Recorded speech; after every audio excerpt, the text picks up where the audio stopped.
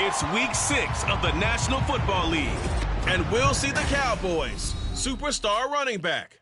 He's riding high after last week, over 250 yards on the ground. It's the Cowboys and the Buccaneers coming up next. Well, it wouldn't be Florida without this. A heavy tropical rainstorm coming down just prior to kickoff here in Tampa at Raymond James Stadium. Today we've got a Week 6 matchup for you here, as it'll be the Dallas Cowboys taking on the Tampa Bay Buccaneers. With Charles Davis, as always, I'm Brandon Gaudin. And Charles, you talk about storylines in this one. I think it begins and ends with our two quarterbacks, certainly two of the best in the business. And nowadays, I don't think you get by for long periods of time without a top-flight quarterback. The way the game is played, with all the responsibility he has and how the game flows through him, if he's not on the top of his game, your team's not going to.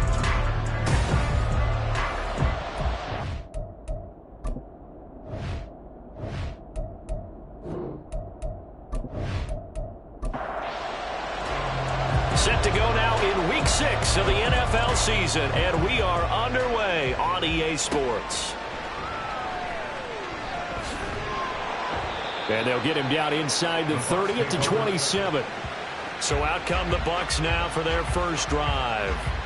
And they'll be led by their 5'11 quarterback, and a mobile one at that. From Temple, it's P.J. Walker. And the numbers were not pretty. I mean, they don't look right. When you throw 2 interceptions, no touchdown passes, there's no way to really make that work. But I thought there were a lot of positives in watching his game tape. I think he's close to putting out a good performance. Let's see if he can flip those numbers around in this game. And, of course, rally his team to a win. In a word, I would say productive, finding the end zone 3 different times. Is it possible that you're really underselling? 3 touchdowns, just going to call him productive?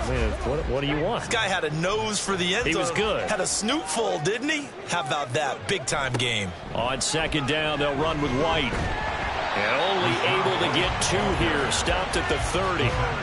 You look at this Cowboy defense. They really played well a week ago in that win over the Jets. I just consider myself fortunate that I'm not in charge of the offensive line. They gave up 7 sacks last week. And if things don't improve in this game, head coach isn't going to be looking at the offensive line. He's going to look at the offensive line coach. And that's where things get dicey. It's a gain of 20 and picking up the first. Well, on third down, he wanted to go to one of his most dependable targets, and that's who he found, his tight end there, to pick up the first, Charles. And you use the proper word there, dependable. And sometimes spectacular, because tight ends nowadays, they can do it all. But they're the guys you trust, especially across the middle of the field where there's traffic. He delivers, and they pick up nice yardage. The false start backs him up 5, 1st and 15. Now a give up the middle. This is White.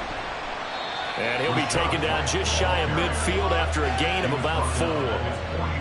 Well, this defense for the Cowboys, they really played well a week ago in that win over the Jets. And the way they did it was by getting after the quarterback. Sacked him 7 times in that game. And he's going to have to eat this one as down he goes.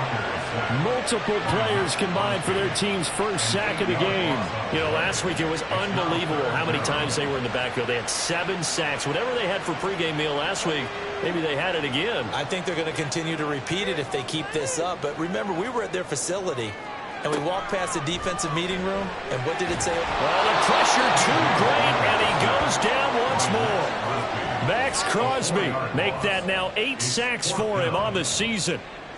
Here comes the Buccaneers punter now. As the first drive of the game stalls out, he's on to punt. Only 2 punts for him last week in the loss as he gets this one away. It's taken to the 26. Nice punt, but good work on the return to get back 11 yards. And the Cowboys will take over the football with a 1st and 10. Now we'll see what the right arm of Dak Prescott has in store as the Dallas Cowboys offense sets up shop. And he's playing at a very high level here in this early part of the season. In fact, he leads the NFL in passing yards. Now, that's not always an indicator of success, but in his case, it is. On 1st and 10, Prescott. Open man, the tight end, Luke Schoonmaker. And he gets this one to midfield before he's brought down. 1st down yardage on the first play of the drive, 14 yards. Good job there to locate his tight end, Charles, in the middle of the field. Yeah, he has good pass-catching abilities, and if they're able to continue to find him here in the early going, I think it'll help out his teammates out on the perimeter. You can take the big shots later if he occupies their attention. Meanwhile, Dak's throw pulled in by Lamb. And he's out of bounds as he gets this down to the 45. Ball placed at the 45 for 2nd and 5.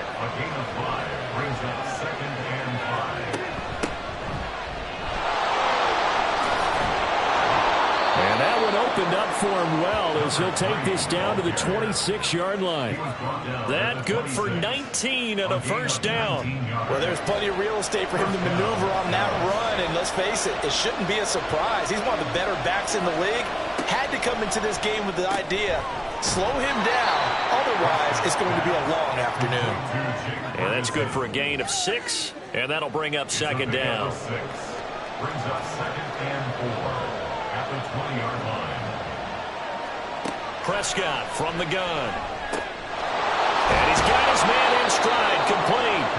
And the Cowboys are going to have a 1st and goal as the tackle made at the 10-yard line. Well, no question, this is exactly how they wanted to start this football game. And nice pass there. And now they're set up beautifully, Charles, to finish this off with a touchdown. Yeah, but they've still got to finish it off, partner, and that means they've got to execute at this stage of the field. So we've seen many teams march it right to the goal line and not cash in. They've got something dialed up here that puts it in the end zone. On 2nd down, Prescott again. And that one incomplete, but now a penalty flag coming in late. That might be PI.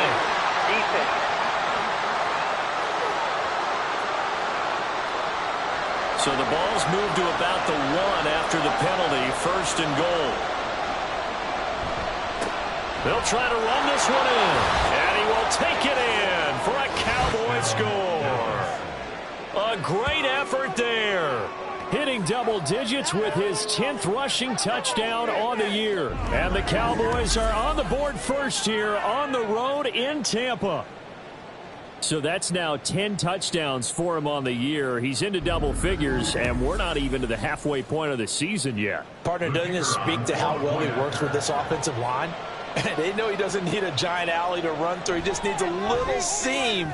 And he's so good at being patient, waiting for things to develop, and then accelerating when it does appear. So after the touchdown, Aubrey now to kick this one away.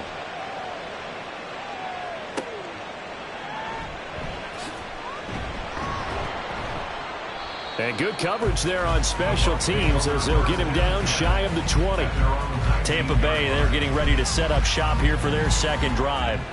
And they have the game here followed by the open date on their calendar next weekend. And Charles, this is a crew that you have to think really is relishing the opportunity to be on the couch for a few days. Yeah, they certainly are, but let's face it, partner. They can't get caught looking ahead to that couch time while they're playing this one. They've got to take care of business first. 2nd and 9. At the 20-yard line. They keep it on the ground. White again. Down he goes at the 23, a pickup of 4. You look at this Cowboy defense.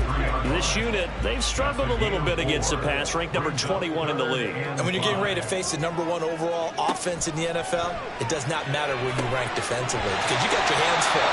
You don't know what you're going to face, but you know that that's a strong unit that you're getting ready for. Allen's first catch, good for a 1st down. And already down 7-0 after the touchdown a minute ago, so a 3-and-out here would not be ideal for them. Nice job finding his receiver there. And they get the 1st down. Line of scrimmage, the 31 now on 1st and 10.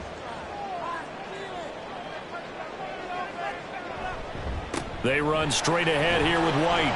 And he finds a little bit of room, enough for 4 yards. It'll be second down. End result of that one, a nice 4-yard gain. So you can use that to set up your play-action game, or you can come right back and continue to run the football because as an offensive play caller, you're on schedule and feeling pretty good about your next couple of calls. A second down pass play there, but it's incomplete. An incomplete pass on that last play, and that means they'll need to come up with something here on third down. Now Walker. Eluding the pressure right. And he can't get rid of it. He's taken down. Rashawn Gary that time fighting free and getting to the quarterback. That's 3 sacks now, and that's not much of a surprise to me, nor should it be to you. This team, they lead the league in sacks. Yeah, they do. This is something that we are starting to witness time and time again.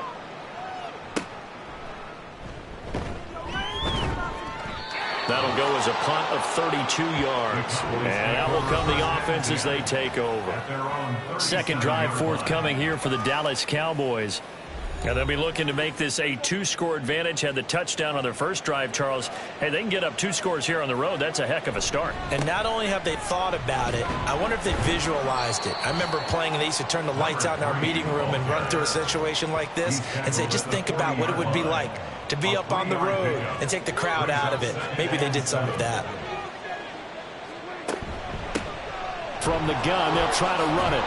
And they'll get to him after a gain of 7 to the 47. That was a good run, probably right on the edge of breaking into something really big. So the defensive guys right now are talking about, okay, what can we do to slow him down before he truly gets started? They're looking for Jefferson, but this is intercepted.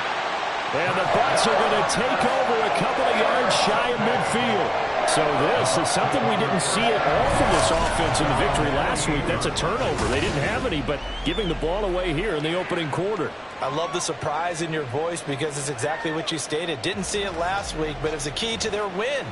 And it'll be a key to this game as well, protecting the football. Didn't get it done there.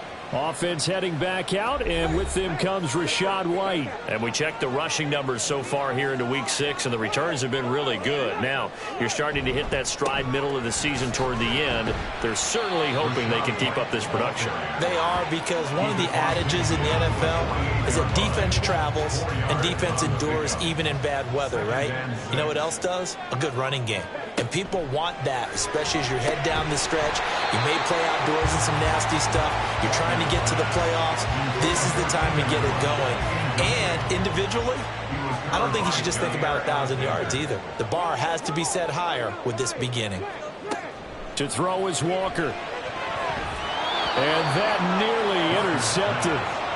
Well, for a guy known for his hands defensively, that's a ball he probably thinks he should have come up with. But instead, it's 4th down.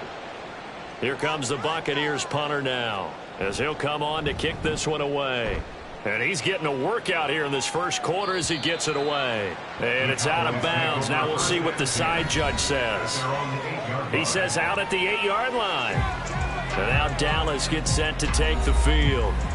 They've got a 7-0 lead in the football as well as they start out 1st and 10. Trying to shake off the interception. He'll look to throw. A short one there taken in by Ferguson. He'll be upended at the 18. That's a very helpful pickup of 9 after the play began at the 9. Brings up 2nd and a yard. 2nd down and a yard.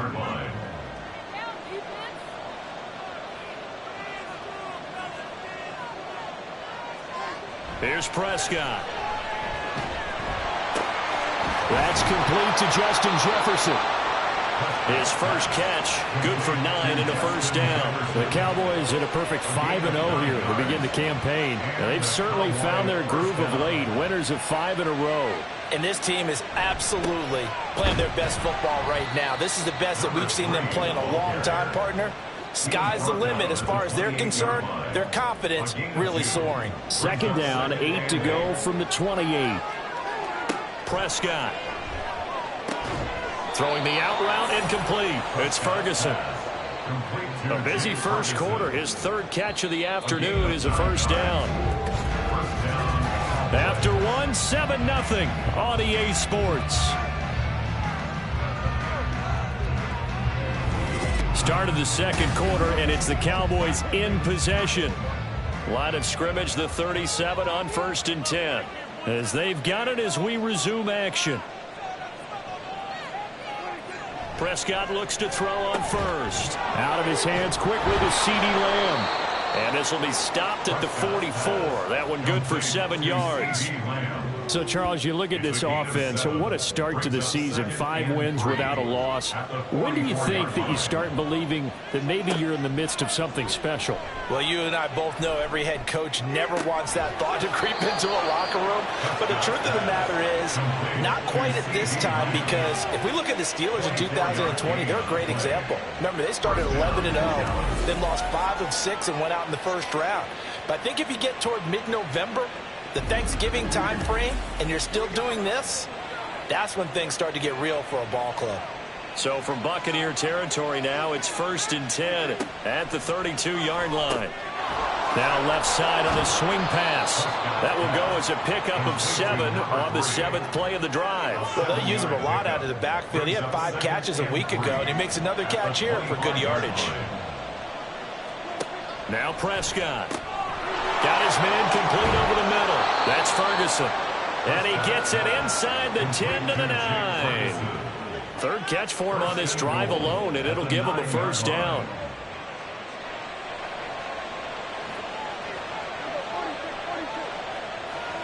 To throw is Prescott. And he's going to go down. Sacked back at the 13-yard line. It's a loss of 4, and now it's 2nd and goal. And, of course, that's not an easy man to sack. You know how elusive he can be, try to get outside of the pocket. That was a great play on the defensive side.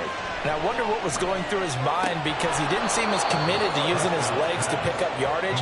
He wanted to keep that play alive, so either take off and go or throw it away. But he held on to the football and ended up getting sacked. They'll try to run this one in. And he will fight his way into the end zone for a Cowboy touchdown. A great play there with his 2nd touchdown here in this first half. And the Cowboys go coast to coast and finish the drive off with 6 points. So his strong first half continues as he finds the end zone here for the 2nd time. And definitely good blocking at the point of attack, and you just have to love watching the way he can create space down near the goal line, and he's able to take it into the end zone. Aubrey now for the point after.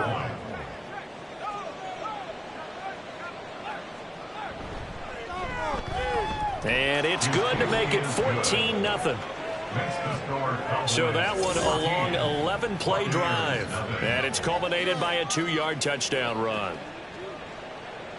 So after the touchdown, Aubrey now to kick this one away. And he'll just take a seat, and the drive will begin at the 25-yard line. Well, Rashad White and the rest of this Tampa Bay offense going back to work now. They haven't been able to get him on track. They haven't been able to get this offense on track. No points so far. Maybe it's time to start doing a few different things. Throwing the ball a little bit, maybe featuring other people touching it for a while, and then you've got a chance to come back to it when things have changed a little bit. They have to make an adjustment. Still time for him here as we sit in the second quarter. An incomplete pass leads to 2nd and 10 from the 25. Off the play fake, Walker. And a catch right side by Evans. And he'll be upended at the 28-yard line. Just a 3-yard gain there. The Bucs on 3rd down, 2 for 5 to this point. This is 3rd and 7. Now Walker. And the Cowboys pressure gets there this time for the sack. Micah Parsons in there to drop him for a 6-yard loss, and that will lead to 4th down. Here comes the Buccaneers punter now, as he'll punt it away for the 4th time today. That's taken it around the 40. 35 yards that time on the punt. And it will be 1st and 10 as they take over. A look at the running back, the man out of the backfield as he gears up to go again. He's been good. His guys are winning. So far the recipe working here in the second quarter. And he doesn't like to just tote the rock. He wants to carry his team on his back, and that's what he's done throughout this game. Yeah, he's done that. He'll be hoping to continue that trend. 41 yards rushing for him now with a couple of touchdown runs to boot. Second down and 3. Out of the gun. Here's Prescott. Over the middle, hauled in by Lamb. And he's got this down to the 35. Prescott and Lamb hooking up for the Cowboy first. Looking to throw. That is caught by Lamb. And he's out of bounds. Almost gets to the 10. Back-to-back receptions for him, and it's another first down. I like that one, partner. They go back-to-back with excellent gains, and really it shouldn't be a surprise who they were throwing the ball to. He's their best guy. Yeah, we knew that they would get him involved early. They're doubling down on getting him involved early. Don't be surprised if they'll come right back to him again. They haven't shown the propensity to be able to stop him. And he is met at the line of scrimmage, and he goes down right there. Second and 10. At the Buccaneers' 11-yard line. Now it's a bootleg with Prescott. This will be caught just inside the 10. 4 yards the gain, and it'll bring up a third down. They are in need of 6 yards here if they hope to move the chains. On third down, it's Prescott. Touchdown, Cowboys! CeeDee Lamb. His 4th touchdown on the year. And the Cowboys take a 3-touchdown lead. Boy, so if you are scoring at home, Charles, and God bless you if you are, but that's now 3 drives and 3 touchdowns. So in a baseball game, wouldn't that wreak havoc on your scorecard? Yes. I mean, with all the action that's happening now, how they got here, whatever cliche you want to bring into it, they're locked into a groove, they're clicking on all cylinders. Bottom line, they're piling up the points. Footing always a concern, but the extra points up and good. And that makes the score 21-0. And able to take it past the 25 and up to the 28-yard line. Offense heading back out, and with them comes Rachaad White. He's just been looking for some space. Yeah, I'm not going to pin it on him or the offensive line, but they need to get this run game going better. Sometimes you just have to credit the defense. They came in with a plan themselves. So I think now you try and mix things up a little bit. Get the ball in the hands of some other people, find some other playmakers, but always let the defense believe that he's still a threat. I was going to say, don't forget about it. No, don't take him totally out of the game. Sacks, a growing theme in this first half. This is 2nd and long. Walker now. That's complete to White. Only able to gain a couple there, and that'll make it 3rd and 13. Not an easy spot here. They'll be in search of 13 yards to try to pick up the first. Now on 3rd and long, they'll look to throw. And that is incomplete. The passing game not in sync here early, and now it's 4th down. Well, based on what we've seen so far, I don't think you can even call this an off day anymore, partner, because this group we're watching, they are totally out of rhythm trying to get their game plan up and running. That 0 on the scoreboard is glaring down at them with every incompletion. That'll go as a punt of 34 yards that time. And they will take over 1st and 10. From a star in college to a star in the NFL, CeeDee Lamb at wide receivers. He brings out this offense. He's well on his way to a 1,000-yard season, maybe on pace to just tear past that, Charles. Defensively, they need to pay a little bit more attention to him. Yeah, I think so, because remember, throwing the football, that can shred a defense quicker than anything else, because as soon as the catch is made, he still has the ability to, yards after catch, get downfield, gain even more, score touchdowns, all of that. This is going to be a lot of fun to watch as this progresses, to see how they defend him and how he changes up his game in order to try and keep getting open. 5th catch of the afternoon, and that gives him a first down. 9 yards. First down, Cowboys. One back in the backfield, he'll get the carry. And just no chance of turning the corner. He can only get back to the line of scrimmage. 2nd and 10 coming up. 2nd and 10 at the Bucs' 45-yard line. And they'll keep leaning on the running game. Back to the ground. And down inside the 40 to about the 38. 52 yards rushing for him now in the ball game. Coming up here looking for 3 yards to pick up the first. On third down, they're going to run for it here. And he'll follow his blockers there all the way down to the 23-yard line. Give them 15 there, and the Cowboys have a first. And we've hit the 2-minute mark in this first half of action. They'll try to throw now. Prescott. And that is caught. Touchdown, Cowboys. 2 first-half touchdown passes now for Dak Prescott. And the Cowboys are able to add on to their first-half lead. Well, you talk about a team coming into an opposing stadium and just taking the life right out of a crowd. That's what we're witnessing here. 27-0, Charles. And this defense, they've just looked completely unprepared for what's been thrown at them. And you know they're supposed to adjust series to series. That has not happened for them, so I don't think halftime adjustments are going to help a heck of a lot. They are in major trouble unless they figure out something really fast. Now the extra point up and good by Aubrey. And it is 28-0.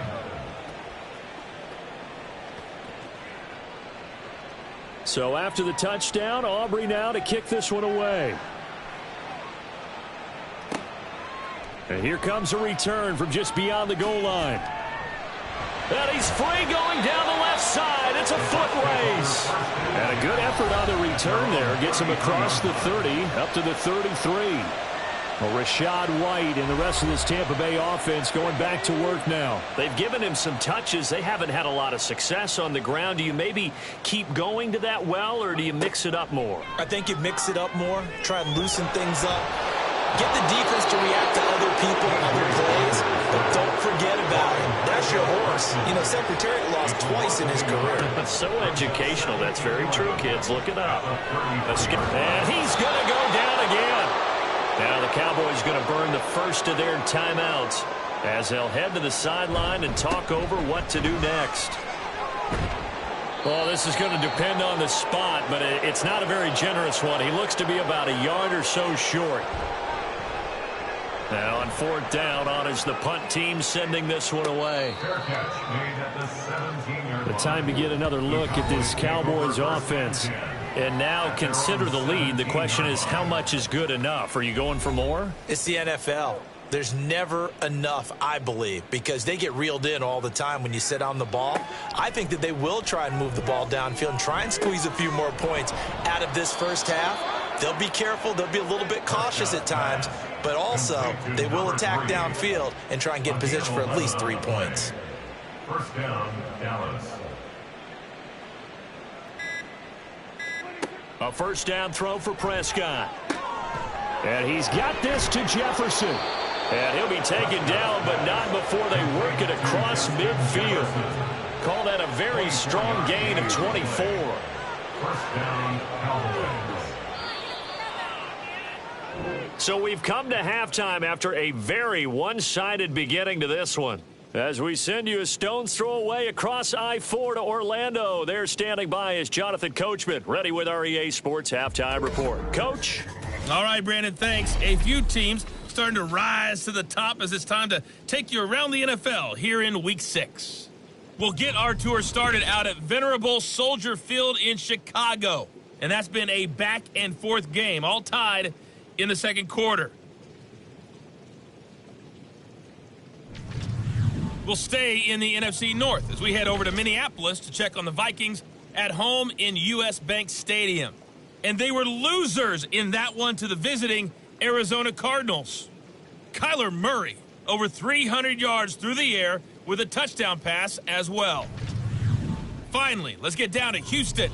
Check on the Texans at home at NRG Stadium. As you can see, the score there in the second quarter. Tyreek Hill, a touchdown reception.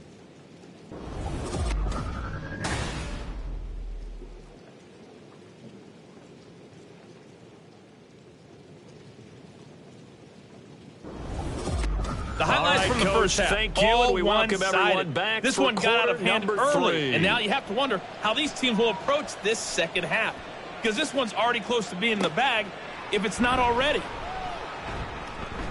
And he brings us out past the 20 to the 24. So here are the Cowboys to take over. Remember, they're riding that 5-game winning streak, and right now in the driver's seat in this ball game as well. So Prescott and the Cowboys now with a 1st and 10 at their own 24. They'll start this drive out on the ground. Gets past one man.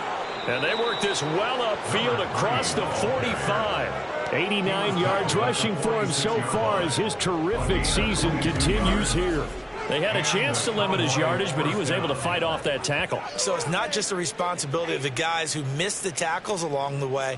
It's all 11 on defense, able to stop this guy, unable to do it on that play. They've got to find a way. How about his ability to break through and gain that yardage? Prescott on 1st down. He finds his man complete. It's Ferguson. And he takes this one down almost all the way to the 30.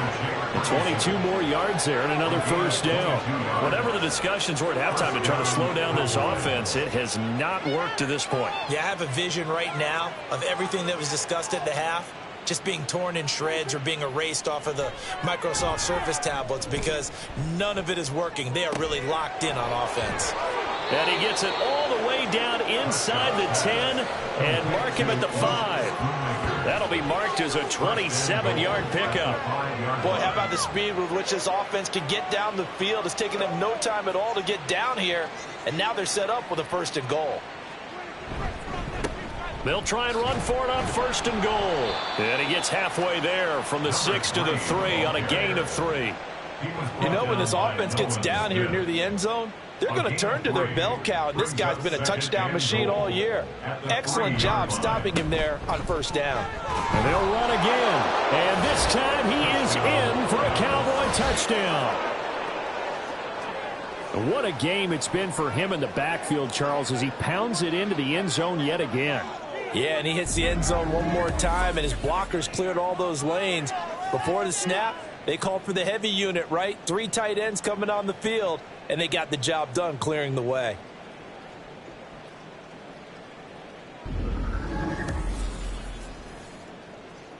Aubrey now for the PAT.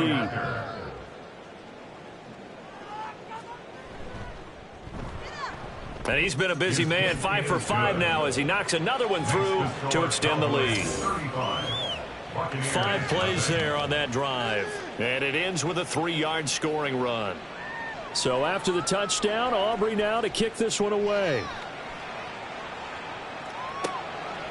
And this will not be returned. It's a touchback, and they'll begin at the 25. Here comes the Buccaneers offense. They get their first reps of the 2nd half.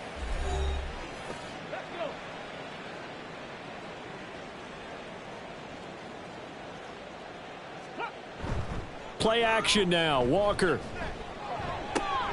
He's going to get this one out to his fullback. And he is going to lose yardage here. That one unable to develop, never got going. A loss of a couple, and it's 2nd down.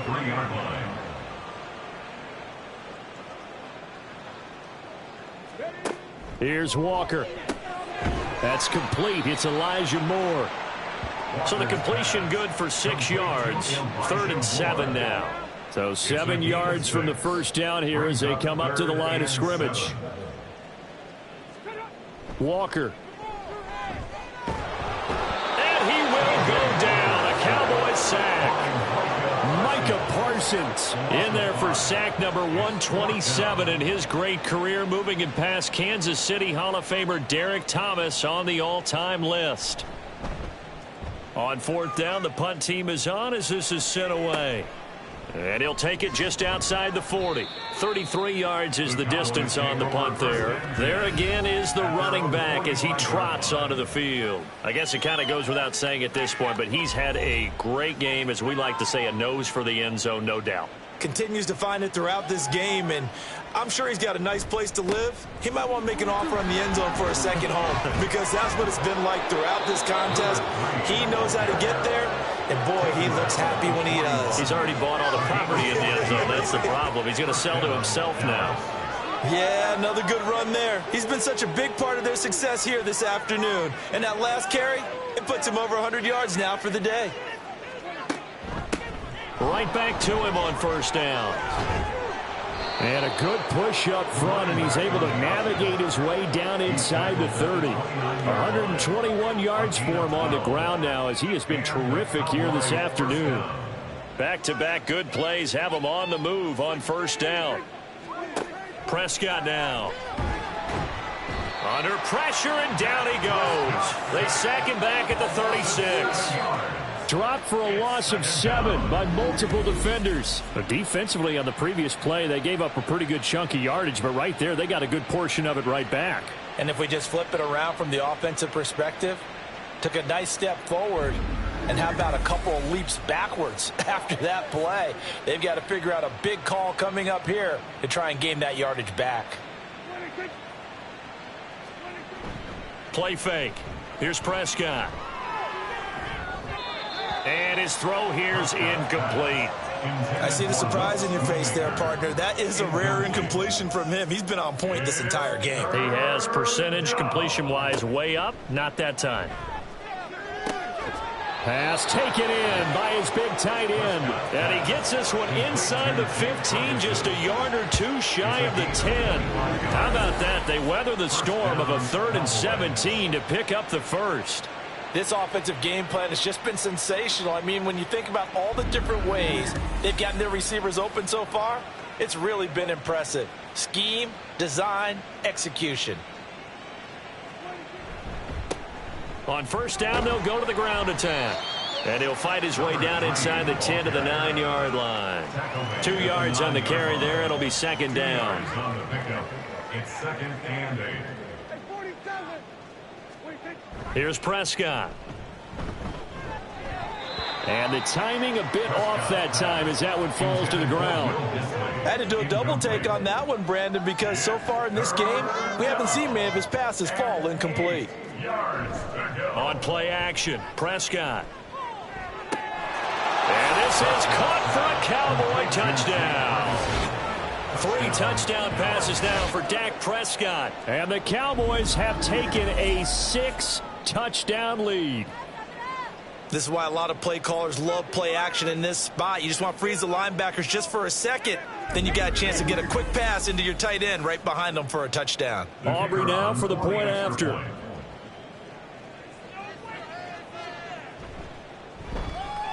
And the lead grows even larger here in the 3rd quarter.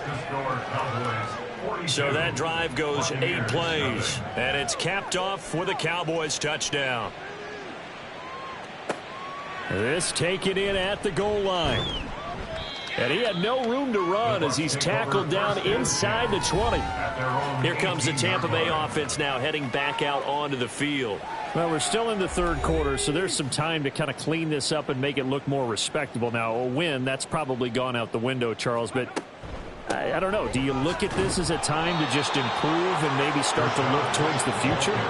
I think you have to find something to play for, something to grasp onto until the clock runs out. But, Brandon, we've been around this game a long time. This is an outlier. You don't get many blowouts like this no matter how the game looks on paper going in. This one has turned out to be everyone's worst nightmare realized. It's a loss of a yard, so it's back to 3rd and 10. Now, right where this set of downs started, they need a full 10 here to pick up the first down and move the chains. Now Walker. And he can't find a receiver, and he's brought down. Dorrance Armstrong drops him for a 4-yard loss there, and that brings up 4th down. Here comes the Buccaneers punter now as he's on to kick it away.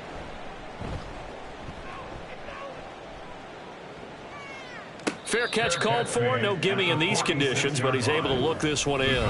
36 yards on the punt with no return. Getting set to go again as we look at the back heading onto the field again. He's been a good workhorse. I know we use the word workhorse a lot, but he's been a good workhorse for him in this one. No doubt about it, and there's nothing wrong with that. That's what you're looking for if you're a back, because that means everything's coming together for you. Big guys up front have created space. You've run through it. You've probably got some help even from the wide receivers who want to catch passes as opposed to block, but they're helping out too. Yeah, everyone's pitching in. He's had a good game. Prescott. That's caught. Puka Nacua. And they'll get him down as he's inside the 40. that his first catch so far. They've held him under wraps, but he's got a first down there. Those are the kinds of plays right there that show you why he's the number 3 man in the NFL in terms of receiving yards. Also tells you there's a full combination of what he's got going in his game. You name it, from route running to catching the football. That's why he's able to produce those types of numbers. Oh, he shifts past him. And he gets it all the way down inside the 10 and mark him at the 5. It's a gain of 34. He showed his shiftiness and his explosion to take him all the way down near the goal line. Love that description, and it creates momentum. Maybe you hand it to him again since he's got it going, or do you fake it to him and throw it to a teammate? Right now, the options are wide open. He'll get 2 out of that run, and it's going to bring up a 2nd and goal. So the ball position now at the 3. Here's 2nd and goal. They'll try to run this one in. And I think they stopped him again. They did at the 1-yard line. 3rd and goal as they look to pour some more salt in the wound.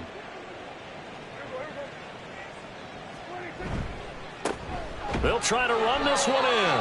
And he gets halfway there down to the 1-yard line. Only a yard there, so it brings up 4th and goal. Defense didn't budge on 3rd down. Now what are we going to see on 4th? We are soon to find out, but does this feel like old school football or what, right? Yeah. This is an old-fashioned goal line stand. I know what I would call on offense. I would go for it. I want some type of a play where my quarterback has a chance to run it or throw it. I don't just want one static play. So tack on 3 more, though this, it's just a rare drive where they did not find the end zone. Yeah, you're right about that, partner. But at this point, I don't think you're too concerned about that. You just want to possess the football for a while and drain the clock. If you can get 3 out of it, that's great too. And he's up past the 20 to the 22-yard line. And the Buccaneers getting ready to go as they take the field. Well, the disparity in this game, it just seems to grow with each possession here, Charles. They are really struggling. They have not put up a single point, and on the other side, the points keep piling up and up and up. So you know the frustration level has to be rising, right? So they've got to find a way to quell that, because otherwise they certainly won't get anything done in this one.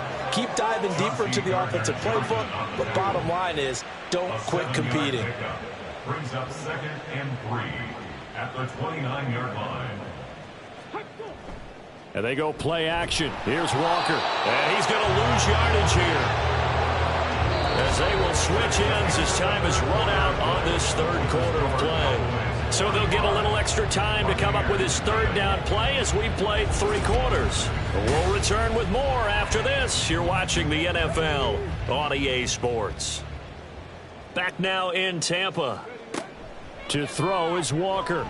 And this is a blowout so far. Under pressure again, and down he goes again. Multiple defenders there to drop him for a loss of 4. But one thing I do know, these guys on defense, they don't want this game to end. They're winning by multiple touchdowns. They've shut down the opposing quarterback in a big way, and they're still picking up sacks as we approach the end of this one. So they're forced to punt on 4th as this one's away. They'll call that a 33-yard punt with no return. Dallas offense set for this next drive as they try to finish things off in this 4th quarter, and that current 5-game win streak looking like it's going to go to 6. They'll start on the ground here on 1st down. Now he's able to break through 1 tackle, but it slowed him down enough that he could only manage getting back to the line of scrimmage. Here's 2nd and 10. Brings up 2nd and 10 at the 45-yard line. Play action now. Prescott. He'll find Lamb crossing the formation for the catch.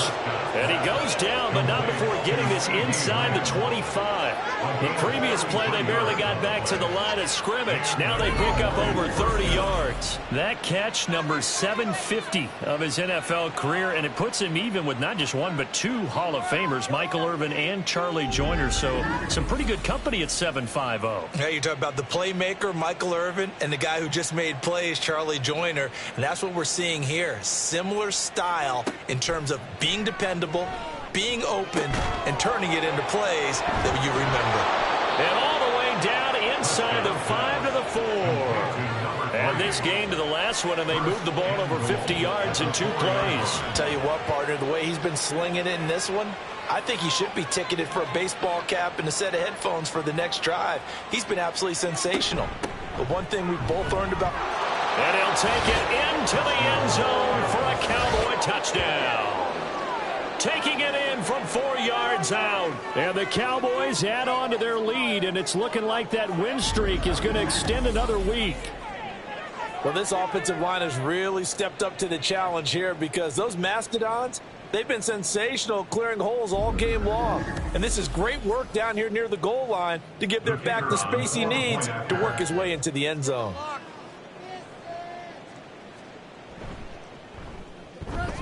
Aubrey good with a PAT. And this one was over a while ago as they just add on to that big lead. So after the touchdown, Aubrey now to kick this one away.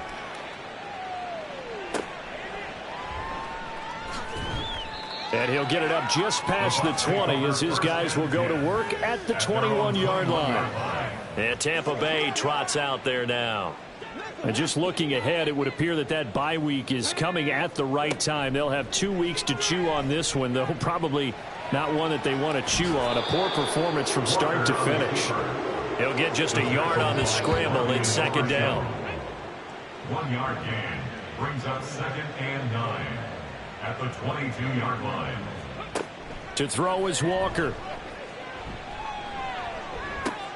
He finds his target, Allen. A big play that time for Tampa Bay. 43 yards. So that changes things a bit. Here's a 1st and 10 all the way down at the 35. They run the draw play. This is White. This will be a gain of about 8 to the 27-yard line. That play wasn't quite as big as the play that preceded it, but still, got to like the way they're moving the football, partner. Absolutely. Pretty good room to run on that last play. Yeah, they didn't get a 1st down, but still, you'll take runs like that each and every time, won't you? A 2nd down pass play there, but it's incomplete. At this point in the game, they've got to continue to try anything they can. They're still working at it, even though this one feels like a lost cause. Off the play fake, Walker. Able to find the open man. That's complete. And he is going to have a Bucs 1st down as they get 5 there on 3rd and 2. 1st and 10 at the 23-yard line. Now back to the ground game with White. And boy, this defense again really making things tough on him as they stop him for no gain. Now a 2nd and 10. 2nd and 10 at the Cowboys' 23-yard line. They stay on the ground with White. And they've got it inside the 10 at the 8. A nice pickup of 14, and it moves the stick, sets up a 1st and goal. 1st and goal at the 8-yard line.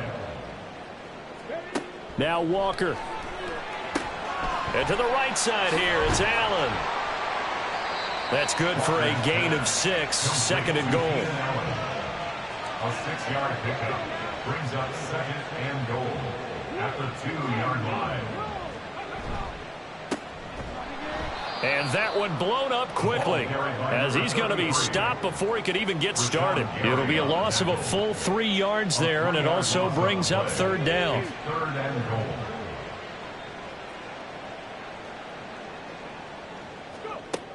Operating from the gun, Walker. Under pressure, down he goes. Sacked at the 10. Osa Odighizuwa picks up his 2nd sack of the afternoon. And now the Tampa Bay field goal unit comes out here. From the right hash here, should be an easy one.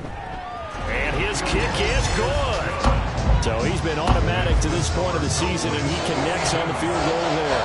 And what a luxury it is to have a kicker you can depend upon, partner, because he hasn't missed all year long.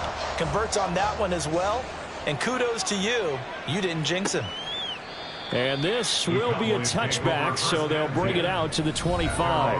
Out comes CeeDee Lamb and the rest of the Dallas offense. And I know that they've double-teamed him a couple times, but not a ton. Whatever they're doing isn't working. He's up over 100 yards. We'll see how they adjust. And when they do that, they weaken their defense in other places as well. And how many times have we done games where we've seen a guy have a big game like this, but it's usually not by himself, is it? Right. Usually it opens it up for other people to have big games as well.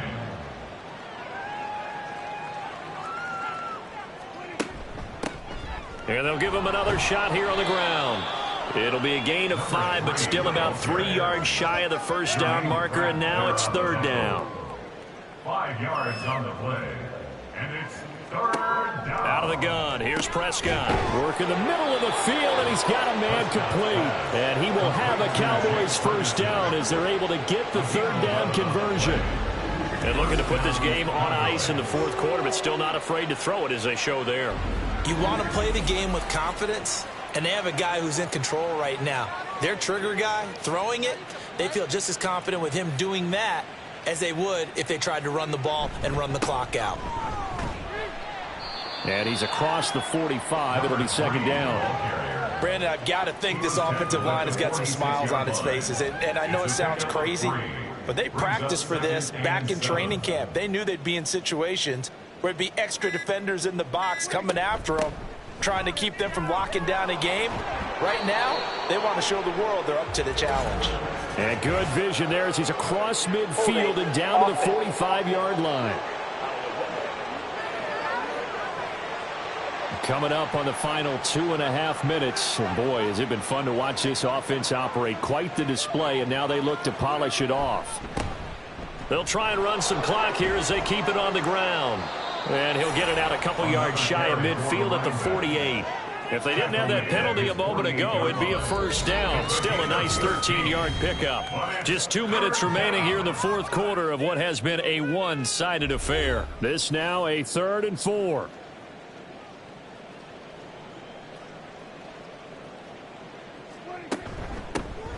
Here's a handoff out of the gun. And great blocking downfield as he's got this almost to the 35-yard line. It's a gain of 16 and the Dallas first down. Well, that's a carry they have to be satisfied with. And throughout this game, they've been satisfied with what he's given them. Whenever they've needed a big run, a first down, he's the guy they've turned to. And it doesn't matter what the defense thinks.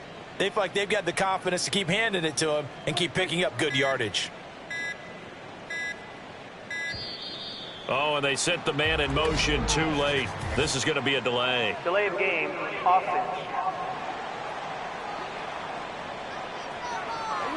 The offense knew it. They were already starting to walk back as that one is accepted. Still first down. So a little bit of a stiffer challenge now. 1st and 15 following the delay of game. One back in the backfield. He'll get the carry. And for one of the few times here today, this run's not going to go anywhere. Still 15 yards to go. Second down. Brings up 2nd and 15 at the 41-yard line.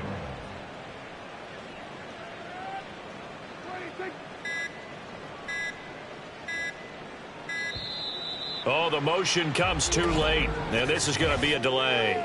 Delay of game, offense.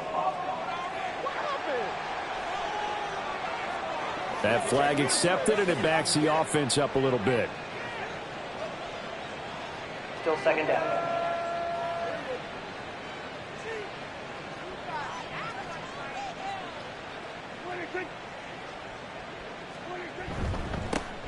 On second down, they'll run it here. And he's going to get this one down near the 45-yard line. The second down play, not much better than the first, just a gain of 1 there. And it's third down.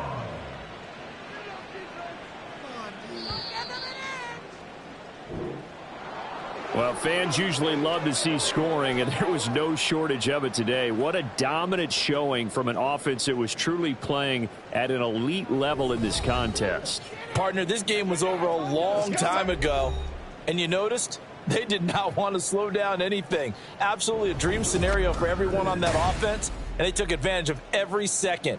Guaranteed popcorn for everyone in their film session. So for Dallas, they remain as hot as anyone, 6-0 now through the first month and a half. And they'll get another road date next week as their opponents will be the Washington Commanders. Meanwhile, for the Buccaneers, the loss here will move them back to 500 at 3-3. And now they'll head to the bye week as they'll be back in action in Week 8. And for Charles Davis and our entire crew here at EA Sports, I'm Brandon Gaudin saying so long, everybody.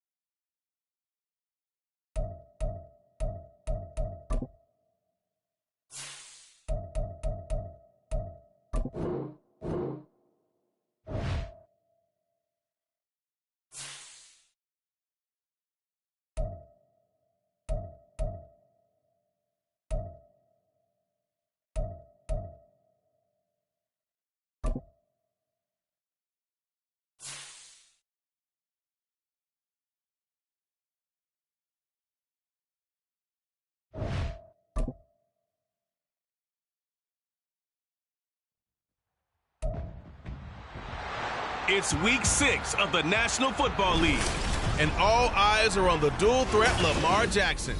He's coming off a nice week throwing the ball, 4 touchdown throws. It's the Ravens and the 49ers, and it's coming up next on Madden Football. The onset of fall weather, certainly a welcome occurrence for folks in Silicon Valley, and we've got football on a gorgeous day here in Santa Clara as we are situated at Levi's Stadium. Straight ahead, it's a matchup of unbeatens as it'll be the Baltimore Ravens taking on the San Francisco 49ers. With Charles Davis as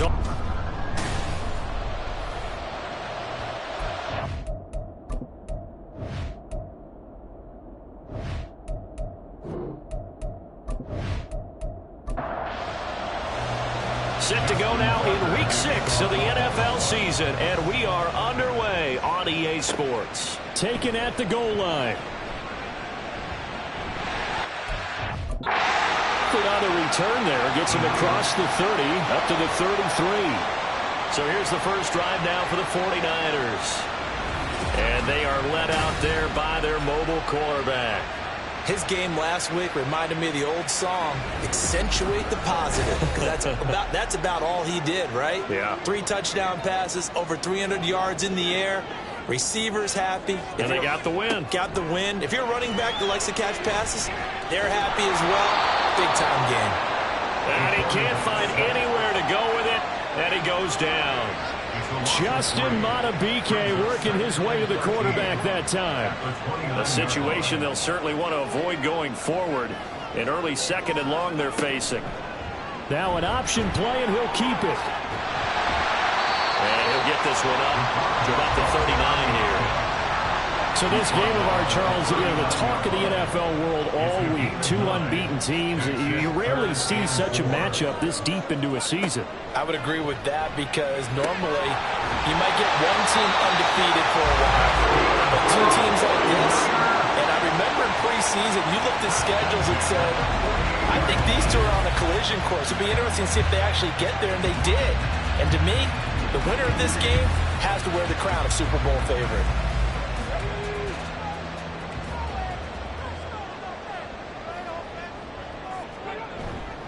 Now a play fake here on first down. And he'll go right back to Moore, complete again. Now he takes this one down almost all the way to the 30. Back-to-back receptions for him, and it's another first down. First and 10 at the 31-yard line. He'll look to throw. Connects with Kittle underneath. He was locked in. 2 trips to the end zone, Charles, over 100 yards receiving. How about the combination of route running, confidence going downfield, and the ability to go up and get the football? You're exactly right. It was hard for them to stop him. And they'll run. It's Ken Walker. And a nice move will yield nothing as he's stopped behind the line. It'll be a loss of a yard, and that's going to lead to a 3rd and 4 coming up. In search of 4 yards here to pick up the first down. Out of the gun now on 3rd down. And it is caught. And he'll be taken down, but he does have first down yardage. Give him the 3rd down conversion, 5 yards on the play. Well, they kept it simple there, CD, only needing the short gain to move the chain, so they didn't want to go with a deep throw. They just go with that safer, shorter throw and able to convert. Nothing wrong with that at all, partner. Check the box, right? Make sure you pick up the first down. Offense is getting established. You're moving the ball. You're not turning it over. Check, check, check. They like what they're doing early in the game. He'll try again with the arm here on 2nd down. Shoves him away. And they'll work this down to the 15 for a pickup of 4. The Ravens bring out an extra defensive back here on 3rd.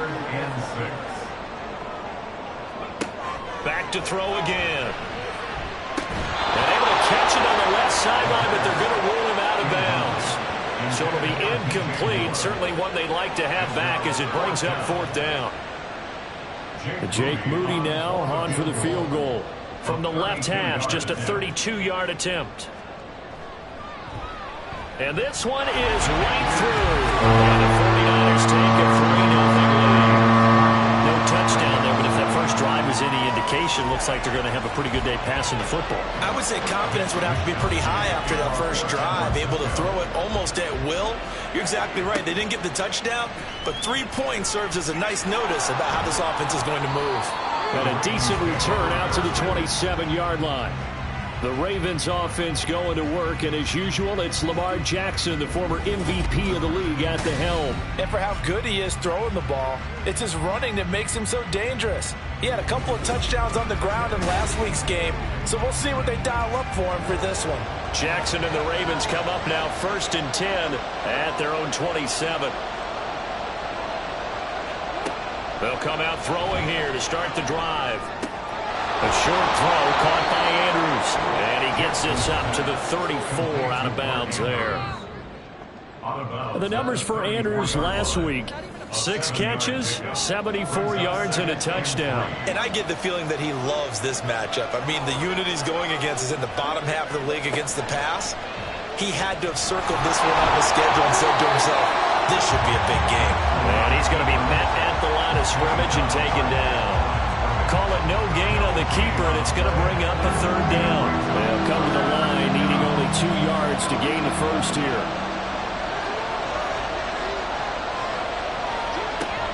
They'll run with Hall. And this is not going to be enough. Was in search of 2 yards and only got halfway there. 4th and short, partner. I mean, this would be a really risky call. Here we are in the first quarter. On your own side of the field. Side of the field. But, boy, what a tone setter that would be to go for it and get it, wouldn't it? You're gritty today. I like it. I'm feeling it. Facing 4th down, Baltimore will punt. Jordan Stout out there.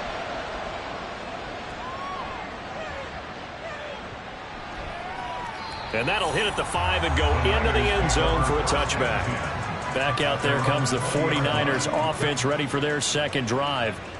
And this ball game, clearly the game of the year so far. It's not very often that you find 2 unbeaten teams playing each other this late in the season, but that's what we have here, 2 heavyweights in the NFL. You're right about that, and you think about recent memories, so let's take a little ginkgo right now, go down memory lane, right? 2007, 7-0 Colts, 8-0 Patriots. The Pats won 24-20. They ended up going 16-0 in the regular season before they lost in the Super Bowl against the Giants. How about 2015? 6-0 Broncos, 6-0 Packers. Denver won 29-10. And in 2020, Steelers and Titans were both 5-0. Pittsburgh won that one. It's a 6-yard pickup, and it gets them to 2nd and 4. A 6-yard pickup brings up 2nd and 4 at the 31-yard line. He'll drop to throw. Trying to fit it into Moore, but it's intercepted. Picked off by Roquan Smith. And the Ravens are going to get the football here at their own 23. Boy, he had to fit that into a pretty tight window over the middle. And, Charles, I think they were in zone defensively, weren't they? They certainly were. Nice read on your part. And sometimes the quarterback isn't fooled between zone and man. Sometimes just fooled by the type of zone that he sees. Because oftentimes, those linebackers will vacate and run downfield with receivers. In this case, he played a pure zone and was in the wrong spot for the QB.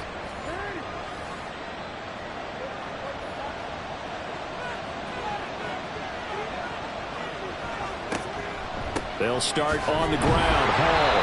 And not much there. Maybe a yard up to the 24. Holding offense.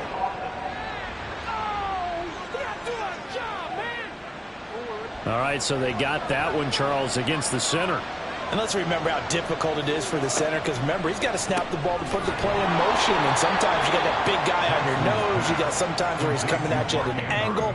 It's a difficult job for him to snap the ball and then execute his block. At the 21-yard line. On 2nd down, they run with Hall. He is going to be stopped cold behind the line of scrimmage.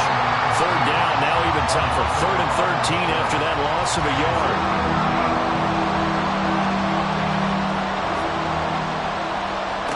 Now it's Jackson.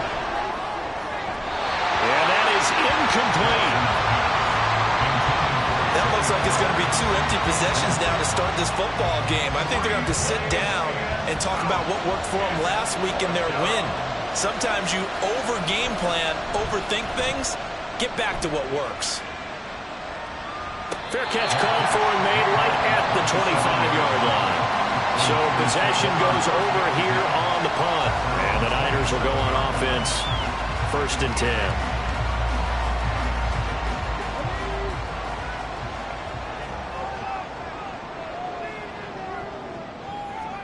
They go back to the air here after the INT on the last drive.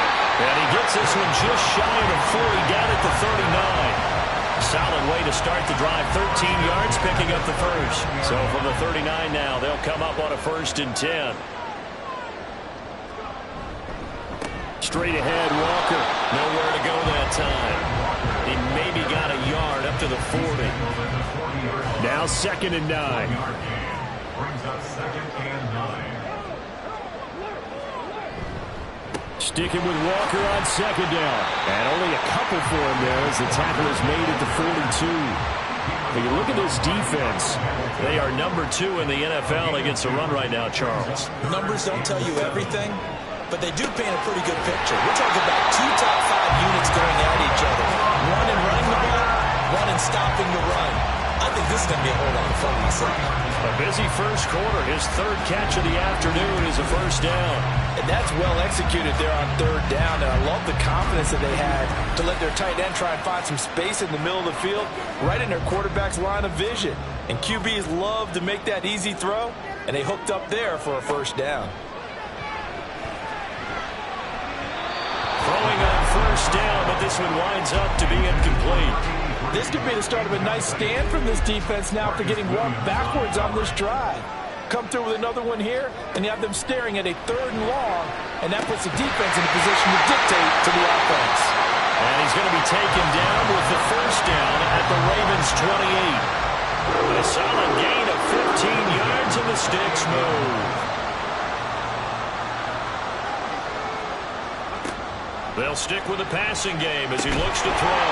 Throw right side is going to be caught by Samuel. That was play number 7 on this drive, and it got him 7 yards. From the 21, here's 2nd and 3. They'll look to throw again. That's caught by Deebo Samuel. Touchdown, San Francisco. A great effort there. His 4th touchdown on the year as his guys are able to extend their lead. And, partner, they found a gap there on the post pattern, and it was in the middle 3rd of the field. And that's really difficult to do because ordinarily the safeties are back there to prevent that happening. But they found the opening and exploited it. Moody good with the extra point. And the lead grows to 10-0. So that drive takes him down the field in 8 plays. And it's Deebo Samuel who caps things with a touchdown reception.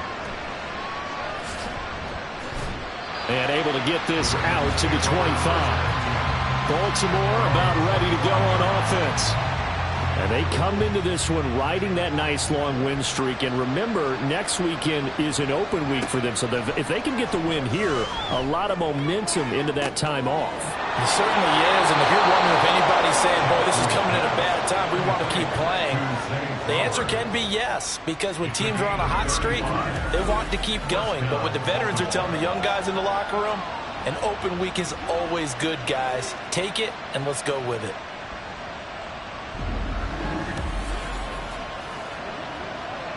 So the big play moves him all the way across midfield to the 40 now for 1st and 10. On 1st and 10, it's Hall. And maybe a little over pursuit there as he's able to take this down to the 25-yard line. A gain of 15. 1st down, Ravens. 10-0 the score after 1 on EA Sports. Raven football here as we begin quarter number 2. This offense finding its legs now. Here's another 1st and 10. Play action. Now Jackson. Throw right side, taken in by Wallace. And he's tackled a yard short of the marker. Good gain of 9 on first down. Just need a yard here. 2nd and 1. Play action. It's Jackson. Got a man. It's caught for a Ravens touchdown. Tylan Wallace. A 16-yard touchdown. And the Ravens have cut it back within a score. And in the red zone, I guess this is why you have a guy like that on your roster. Without a doubt, and if you have him, you use him because he's a guy who's going to win just about every time. I don't care what the coverage is. Justin Tucker for the extra point.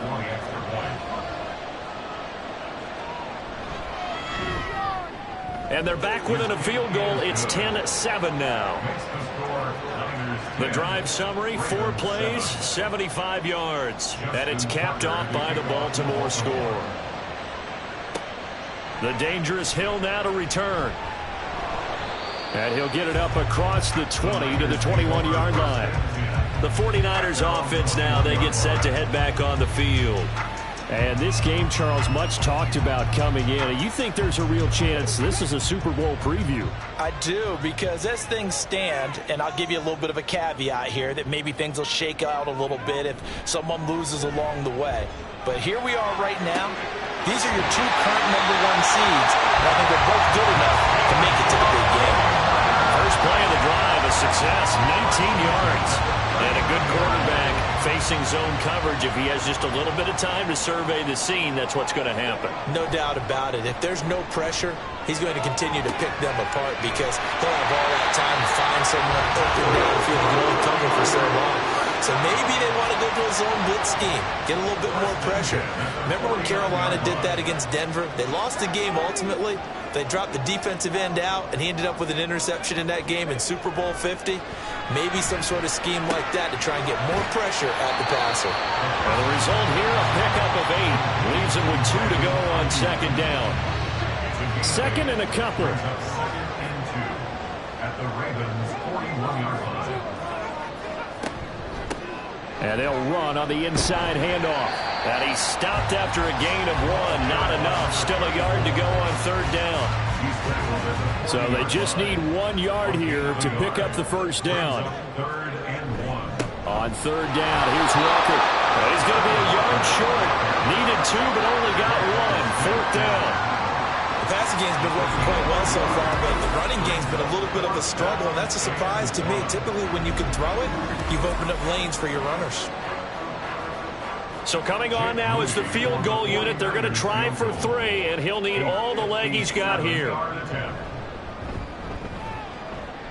And this is off the left upright. And it comes back. It's no good. And that will keep this a 3-point game. Well, Brandon, anything beyond 50, you start rolling the dice a bit. And once you get up around 57, 58 yards, the chances of making it go down dramatically. And sure enough, this one winds up no good. And Baltimore's offense set for this next possession. Sitting in first place in the division. They've got an open date on the calendar coming up next week. So, Charles, you and I were talking about this before the game. This one for them kind of has some extra importance. And it certainly does, because if they can get the win here and pad their lead a bit or at least keep pace, then they can really kick their feet up and say a job well done at this point and not have to worry about ball at all until they're back in their facility, back in their meeting room, getting ready for the next game.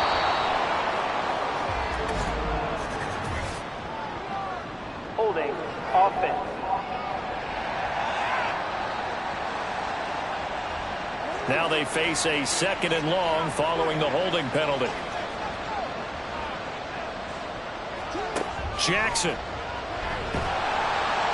And the Niners get there and bring him down. Chase Young. Credit him with a sack, and it goes as a loss of 6. Now after that sack, it's 3rd and long for Jackson and the Ravens. From the shotgun, he'll look to throw.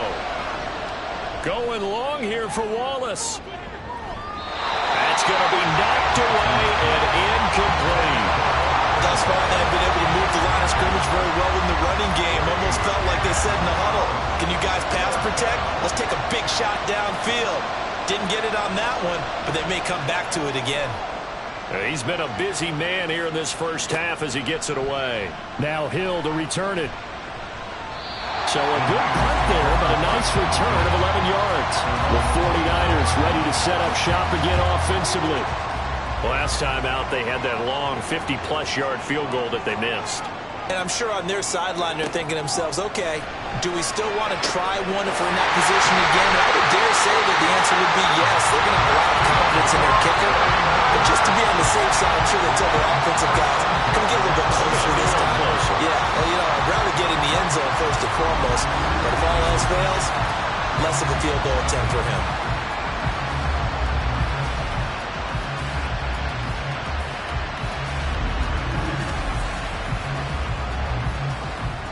So in Raven territory now. Here's a 1st and 10 at the 43. On play action, they'll throw. He completes this to Walker. Nothing on that one. It'll be 2nd down. He's taken out of bounds behind the line of scrimmage.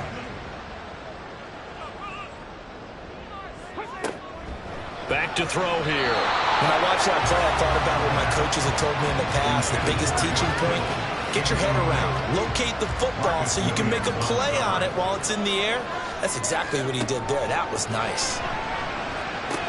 And he's taken down inside the 30. Catch number 44 on the year. It's a 1st down. We often hear the phrase sure-handed tight ends, and he certainly fits into that category. Plus, he's got a quarterback who knows to look his way when they need a big pickup. And on this play, he finds him for the 1st down. That's over the middle and caught by Ayuk. Down he goes at the 23, a pickup of 4. From the 23, here's 2nd and 6. At the 23-yard line. Again, he'll drop to throw. Throw out wide to Walker. And he'll take it down here just shy of the 15 at the 16-yard line.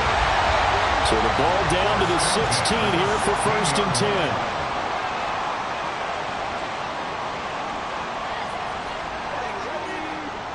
They'll set up to throw. Got a man, and he hits him in stride. And all the way down inside the 5 to the 4.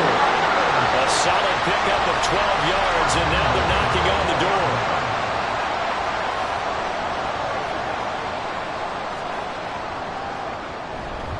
Walker is not going to advance very far. He'll be stopped right at the line of scrimmage. They'll say no gain on the play, and it'll be 2nd and goal. Now back to throw. That is caught by the tight end Kittle. Touchdown, 49ers. 4 yards on the touchdown grab. And the 49ers add 6 to their lead. Well, the lost sleep that the defensive coordinator had all week preparing for this game, a good portion of it was trying to prepare for him because he's absolutely a phenomenal player. And a lot of times around the goal line, they know it's going to him. It's just so hard to stop. And that's where it really becomes difficult because you're exactly right. They know it's going to him, yet they still can't stop it. That tells you when you're a dominant player. Moody good with the extra point. And his guys will take a 10-point lead. Here is Wisnowski to boot it away following the touchdown.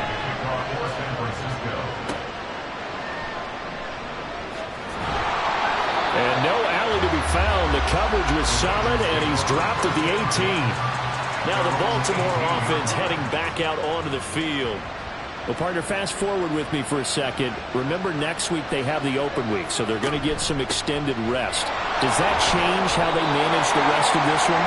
I think it does a little bit, but not by too much, because you're right. You get the extra rest. You get a chance to heal up and kind of, do a little bit of a reset for this team. But it's also 7 extra days to think back to the last time you were on the field.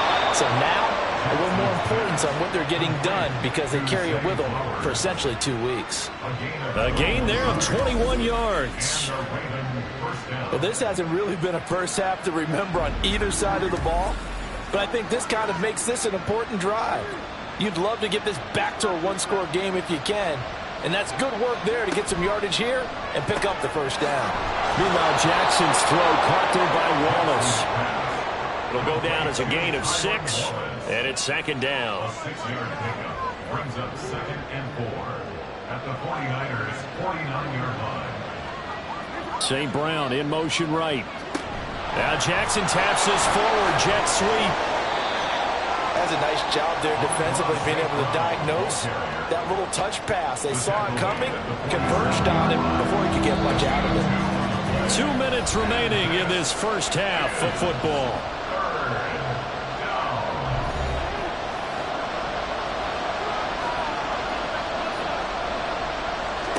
To throw again is Jackson. He had him. He was open, but he couldn't get it to him. It's incomplete. Well, the other day they told us when we've got 3rd and 5 or less, we have to be able to convert. And I guess every team would say that, Charles, but an opportunity missed there. What they were trying to tell us is they believe it's a matchup game at that point, and they liked some matchups that they had, thought they could exploit them, unable to do so on that play. San Francisco's offense returns to the field. They've had a very solid first half, and as we near the end of that first half, they're just looking for a little more on top of their lead right now. And when you put together a game plan on offense, you put together what you think is going to be the best possible scenario, right? Hey, we're going to score. These are the plays they're going to do. But you also put together your counters, meaning after they make adjustments to what you're doing, what do we have to go to next? The adjustment to the adjustment. Exactly. So I can't wait to see if we come out of the half, how they're going to go about doing things. Do you just keep running what you ran before, or do you go to your counters expecting those adjustments to happen? Before that, we'll see the end here of this first half. Back to throw now on first down. And that is incomplete. Now the coverage a little too good there, and it's second down. Brings up 2nd and 10.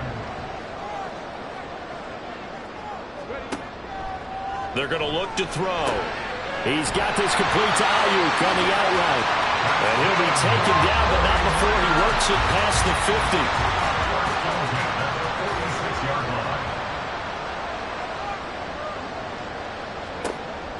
They'll look to throw here on first down. This one caught by Kittle. The 49ers now going to use the first of their timeouts as the clock stops here with 46 seconds remaining in the first half.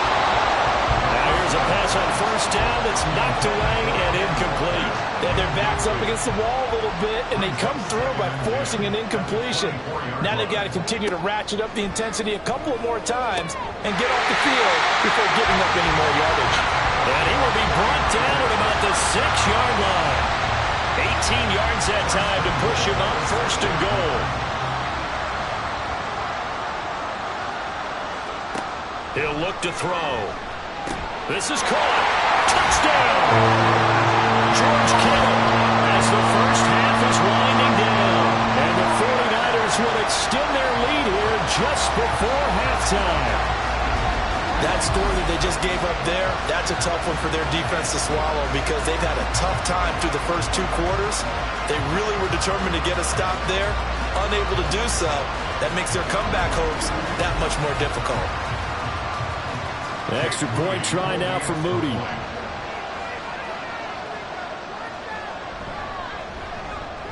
And that'll make this a 3-score game as the lead moves to 17.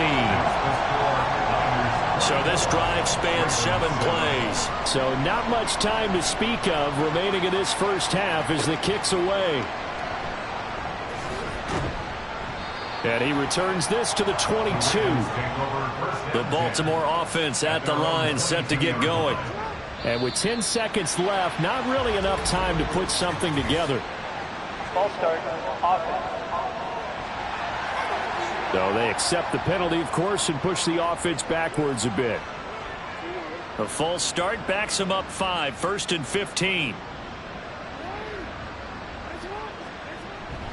They'll indeed try to run it out as they start on the ground. Room here to run. And he'll get this one way up just shy of the 45-yard line. Now whistles and a timeout with 3 seconds left in the first half. And the throw left sideline here is caught, but they'll rule it incomplete. Couldn't keep his feet in. Second down. So we reach halftime in what's been a fairly one-sided game so far. As we'll send you back over to Orlando with our EA Sports Halftime Report, here's Jonathan Coachman. All right, Brandon, thanks. A few teams starting to rise to the top as it's time to take you around the NFL here in Week 6. We'll start up in the Pacific Northwest at Lumen Field in Seattle. And it's the Seahawks who have the lead in that one. The Seahawks locked in a tight one, but this is a game you feel they've got to have. From there, we head eastward to Indianapolis to check on the Colts at home at Lucas Oil Stadium. And they have the lead in that one over the visiting Buffalo Bills. Anthony Richardson has thrown a touchdown pass. Lastly, let's head up to the Twin Cities to check in on the Vikings at home in Minneapolis. And they were losers in that one to the visiting Arizona Cardinals. Kyler Murray over 300 yards through the air with a touchdown pass as well.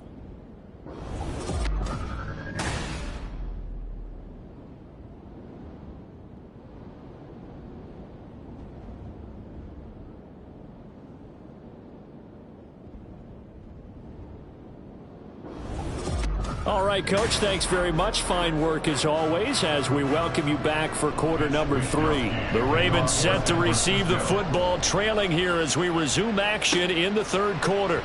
From a yard or two deep, here comes a return. And he'll be dropped at the 21-yard line, so bringing it out of the end zone proves not a good decision, loses him about 4 yards. Out come the Ravens now. They'll go on offense first here in this third quarter. And you have to think, Charles, down 3 scores already. They need to play an almost perfect second half to have a solid chance. And that absolutely starts with finding some way to put together a touchdown drive here. They need to be smart, fast, efficient, get the ball to the end zone, and do it again multiple times in order to have a chance to win this game. Straight ahead is Hall. Takes this to the 27. Give him 4 yards. Well, if you're a football guy, that's a pretty run because everyone is in sync right there. Obviously, the guy carrying the ball, but how about the people up front?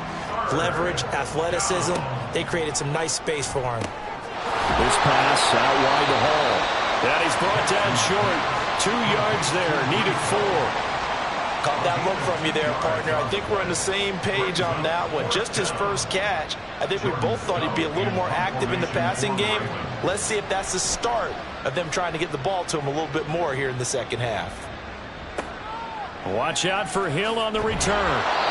It'll be a 51-yard punt that time. And that will come the offense as they take over. Here's a look at the 49ers offense as they make their way out for their first possession of the second half.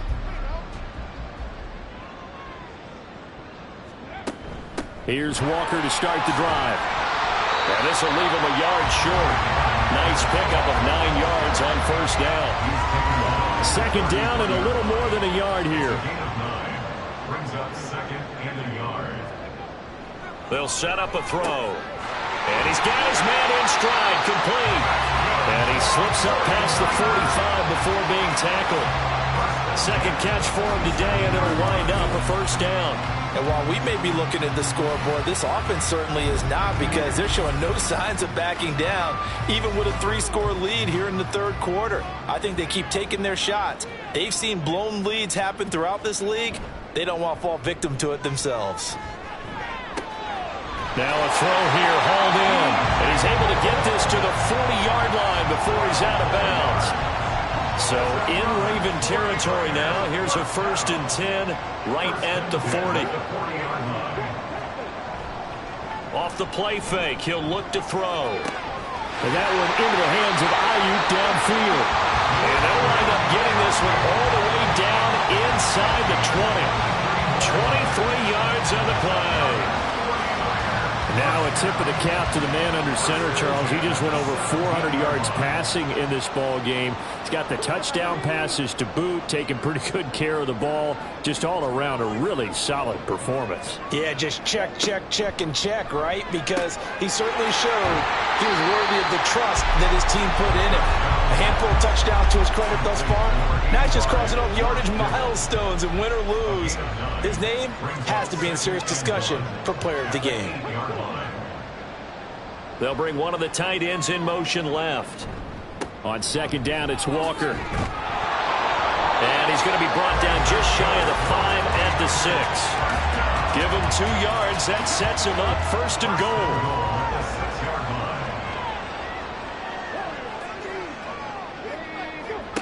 He'll drop to throw. Did he get the feet down? Yes. Touchdown. DJ Moore from 6 yards away, as his guys have opened up a very comfortable lead. Boy, he has been fun to watch throwing the football in this one. It's certainly not fun for that defense, though, Charles. Now up to 4 touchdown passes in this ball game. Yeah, we're supposed to be neutral, but I'm feeling their pain right now because he has absolutely carved up this secondary. A clinic on how to attack a defense and take them out of the game. Moody good with the extra point. And the lead is now 24. Niners 31, Ravens 7.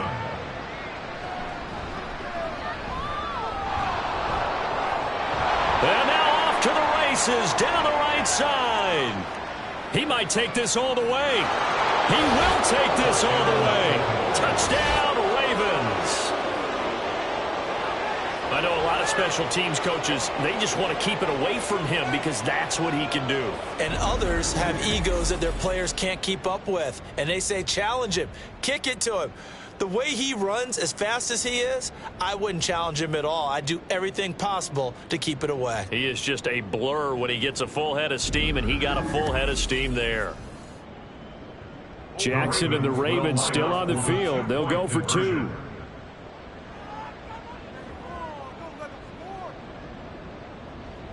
They'll bring a tight end in motion left. One of the tight ends comes in motion. And he'll find his way in for 2. And we're back to a 2-score game. The lead's cut to 16. Well, it's still an uphill battle from here, that's for sure, but that makes it a 2-score game. And now we see why teams practice so much on the 2-point conversion, why you have more than one play ready, because you may need multiples throughout a ball game. There's a great example right there. So now the other return teams out there, as they'll try to duplicate what they just saw.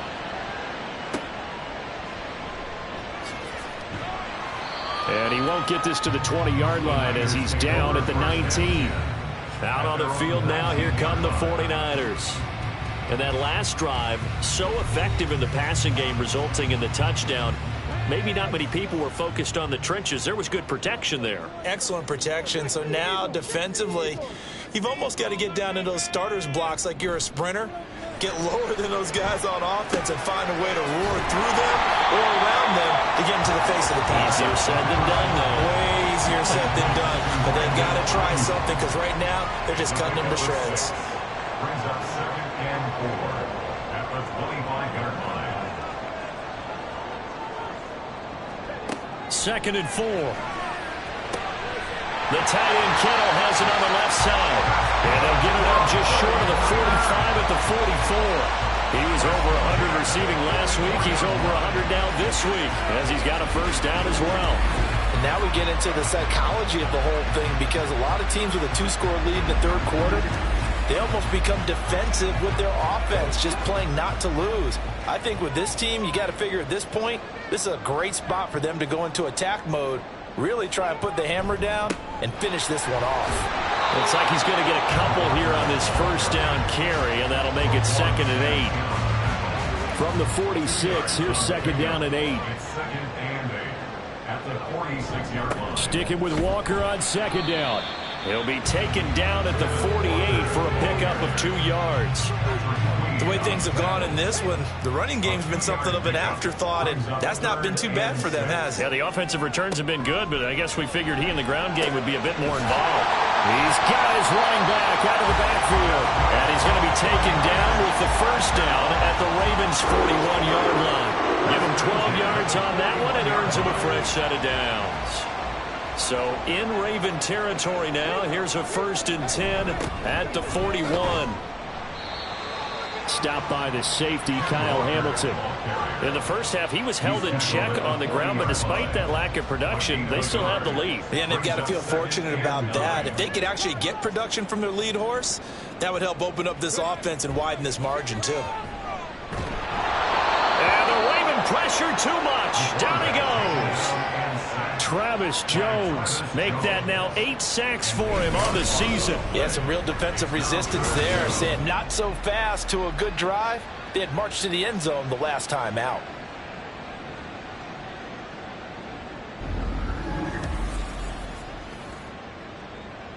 A long way to go here on 3rd down for the 8th play of the drive. They'll drop to throw. Setting up the screen here. This is Walker. And he stopped at the 44.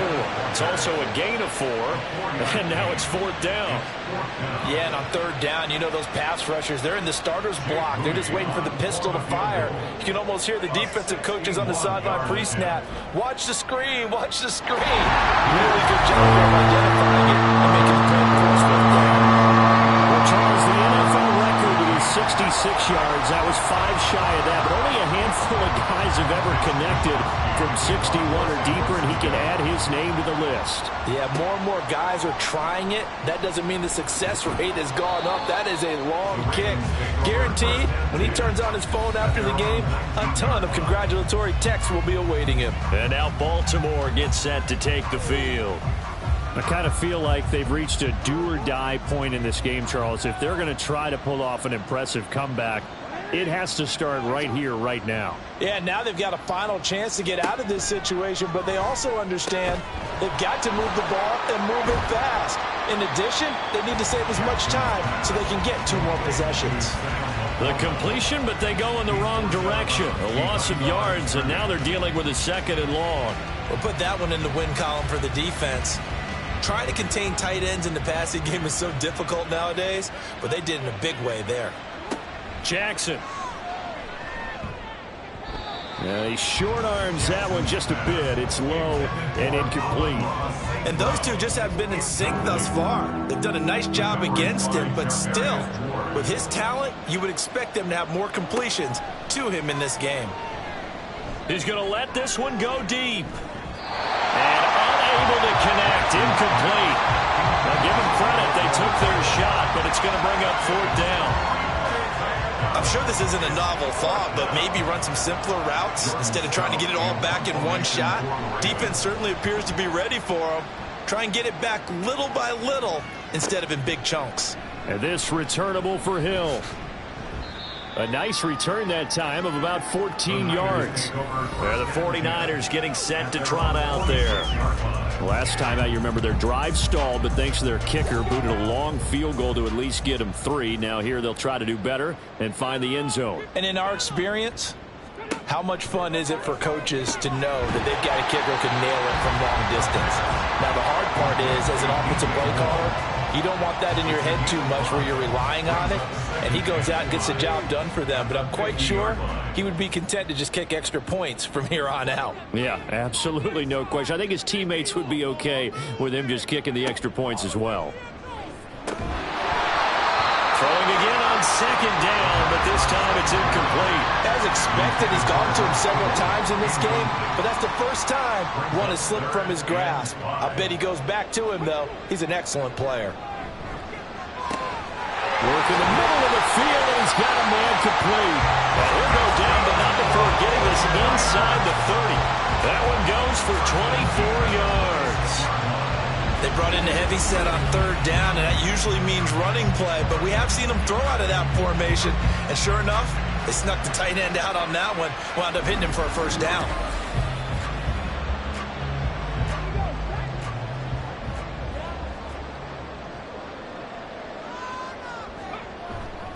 Now a play fake here on 1st down. The same target, same result. It's Kittle. It'll be a gain of just a yard, and it's 2nd down. He steps out behind the line of scrimmage. The play action fake. They'll look to throw. And that will be incomplete. Trying to dial up the long one way out there, but it'll be 3rd down. They'll come to the line here needing 9 yards to pick up the 1st. They'll stick with the passing game as he looks to throw. And this pass broken up. And the contact well timed there, and now 4th down. oftentimes when you're losing a game and the team's still throwing with this kind of a lead, you start playing a little more physically. And they took that opportunity right there to be extremely physical and force that incompletion. And his kick here is good. And that will extend their lead even further. Now 3 more points tacked on, and this margin getting more comfortable by the minute. And with the lead where it is, you can actually feel good about field goals. We talk all the time about scoring 6s, not 3s. But in this case, they're just looking to chew up some time and come away with points. And bulldozing his way through. And it's a pretty good return here as he'll get this up to the 29. Baltimore about ready to go on offense. See if they can put this drive in the end zone, Charles, because it's been a little bit of a rough go at times. They've had to punt the football a ton in this ball game because of stalled-out drives. So are you saying that you're kind of tired of seeing the punter run out there and do his thing during this game? Is that what you're trying to say? Well, I mean, I'm okay with it. I have a feeling that this offense, they don't want to see the punter again. And frankly, the punter doesn't want to run out there anymore himself. He would love to see his offense put together a drive and give his leg a rest. And as they come to the line, they will not be able to get off another play as time has run out on this third quarter. We'll return with more after this break. You're watching the NFL on EA Sports. Back now here in Santa Clara. A lot of happy faces in the crowd at this point as their guys have a big lead here to start quarter number 4. 5th catch of the afternoon, and that gives them a first down. An 8-yard pickup. First down, Baltimore. From the gun, Jackson. To the right side, into the hands of Flowers. And that's good for a pickup of 10 yards. And that'll leave him with a second and just a few inches left. Second and inches at the 49-yard line. Here's Jackson. This one caught by his tight end, Andrews. And Andrews going to have a Ravens first down as a tackle made at the 42. First down, Ravens. Throwing is Jackson. They'll set up the screen for Hall. A nice little screen. They get 6 on first down. You got the big lead defensively. Willing to give them that underneath stuff, right? And this is why you work on your tackling. Tackle them after the catch, inbounds, keep the clock running. Just go ahead and bleed the game out that way. Jackson's throw caught there by Wallace. They call his number again. It's his 6th catch and a first down. A 3-score game here late. You can probably rule out the comeback, but certainly some kind of a moral victory to be had if they can get a few more points to close things out. And to that end, a nice pass play there to push things downfield. Yeah, and we know in this league, a loss is a loss, and no one wants anything to count as a moral victory or, boy, something that feels a little bit cheap. If they trim that lead down to just 2 scores, that's still a benefit to this squad. So they'll get 8 out of that completion, and it'll be second and a couple. Second and 2 at the 15-yard line. Jackson now. He's got his man. It's Andrews. And Andrews going to have a Ravens first down as he's down to the 11. First down, Baltimore. Now it's Jackson. And in for the Ravens touchdown. Zay Flowers, an 11-yard touchdown. And the Ravens have got it back to a 2-score game here in the 4th. So a little bit of a letdown there defensively. I mean, look, you're still 2 scores to the good, CD, but things may be a little more uncomfortable than they had hoped. Yeah, if you'd kept them out of the end zone there, this game's over. You've locked the door on them. Instead, it's still open a little bit, and they've got a puncher's chance. Did he keep those feet in bounds? That's the question they've got to decide. And I got to say, watching it in real time, it was awfully close. Yeah, it certainly looked like a heck of a catch because he didn't appear to bobble it, which could complicate things. But even with the benefit of replay, that's pretty tight. Well, here's the call. Jackson here, he's going to look to throw. And they're going to get the two-point conversion, caught in the end zone, and that cuts the lead a bit further. So they go with a pass there on the two-point try and able to convert it, Charles. And a good job by the offense figuring out their two-point play and using it well. It's interesting how people are using the strategy nowadays, though, isn't it? It really is, and I don't know how much that particular play factored in, but with the PAT moving back in 15-16, that kind of changed things, didn't it? It's really a part of everyone's strategy now. When I talk with coaches and when we sit with them, they always talk about they actually have two-point periods in practice now, something they never really did before. And he's able to get this across the 20, but not by much, as he's marked down officially at the 21. Now Brandon Ayuk ready to bring out the rest of this offense here for this upcoming series. He's been a load for them to handle defensively, I know that much. Look at him. He's got 7 catches on the game, and he's starting to shred them a little bit because not only is he catching them, he's picking up good yardage, keeping the chains moving, ball control, you name it. This big guy, what did you say? He's been a load for them to handle? That's right. Agreed. 7 catches, as you said, over 100 yards. From the gun, he'll hand this up. And a loose football. Wow, that ball is not free, but a teammate comes along and scoops it up. It's almost like baseball. Guys at bat, people are on base in scoring position. One guy doesn't get him home. The next guy comes through and picks him up. And avoids the turnover. On third down, he'll drop to throw. And the throw there going to be incomplete. As a corner, you have to be able to run with guys step for step downfield at man coverage and make up ground quickly in zone. You have to put yourself in position to make plays, just like that one we saw there. Wisnowski on to punt as he sends this one away. And taken right on the 30. Gets around him. That'll go as a 46-yard punt with a return of 7. And the Ravens, they'll take over. And Baltimore's offense set for this next possession. Their defense was able to force the punt. That's the good news. But this is still a 2-score game, and they need points on this drive and in a relatively quick manner. Throwing now, Jackson on first down. And that's hauled in by St. Brown over the middle. And this will be stopped at the 44. That one good for 7 yards. Now 2nd and 3. At the 44-yard line. From the gun, it's Jackson. Throw left side complete. That's Wallace. And he goes down, but not before getting this inside the 25. That'll go as a pickup of 32 on the catch and run. And here's a spot where this offense says, we got to start making something happen. We're down 2 scores. It's the 4th quarter. We've got to start moving with some urgency. And here's a big play that gives them a ray of hope that they can get back in this one. So the big play gets them all the way down to the outskirts of the red zone here for 1st and 10. Jackson throwing complete there to Flowers. Call it a gain of 6 on the play, and it'll be 2nd down. It's a pickup of 6.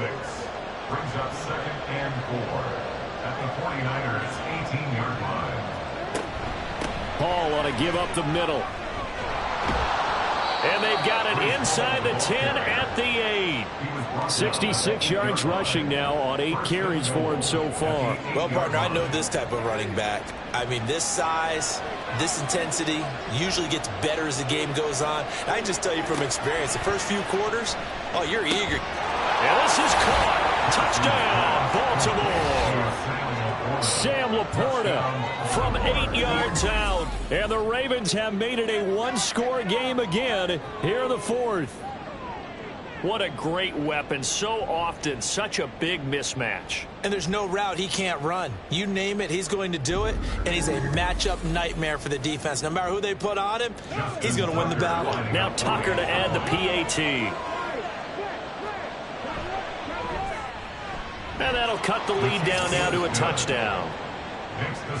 The drive summary that time, 5 plays. And it's capped off with a Ravens touchdown. Hill is going to take it out of the end zone. And he'll get it up past the 20 to about the 22. The 49ers offense making its way back out there. This game has really flipped on its head. 2 unanswered touchdowns by the other side. And now they take over here with just a very slim 1-score lead. And we've seen this how many times now? Teams get a big lead, they go into coast mode, and all of a sudden they're scrambling and battling for a win down the stretch. They've got to put something together right here. Otherwise, they're in danger of doing the old snatching defeat from the jaws of victory. At the 30-yard line. 2nd and 2. And it's a short one here, complete to his tight end. And they get him down, but now the Ford takes it across the 40-yard line. First down, San Francisco, the pickup, 14 yards. Charles, he's now over 400 yards passing in this one. It feels like he has a zillion completions. Just a very memorable effort from a guy that we thought could be in line for a big game, and he has exceeded our expectations. That he has, and I'm not really surprised at all because when you look at this offensive unit, they are loaded across the board. And, of course, the guy throwing them, he's a big-time player himself. They brought it from start to finish and really helped get the better of the opposing secondary. 2nd and 7. Brings up 2nd and 7. Now back to throw. Over the middle and into the hands of his receiver, Moore. He was over 100 receiving last week. He's over 100 now this week as he's got a first down as well.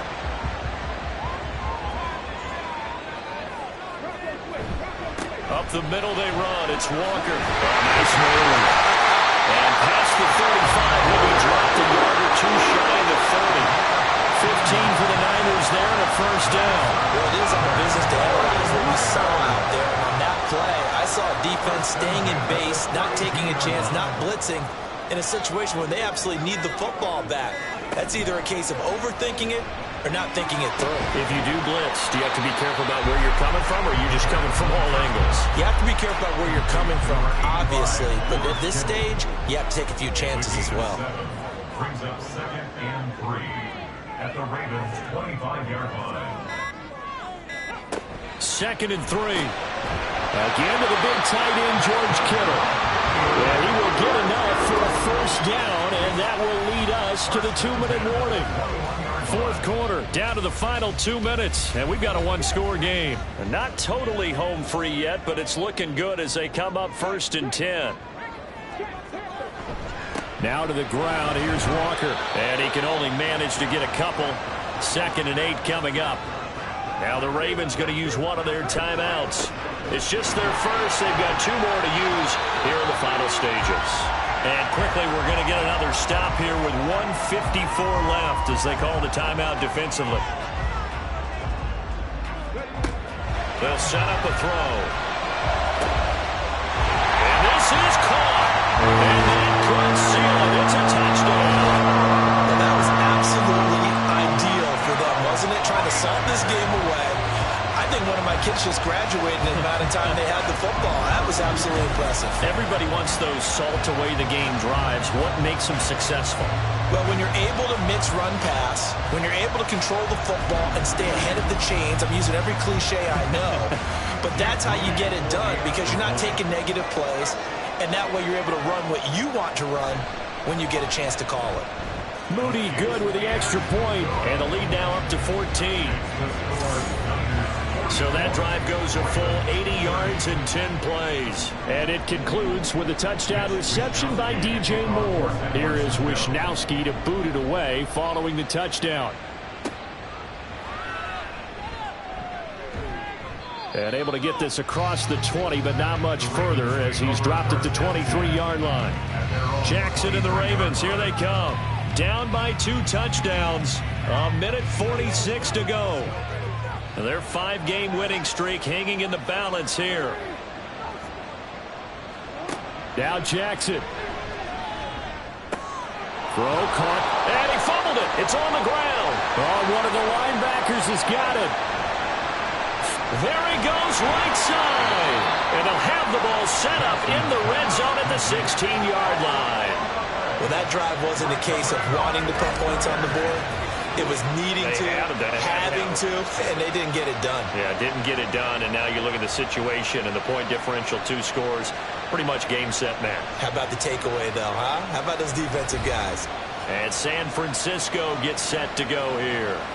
And barring mistakes, they should be able to kneel this one out and finish it off. And there's only 1 timeout remaining on the defensive side of the ball, so that doesn't really come into play either. They've got to have 2 hands on the football here as they run on first down. Ravens going to use their third and final timeout as they'll talk things over prior to this upcoming second down play. Running right, here's Walker. And they get to him quickly here as he stopped right around the 13. I like the call there because that was one to take time off the clock and get them closer to getting out of here with a W. In the mind of the play caller, all you want to hear is tick, tick, tick. They'll run again. And they're going to mark him down short, maybe by about a yard, if that. He's just short. He got 6 of the 7 he needed, so that leaves a decision here on 4th and a yard.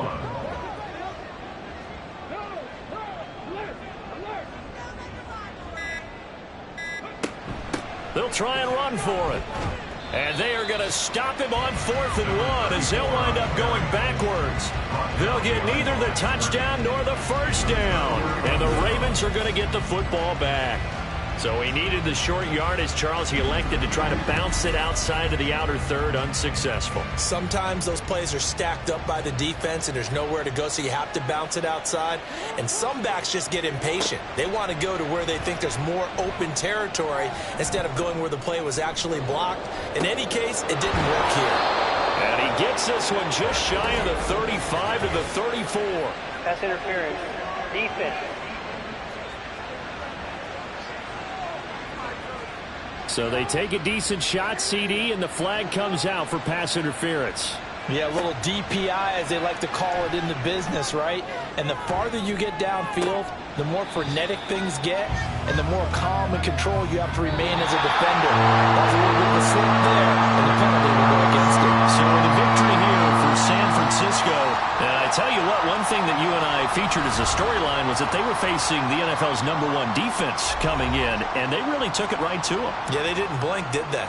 And instead of just saying to themselves, let's make sure that we minimize our mistakes and try and play a conservative type game, they attacked right from the beginning. Said, we got to go after these guys. I think sometimes you take the #1 rated defense by surprise when you do that.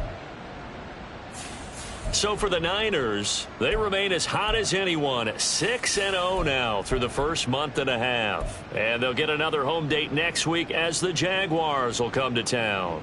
Meanwhile, for the Ravens, they taste defeat for the first time this season as they drop to 5-1. And now they'll head to the bye week as they'll be back in action in Week 8.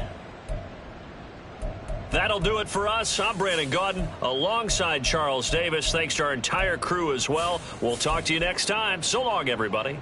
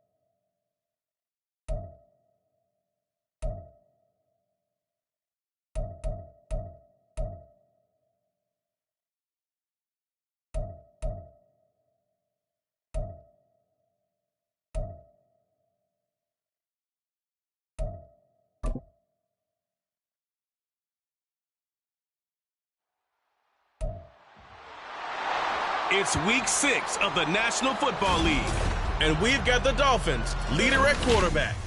He's coming off a nice week throwing the ball, 4 touchdown throws. It's the Dolphins and the Saints on Sunday night primetime.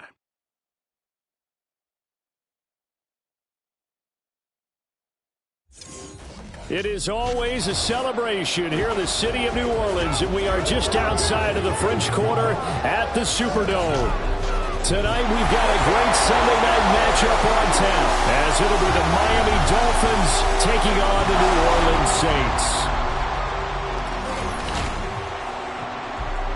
With Charles Davis, as always, I'm Brandon Gaudin. And Charles, you talk about storylines in this one. I think it begins and ends with our 2 quarterbacks, certainly 2 of the best in the business. And nowadays, I don't think you can get by for long periods of time without a top-flight quarterback.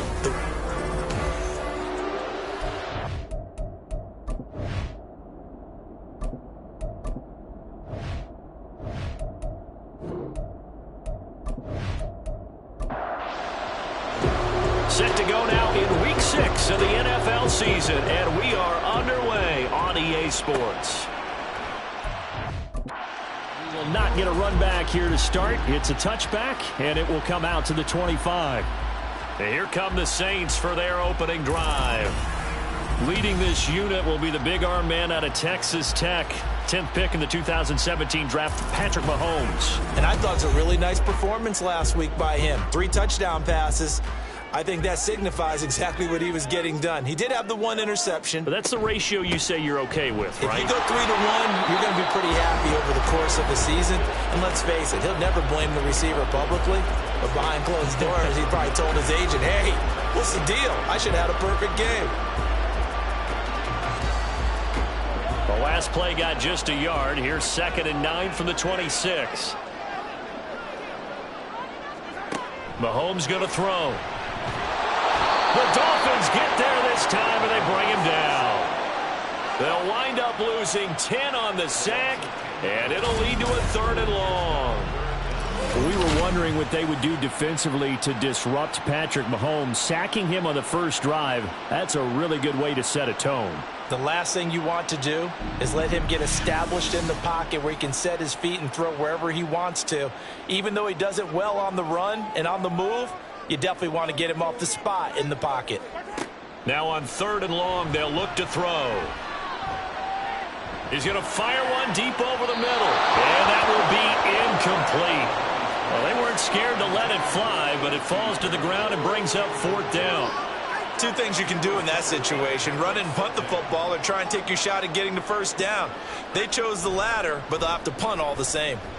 He was called on 3 times in the win last week as his first one here's away. A chance for Waddle on the return. That'll wind up being a 50-yard punt, though they do get 10 back on the return. And it'll be Dolphin football. So out comes this offense to take over for the first time. And they will be led out by their 2nd-year quarterback. You enjoyed watching that game tape, didn't you? Yeah, last week's game. It was good. 4 touchdowns, 1 pick. Now, you were a little upset about the pick. I didn't know if you would play him this week or not if you were the head coach. Hey, they got the win. They got the win, so you're going to give him another chance? I'm going to give him another shot. All right, I think the ratio's pretty good. He'll try and eliminate the interception, but he wants to keep that hot streak going, throwing touchdown passes. Holding. Offense. They're backed up here with a 1st and 20 now after the holding penalty. Looking to throw. Jarrett over the middle and complete to Waddle.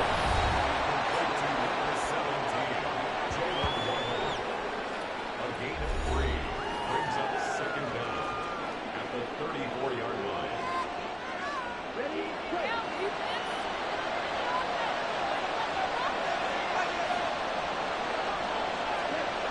Looking to throw on 2nd down. Jarrett finding his target. It's Trey McBride. And he's going to get this down to the 35-yard line. Good yardage after the catch. Is that play good for 30 and a 1st? There's no doubt in my mind that not many guys in this league have had the impact that he's had here in the first half of the season. He's been a big play guy from the word go and continues to be one with another one right there. So that changes things a bit. Here's a 1st and 10 all the way down at the 35. Back to throw. Jarrett. A quick throw there is incomplete. When you look at the Saints defense, and they played well against the pass, currently ranked 7th in the NFL. And since this is such a good unit of covering passes downfield, I think that last play is typical of what we might see. A lot of short passes, see if they can generate some run after the catch, but nothing doing on that one. They do get a couple, but they'll be left staring at a 3rd and 8 coming up. They'll be in search of 8 yards here as they hope to convert the 1st down.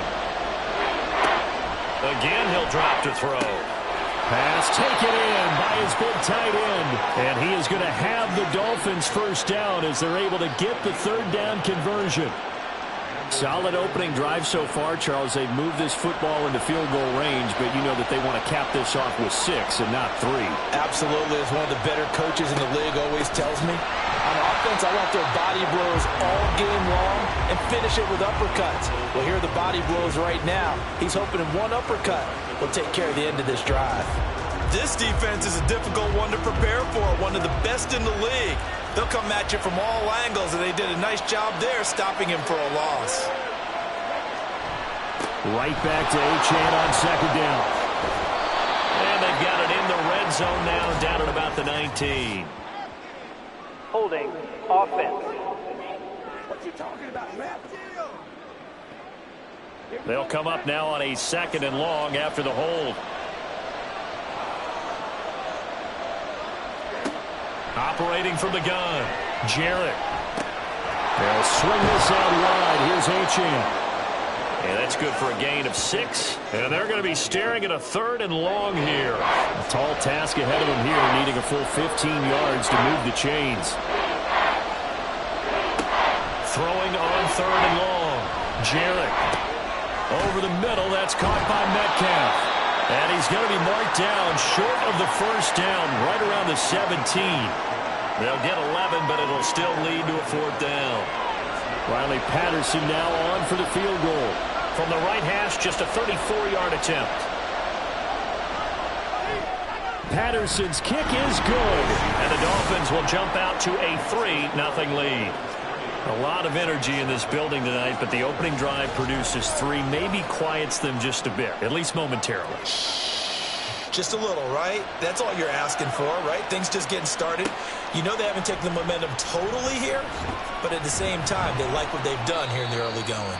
And he's up past the 20 to the 22-yard line. New Orleans Saints, they get ready to set up shop for their second drive.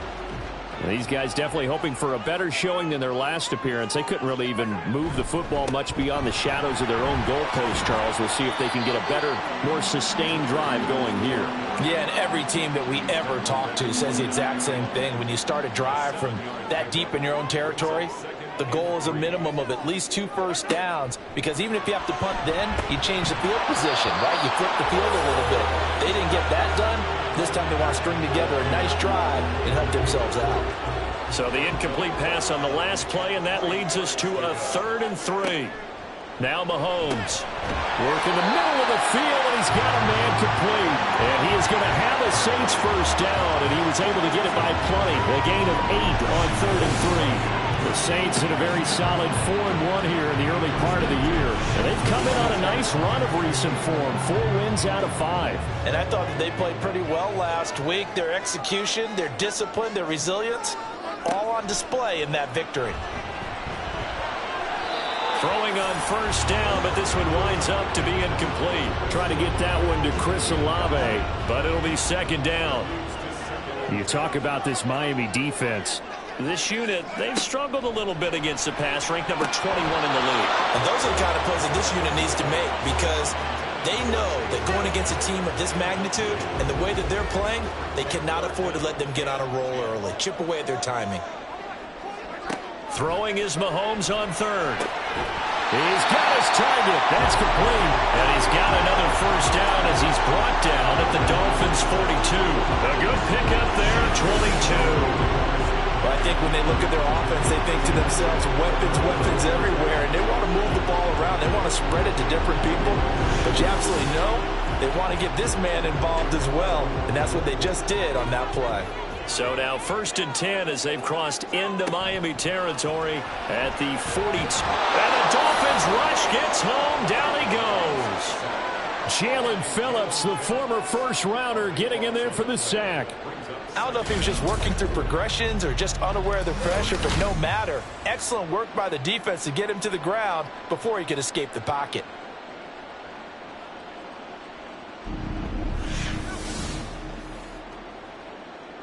That huge loss on the sack makes this job much more difficult. It's now 2nd down and 22 yards to go. Mahomes firing complete. And a gain of 4 gets him right to the midfield stripe. This defense for the Dolphins, they were terrific last week in the victory over Buffalo. And what I saw on film was a nearly unstoppable pass rush. 5 sacks last week, plenty of hurries given up. So now what do you do? Well, Mahomes can't get away, and down he goes.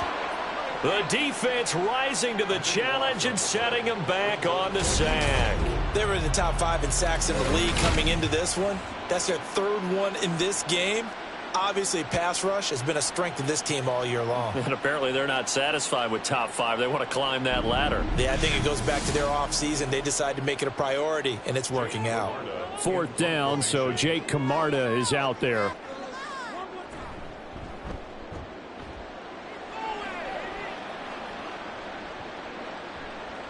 And no one there to stop it. Hits at the 8, but it carries all the way into the end zone for a touchback.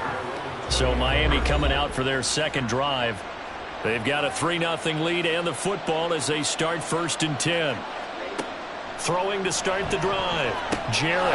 Pass complete. George Pickens with it. And he's going to get this one across the 30-yard line. So they'll come up 1st and 10 now from the 33.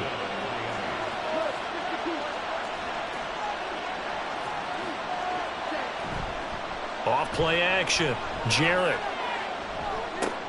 He hits his target. Left side, Watson. And he went backwards. He'll be down at the 30.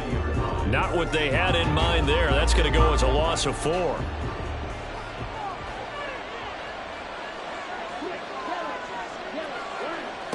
To throw on 2nd down. Jarrett. Left side here taken in by Metcalf. They'll wind up getting 10 back as that sets them up for 3rd down.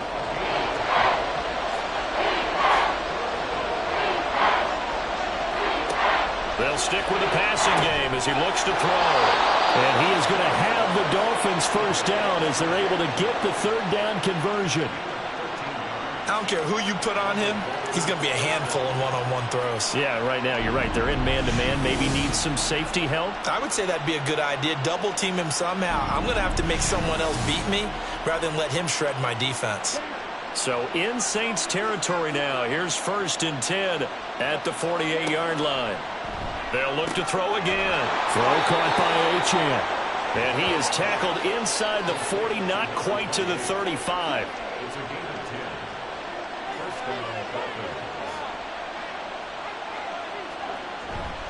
Now a play fake here on 1st down. And this is caught inside the 5. And they are able to stop him, but he does take it all the way to the 2. It's a gain of 35. Pretty good timing. He waited just enough for that post play to develop and laid it right in there. And you know what a lot of teams do when they decide to throw a post route? Because it's a little bit longer developing play. They max protect. Bring everyone in, keep the tight end in, an extra back to make sure the quarterback has time to deliver the football. Achane is not going anywhere. He'll be hit and dropped for no gain at the 2-yard line. 2nd and goal, and they will try again from the 2-yard line.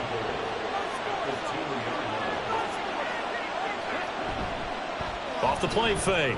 Jarrett. And that will be incomplete. They couldn't hook up on what's going to be the final play of this 1st quarter. 3-0 after 1 on EA Sports. It's Dolphins football here as we begin the 2nd quarter. So can this New Orleans defense stand tall again? 3rd and goal. They'll run it. Achane with it. And he gets halfway there down to the 1-yard line. Only a yard that time, so now a decision to be made here on 4th and goal. Well, they certainly had success throwing the ball in this drive and not as much running it as we just saw once again on that last play. Stopped after a very short gain. But I wouldn't abandon the run totally because otherwise, pass rushers just tee off on your quarterback. It makes it very, very difficult for him in that situation. Patterson's kick is good. So 3 points on the board, as easy a field goal as you're going to get, but I can see you shaking your head. I love that peripheral vision of yours, partner, because to me, if it's the 4th quarter and you're up 6, I get it. But now, even if you run and don't get in, you're still setting them up to go a long field, 98, 99-yard drive. How do you look at your defense and not give them that opportunity? The New Orleans offense set to take over. They are still in search of their first points in the ball game, but only down 6-0 as they begin with a 1st down. Drive starts with a run from Gibbs. And not much to speak of. Call it a 1-yard gain up to the 26. The last play got just a yard. Here's 2nd and 9 from the 26. They'll go again with Gibbs. He takes this for 3 to the 29. Just not a whole lot of room to operate there on that carry. No, not at all. They did a really nice job staying in their proper places and not allowing any lanes to open up. Now here's Mahomes. He gets it complete to A.T. Perry. And he is going to have a Saints 1st down as they're able to get the 3rd down conversion. I don't care how many times we see it. I still get a kick out of watching quarterbacks and receivers do the pass tree in pregame warm-up. But I always remember that when we go to practices, we see that after practices as well. They really tune it up, don't they? They tune it up. They know why they do it for these situations. First down. And they build that trust, and that's why they're able to find him in this type of a situation. On second down, here's Gibbs. And he slips up past the 45 before being tackled. It'll be a Saints first down on a pickup of 13. That's pretty much meat and potatoes right there, wasn't it? Just go right at them and let your big horse charge up the middle. Not too fancy there, was it? Nothing fancy at all, challenging that defense. And on that go-around, the offense won the challenge. 15 more there, and they're on a roll. It's another first down. Oh, I like that play call there. After a run for good yards, you get a defense thinking they'll go back to the well. So that's a great time to call play action and give your receivers a little extra edge. And they complete the pass there for another first down.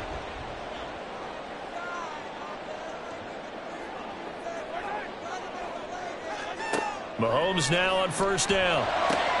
Gets it downfield to Mayer. And down he goes, taking it inside the 10, just shy of the 5 at the 6.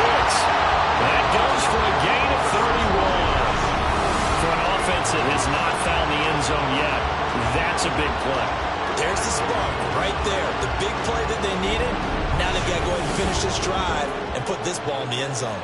Now a chance to make that big play really hurt. It's first and goal just outside the 5. To throw, it's Mahomes. Touchdown, Saints. Chris Olave, his 5th touchdown now on the year. And the Saints are an extra point away from capturing the lead. He was on point throwing the ball right there. He had the big play to get him down close, and then he delivers a touchdown pass on first and goal. And you mentioned the big play that got him down close. I think that big play left him reeling a little bit. They didn't recover from it. And you know they always talk about having to have a short memory on defense after a big play against you. Looks like their memory was a little too long there. Groupie able to add the PAT. And they take the lead here at 7-6. After the touchdown, here's Groupie to kick this one away. No run back here, down to a knee, and this drive will start at the 25. The Dolphins offense now heads back on the field. They've probably got some adjustments to make because they've moved the football okay at times, but they haven't been able to get anything consistently going, have they? What you worry about is it almost turns into a basketball game. Where one team's coming down and hitting threes, and you're coming back and getting twos, and you steadily lose ground. In this situation, you're talking about touchdowns to field goals. They want to put in the end zone and put those 6s on the board. Yeah, they've been settling. That's why they're down on the scoreboard right now. Now this throw caught left side. Still going inside the 20. And he gets it all the way down to the 3. A big play there on the catch and run. 72 yards. Oh, big-time credit. What a play design there. They wanted to get him loose in the open field, and they succeeded. He had all sorts of room to operate in, and they finally track him down inside the 5-yard line. After the big play, a chance to finish now on first and goal. And they'll turn to a power game to try to get in. Give him 2 yards on that one. Second and goal now. Now that's the defense that they were looking for, being able to get extra bodies to the point of attack to deal with the big guy carrying the ball. You really don't want to be in a position where it's a one-up. And he takes it into the end zone for the Dolphin touchdown. Devon Achane with his 6th rushing touchdown on the year. And the Dolphins are once again back in front. Well, that was a quick drive. The passing game set it up, and then the running game finishes it off. And how about how few plays it was to get it done, but they threw it downfield and then pounded it into the end zone. And as a former defender, I can tell you, it hurts just a little bit more when they run it into the end zone instead of throwing it. Extra point by Patterson, up and good. And that'll make this a 6-point game. The kicking team out for Miami as they will send this one away. Perry, the return. And he returns this to the 22. Now the Saints coming back out ready to go for this next drive. The long drive last time out for this offense, Charles, if you remember, they started basically in the shadows of their own end zone, marched it down the field, and a lot of that was through the passing game. And, partner, as a former defensive back, I'm having almost a physical reaction watching what's happening right now. But let's give credit where it's due because they've done an excellent job moving the ball through the air. Secondary getting picked apart pass by pass. Obviously, they need to make some adjustments there on the back end. Yeah, because offensively, we know that they're not going to be shy about throwing that football. Meanwhile, Mahomes, and this throw brought in here by Mayer. And they've got it well across midfield down to the 40 before it's all said and done. The catch and run going to wind up netting him 33 yards. Well, partner, I'm not sure how this drive's going to end, but how about the way they flip field position there? A nice attacking play that picked up a heck of a chunk of yardage. So the big play moves him all the way across midfield to the 40 now for 1st and 10. Mahomes now to throw. It gets it right back to Mayer. And they'll wind up getting this one all the way down inside the 20. Back-to-back receptions for him, and it's another 1st down.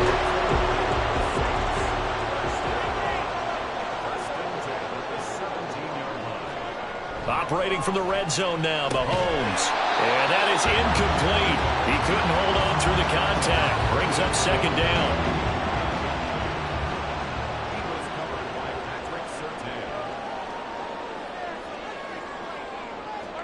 Now it's Mahomes again.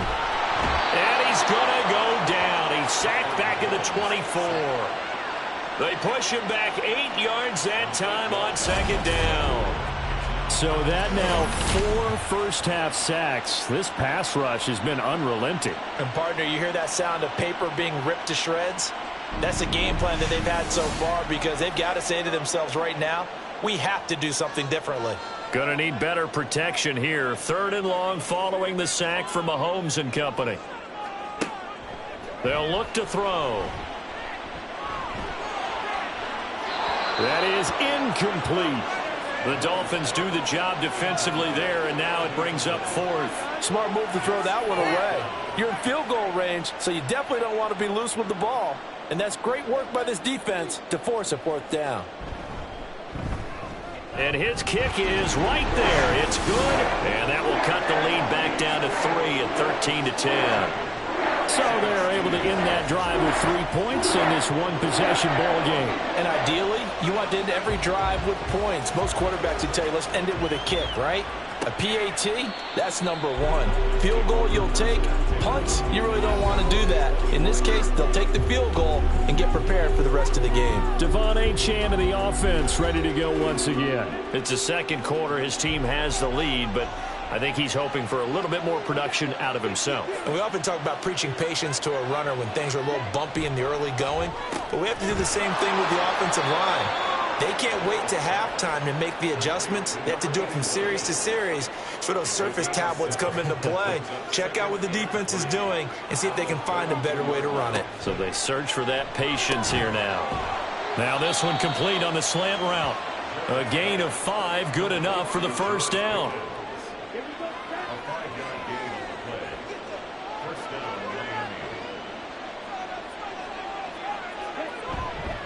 Off play action. Jarrett. That's caught downfield by Pickens. It's a big play there for Miami. 43 yards. Well, as my dad would say sometimes, I'm just scratching my head here trying to figure out what was going on there defensively. How did you lose him in the middle of the field? If you're going to lose a receiver, make sure it's someone on the short side of things, not deep downfield, that can hurt your defense. So a big play as it gets him all the way down to the 20 now for 1st and 10. Back to throw again. This one into the hands of Metcalf. And this will be a gain of 6 when it's all said and done. Down to the 15 from the 21. This 2nd and 4. Again, he'll drop to throw. He's got McBride here over the middle. And the Dolphins are going to be set up with a 1st and goal coming up as they get him down at the 6-yard line.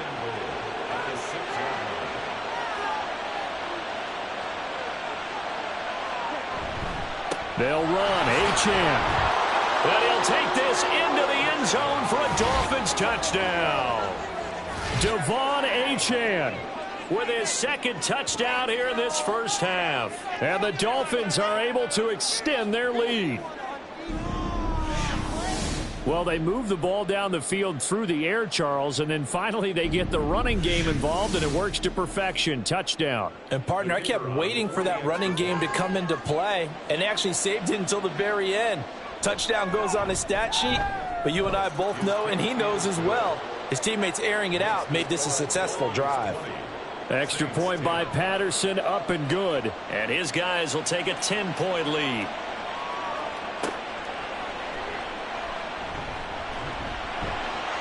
Oh, a good return up past the 30. And all in all, a pretty solid return. Nearly got it to the 35. They'll mark him down officially at the 34. Out onto the field comes New Orleans. And after the field goal last time, we'll see what they can get here. At least they got points out of the last drive, Charles. I never met an offensive coach that didn't want to drive to end with a kick. Most of them wanted to end with a PAT, right? In this case, a field goal, they'll take it. Way better than the alternative, which is a punt. Yeah, but you've met fan bases that wanted that weren't happy with that field goal. I haven't met a fan base yet that wants to drive to end with a kick, other than the extra point. That's it. From the 42-yard line, here's second and a yard. Now Mahomes. Over the middle, complete. It's Perry. And they'll get this well past midfield before being stopped just before the 35. A gain there of 21 yards. Good strong throw and catch right there. And so far in this game, the alleys have been open for them to get completions, and they're taking advantage of it. Back-to-back good plays have them on the move on first down. Looking to throw is Mahomes. That is caught by Dell. And all the way inside the 15 before they drop it. That's now a pair of explosive plays in succession, both north of 20 yards. Here's a 1st and 10 at the 14-yard line. Again, they'll throw with Mahomes. Finds Gibbs on the check down. Just a gain of a couple there. And that's going to bring up second down.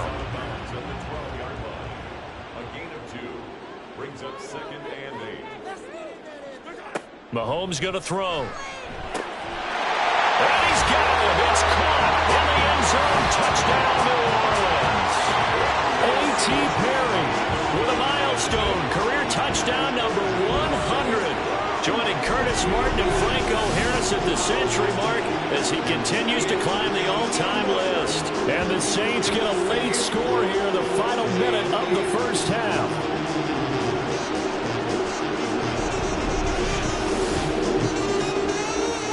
Here's Groupie for the PAT.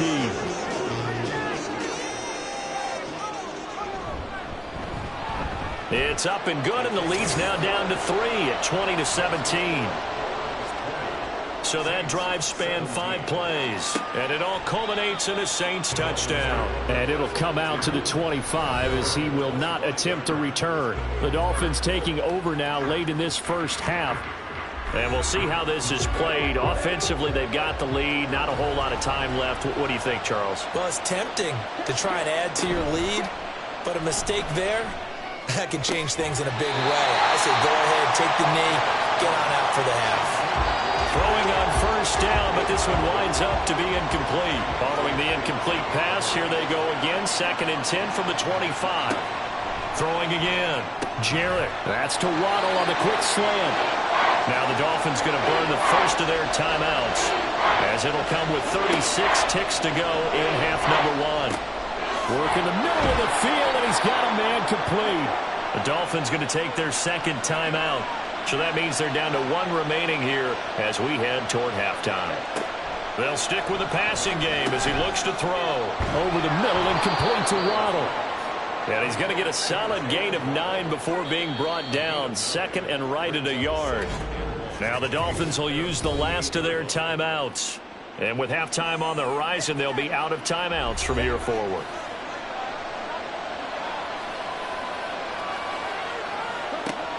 They'll look to throw again. And that's to the left sideline and incomplete. They tried to throw on second down, unsuccessful. Now it's 3rd and 1. Operating from the gun. Jarrett, throw out wide is incomplete. And based on my math, they've only converted one time thus far in this game, so you can see the frustration starting to come out a little bit. 3rd downs, they've been a problem for them all game. They've got to start becoming solutions.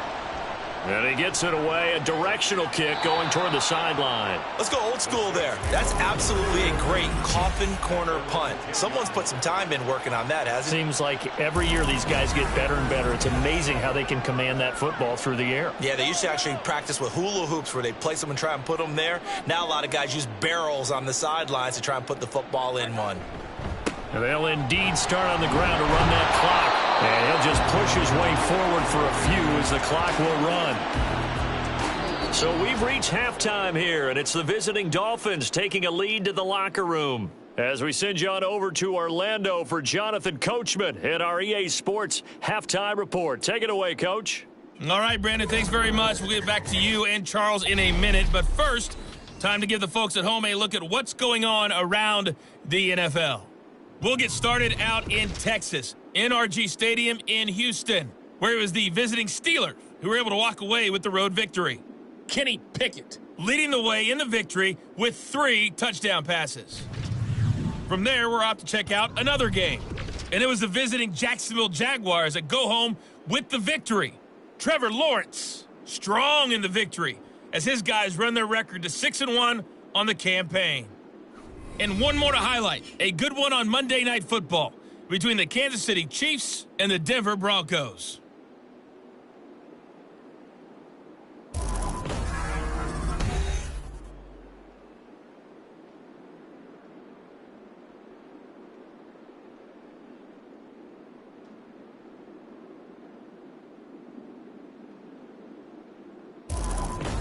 Okay, Coach, thanks as always. This one's still anyone's game as we welcome you back for quarter number 3. It's been a shootout so far. We'll see which defense can make the adjustments as we get back underway in the second half. And he will not bring it out. It's a touchback. So now the Dolphins set to take over on offense. They're working on a 4-game winning streak, and they lead this one as well right now as they start 1st and 10.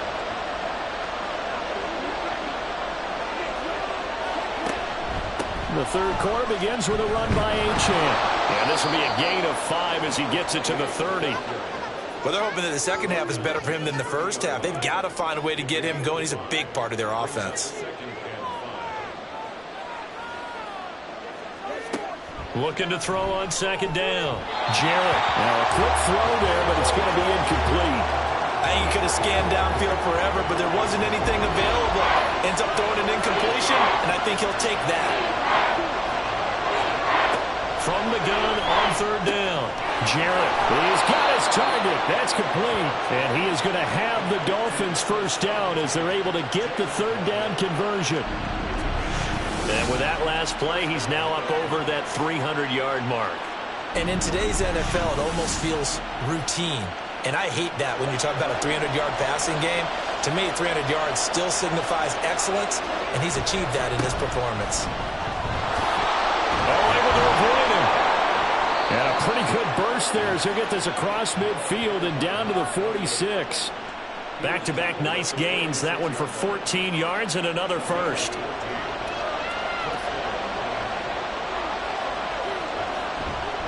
Again, it's Achane. And he'll work free from 1 tackle, but that's about all as he's taken down. Brought down by Ed Oliver. 2nd and 9 from the 44. Operating from the gun. Jarrett. Over the middle, that's caught by Metcalf. And he was able to shed 1 tackle, but could not get away from there. Here's the 7th play of this drive. This is 3rd and 4. Looking to throw. Jarrett. And that will be incomplete. The coverage was awfully tight there on 3rd down. They actually closed off all the passing lanes, forcing the incompletion and bringing up 4th down. On 4th down. Jarrett. That is caught. And he'll be taken down, but he does have first down yardage. And the drive stays in motion with a nice 8-yard pickup on fourth. On 1st and 10, Jarrett. And that one too far in front. He couldn't reel it in. It's incomplete. Well, a momentary speed bump there with that throw, partner. The defense had other ideas, and they're trying to mount a small stand before this drive reaches the end zone. Another throw on 2nd down, and this one incomplete as well. That play call wasn't there for them against that coverage. So they're going to spin the dial now in their playbook and come up with one more shot at the marker to try and keep this series going. Now yet another incompletion here as they fail to connect on 3rd. Has to be a little bit of frustration there. Back-to-back incompletions. Receivers blanketed on both attempts. This time on 3rd down.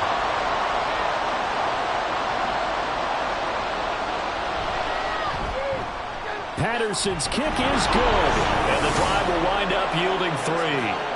Well, looking at it from a defensive perspective, that keeps the deficit very, very manageable. You know, all things considered, not a bad job on the defensive side. I would say that you've pointed out something pretty good right there, and that is you actually have both sides happy with that exchange. You know, happy in quotes, of course. One team, hey, we've kept it within range. The other side saying, hey, we put points on the board and did stretch out the lead. Let's see how this one turns out. Yeah, still bottom line, though, 3 points for the opening drive of the 3rd quarter. Getting set for their next drive, the New Orleans offense. And their deficit a little wider now than it was at halftime following the field goal a moment ago. But the goal is still the same because you know they want to come out, establish a rhythm in the second half, and get going. Make no mistake about it, though. Kicking field goals, not in their game plan. They need to get the ball in the end zone. So that flag obviously takes away the good yardage that they had on the play. And talk about a momentum shift, because we can visibly see this celebration shifting from one side of the field to the other as soon as everyone saw the flag. And he is going to lose yardage here.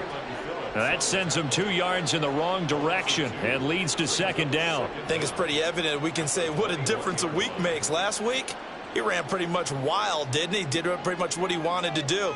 But this one, they've stopped him cold. That, to me, that's good scouting and even better execution. Yeah, and they stopped him behind the line right there. They obviously watched the tape a few times and made some adjustments.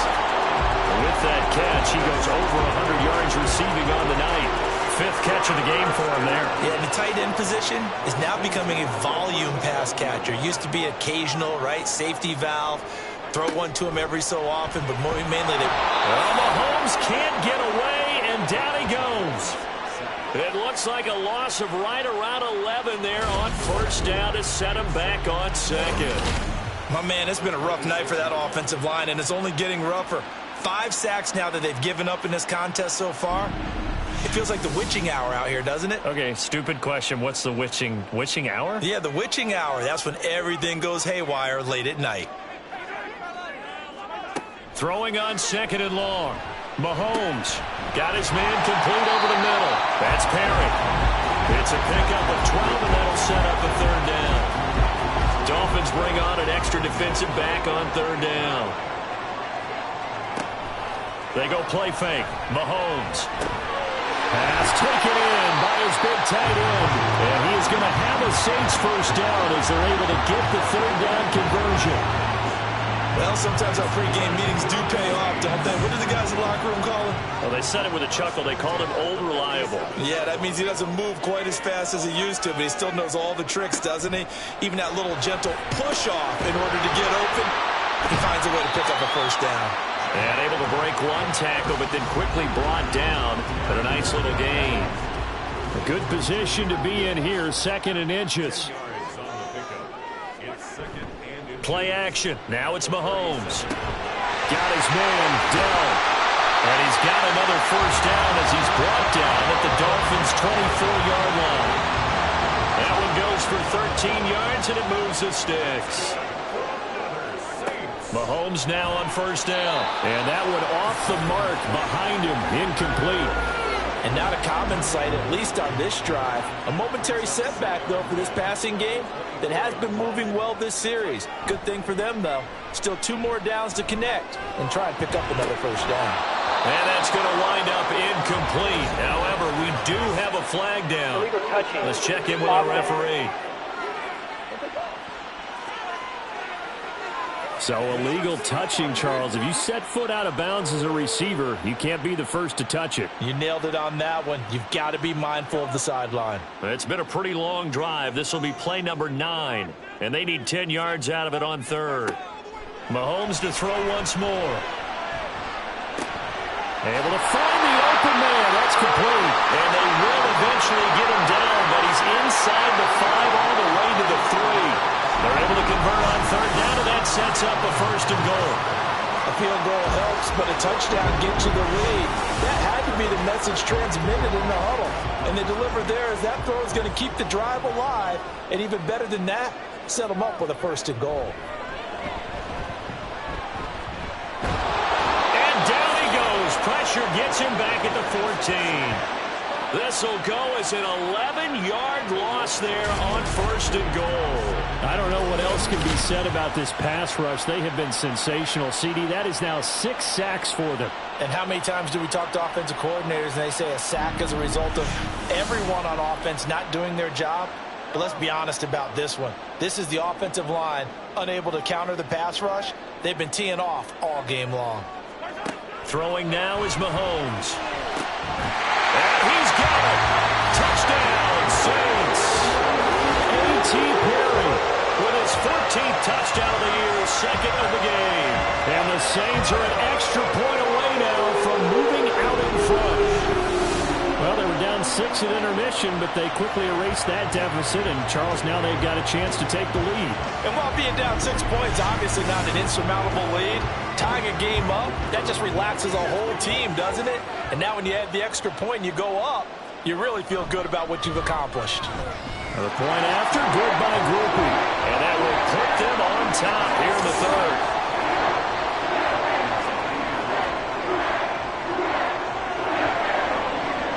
After the touchdown, here's Groupie to kick this one away. And he won't return this one. He'll go down to a knee, and they'll start at the 25. Out comes the Miami offensive unit now. They get set to take over. And the points, they have come fast and furious in this quarter.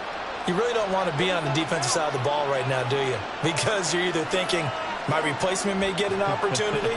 Your head better be on a swivel. Totally. Or maybe I just need to get out of the game for a while because I just can't slow these guys down. They've got to figure out a way to disrupt these offenses. And typically, one guy makes a big play, and that can help change things. They'll be looking for disruption on both sides right now. I'll tell you what, a lot of those mid-range throws have been available because sometimes teams get too concerned about the deep ball and they leave too much space in front of them. And these guys have been taking advantage so far. On first down, Jarrett. And his pass incomplete. That certainly appeared to be a play call where they were just trying to make second down, second and short. I think they thought the coverage was off a little bit more than it was. Nice job there pressing up on it and forcing the incompletion. Now this throw caught left side. And this is going to be another first down as the tackle's made at the Saints' 32-yard line. A good pickup there of 20 yards. So in Saints territory now. Here's first and 10 at the 32-yard line. A run straight ahead with Achane. Oh, he's got some breathing room. And all the way in for a Miami touchdown. Devon Achane. 32 yards. And the Dolphins have retaken a third-quarter lead. He's got the hat trick now of rushing touchdowns. Also has his team the advantage. And I'm looking at it two ways here. If I'm on defense, I don't care what they do now. I commit as many people as it takes to slowing him down running the football. Even if they want to hit me over the top on play action, I just don't let him beat me that way anymore. And if I'm him, I'm in the huddle calling the plays myself. I don't care what play call comes in. I tell my quarterback, guess what? You're handing it to me again. And if I'm the quarterback, I'm saying, okay, that sounds good, right? Smart quarterback.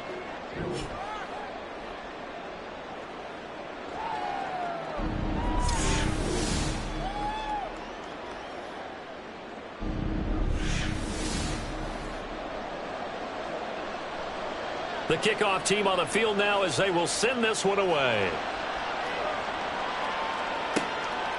And no return here for Perry. That'll be a touchback. The New Orleans offense set to take over.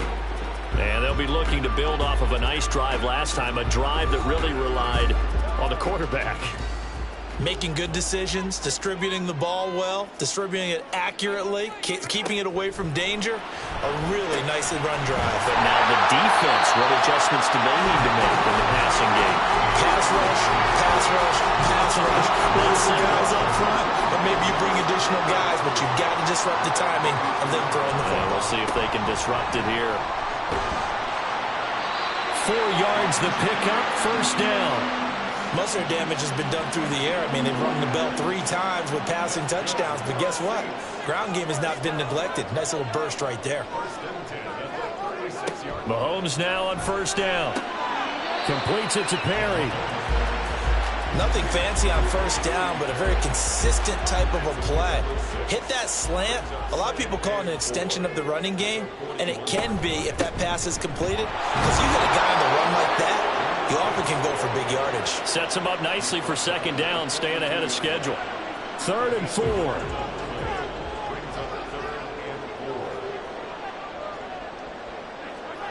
Mahomes now to throw. And that almost intercepted. Oh, they would have loved to have their first pick of the game right there, but at least it does get them to 4th down. Here comes the Saints punter now, as he's on here to punt it away.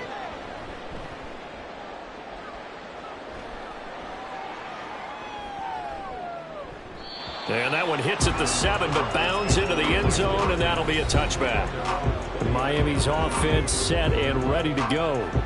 This drive here beginning probably with a pair of motivated groups. Remember, the offense scored a touchdown on their last time out. Looking to repeat that in Charles's defense. They were very frustrated after giving up 6 the last time on the field. And frankly, it's just a battle of wills in a lot of ways because you know they're both motivated. They both game plan for this drive, and they both have specific outcomes in mind. To me, it just comes down to who can execute better and which side can step up and assert its will over the other. 1 quarter remains here on a Sunday night. We'll return with more after this. This is the NFL, and it's on EA Sports. Back now here live in New Orleans. It's Dolphin football. It's also Dolphin lead to begin quarter number 4. Here's a throw right side taken in by his tight end. So the completion good for 7 there, and that'll make it second down.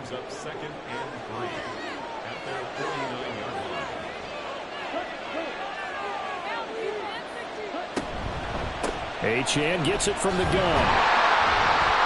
And just 1 yard here from the 49 to the 50. Well done to sniff that out defensively. He had it diagnosed pretty quickly. I love that description because diagnosed is perfect on that one. Read his keys, made the play, and he couldn't even get going moving the football. Open man is Metcalf. He's got it. And he is going to have the Dolphins first down. It's a gain of 6 that time on 3rd and 2. And that pickup of a first down, that's going to leave a mark because they really needed to stop them there, didn't they? Oh, so frustrating. Defensively, you're a play away from getting that football back here. Down late, tough. Now they've got to find a way to create a turnover or a takeaway. Otherwise, this one will probably get away from them. 71 yards for him on the ground now and 3 touchdowns to go along with it.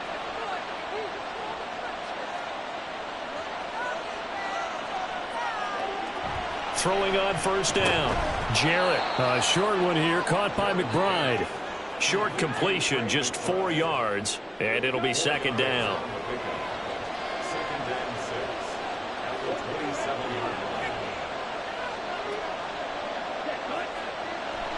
Back to throw. Jarrett targeting the out route, and he completes this to Metcalf. That one good for 7 as this long drive continues and the chains move again. So here's a 1st and 10 now, down inside the 20.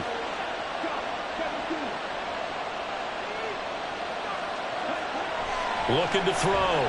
Jarrett. Catch is made by Metcalf. And the Dolphins are going to be looking at 1st and goal as they move this down to the 4-yard line. Tell you what, he's been able to put the ball in some tight spots all game long. That throw, no different. Yeah, a lot of people would call it a gutsy type of a throw. I think he looks at it as, I can do it, so it's not that big of a deal to me, and I'm going to keep firing. So 1st and goal, 6 points here would go a long way toward wrapping this one up. Back to throw again. And he's got it. Touchdown, Dolphins. Devon Achane from 4 yards out. And the Dolphins add on to their lead, and they are also closing in on a 5th straight victory. Yeah, that's a nice play design right there. He's going to fake the give, then roll out, and he lets his back leak out toward the pylon. And how about the throw? Right where he needed it to be for him to catch it in stride, he's able to take it into the end zone. Extra point by Patterson, up and good. And the lead now up to 14. The kicking team out for Miami as they will send this one away. From a couple yards deep, he'll bring it out of the end zone. And he had no room to run as he's tackled down inside the 20. The New Orleans offense back out and ready to go. Over on the sideline, hoping to hit that reset button between possessions. Last time out, they had to punt it away. This time, hoping to finish this thing off in the end zone. He rifles one, and that's going to be intercepted. And this drive will start on the edge of the red zone at the 20-yard line. That's now his 2nd interception in as many weeks from his linebacker position. And think about all the different techniques he has to employ in a passing situation. Is he spot dropping because it's zone? Is he picking up man-to-man? Is he having to run with a running back or a tight end? In any event, great eyes, head on a swivel, and excellent hands. Yeah, versatility and showing those hands.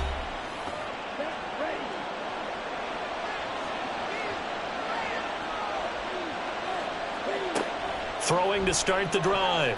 Jarrett. No sense risking anything there on 1st down. Even though he's still in the pocket, he had a receiver out to his side, so just put that in a spot where the only people who can make a play on it are the trainers and the coaches. Well done. On 2nd down, a run by Achane. And he is met in his tracks behind the line of scrimmage. It'll go as a loss of a yard, so now they deal with 3rd and 11. Sometimes you just sit back and marvel at what he can do defensively. Speed, strength, quickness, he's the whole package. And that package just wrapped up the runner for a loss. Throw left side, hauled in by McBride. And stopped a few yards shy of the goal line at the 3. They're able to convert on 3rd down, and that sets up a 1st and goal. Partner, I like that they're staying aggressive on offense because, to me, this drive is what is known as a put-away drive. You score here, that might put this one to bed. I like the fact that they're playing with confidence and not playing with fear. Now Achane on 1st and 10. And he is in. Touchdown, Miami. Devon Achane with career touchdown number 109. That ties him with Barry Sanders on the all-time NFL list. And the Dolphins are looking to run it to 5-1 on the season as they add to their 4th quarter lead.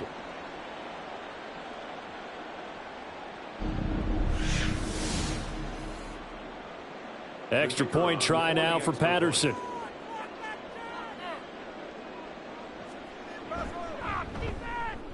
And the lead now to 3 touchdowns at 21 points. A drive there of just 4 plays. And it was Devon Achane who finished things off with a touchdown reception. And here comes a return from just beyond the goal line.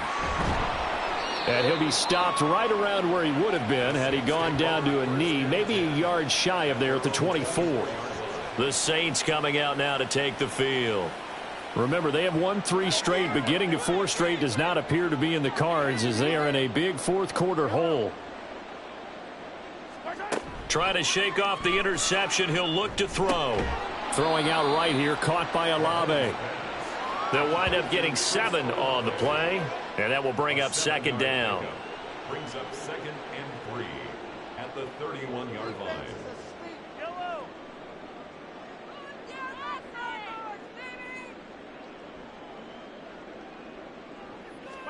Working from the gun, Mahomes. Well, the trials and tribulations of being a quarterback in this league, it's tough. It's got to be wearing on him out there. Well, he has been sacked a number of times. He had an interception, so I'm going to give him a skosh of credit for hanging in there and trying to make something happen, despite the amount of pressure he's been under this entire game. And now the third down throw incomplete as well. Had an open man that time, but ended up putting a little too much heat on it, don't you think, partner? Absolutely. Just needed a touch more air under it. Instead, he fired an absolute bullet. Now Mahomes got to have this one. And able to get this one across the 45 before he's brought down. No reason not to try it there, and they do indeed convert on fourth. And the Saints, first down. Again, they'll throw with Mahomes. The Dolphins get there this time, and they bring him down. They'll wind up losing 8 on the sack there, and it's second down. Well, partner, you and I will be headed to the airport, but after this game, when it's interview time, someone's going to ask this quarterback what hurt worse, the interceptions or the sacks. His whole day, it's been rough. Barring a miraculous comeback, this offense isn't going to win this game, but he's probably going to say what hurt most is the loss. Pass protection has been a problem all night long as they come up facing second and a bundle. Throwing there, but this pass is going to wind up incomplete. At this point, down big, you'd have to imagine this defense are just going to sit back, blanket the field as best they can. Yeah, this is actually the easy part of the game for them because, just as you noted, they can sit back, keep everything in front of them. But they blank. Well, Mahomes can't get away, and down he goes. Looks like a 9-yard loss, and it also brings up fourth. Mahomes and the offense staying out there. They'll go for it on fourth. Mahomes going to go on fourth down. That is caught by Dell. And he's not able to get away. He is stopped well short of a first down. The Saints' decision to go for it backfires. And the Dolphins get the football in great field position. Well, at this stage of the game in the second half, down 3 scores, I guess they felt like they needed to push. And let's face it, with this deficit, if they give up another score here after they didn't get it, does it really matter? Right. It really doesn't. They had to go and try and make something happen if they had any chance of winning this game. And a pretty good burst right there as he'll take this down to the 33. 85 yards on the ground for him now as he has gotten better, really, as the night's gone on. So they'll come up 1st and 10 now from the 33. Achane here, they stay on the ground. And he is going to be stopped cold behind the line of scrimmage. 2 yards the loss, 2nd and 12. That was well played there defensively. 2 tight ends in the formation, which essentially gave them 7 blockers up front. Hard to imagine with all that size and beef that they could let a tackler through, but that's exactly what happened. A loss resulted. So they get half of what they needed. It'll be 3rd and 6 upcoming. I think we all suspected that they were going back to him after he found the end zone on his last carry, and they kept the positive momentum going there. Another nice run by him. To throw on 3rd down, Jarrett. He's got his running back out of the backfield. And he is going to have the Dolphins first down as they're able to get the 3rd down conversion.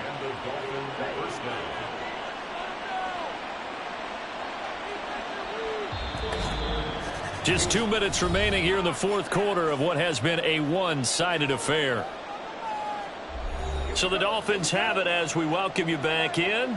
And no doubt what they're looking to do is just salt away the final couple of minutes and escape with a win. Credit him with a 1-yard gain there to make it 2nd and 9. I like it. I like the call. Still an opportunity to run the football and chew up a little more time off the clock.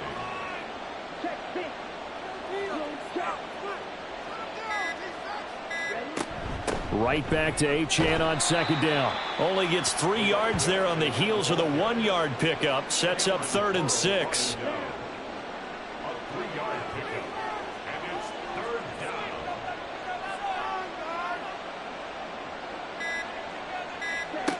Operating from the gun, Jarrett. Open man is Waddle, complete. And I don't think he got there, no. He's short by maybe a foot, maybe. Call it 4th and inches. Well, they could just run this clock out, but here is the field goal unit on 4th down. This will be spotted at the 20, so it's a 30-yard attempt. And his kick is indeed good, and the Dolphins will add on to their lead. Well, ultimately not really sure that they're going to need those 3 points, but they'll take the 3 and they pad that lead. Yeah, this one's already wrapped up, but you and I both know if you're an offensive coordinator, you never let up on the gas unless the head coach tells you to do so. And maybe you've actually clicked him off in your headset so you can keep calling plays and trying to add to this lead. And that final kickoff concludes the ball game, partner. And one side, a really nice win in this one. They were good on offense and on defense. And I'm guessing in the other locker room, partner, the head coach is just telling his team, hey, we didn't play well enough to keep it close enough where that one possession down the stretch might have given us an opportunity to win the game. So for the Dolphins, their strong start to the year continues as they're up to 5-1. And they'll get another road test next week as they head to New England to take on the Patriots. Meanwhile, for New Orleans, the loss will drop them to 4-2 on the year. And they'll look to regroup next week as they head to Houston to take on the Texans. So for Charles Davis and our entire crew, I'm Brandon Gaudin. Next game, guess what? Charles and I will be here again. It's the NFL on EA Sports.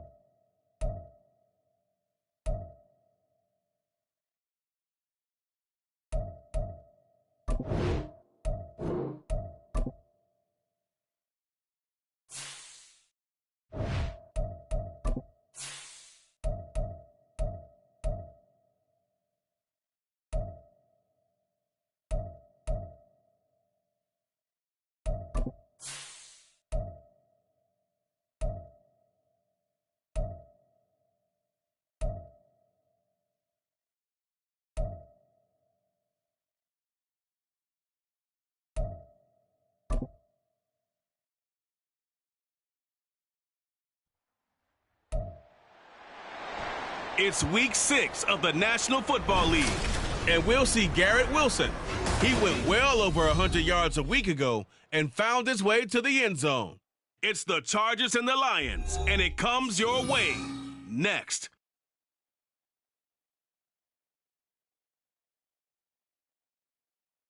We are just a couple miles east of the LAX airport, just off the 405 and the 105 at the beautiful SoFi Stadium in Inglewood. Today we've got a Week 6 matchup for you here, as it'll be the Detroit Lions taking on the LA Chargers. Hi, everybody. Brandon Gordon alongside Charles Davis. And, Charles, we take a look at this Charger club entering play here. They come in on a pretty good roll here, winners of 3 straight. And the offense last week, they had things humming. If you're a defense...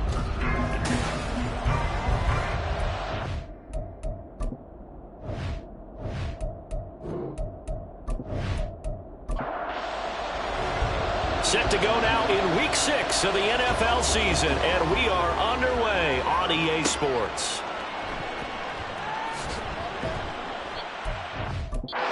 Chance to get away as they'll get him down at about the 17-yard line. So here are the Lions now coming out for their opening drive. They'll be led out by the first overall selection of the 2016 draft. From Cal, it's Jared Goff. I like this guy, and the reason I do, he tends to stand an even keel. Doesn't let too much ruffle him.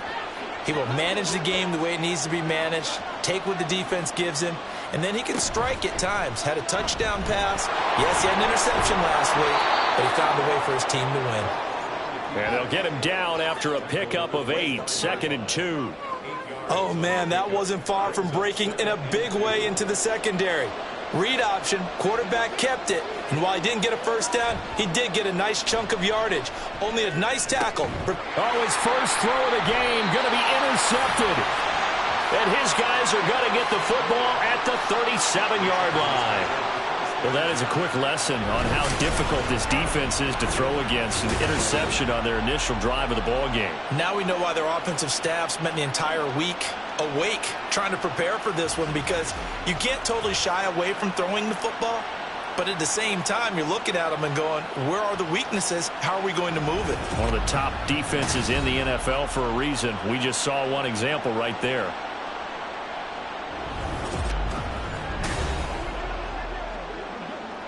Line of scrimmage, the 37 on 1st and 10. They'll try and start this drive in the air. And his throw's going to be incomplete.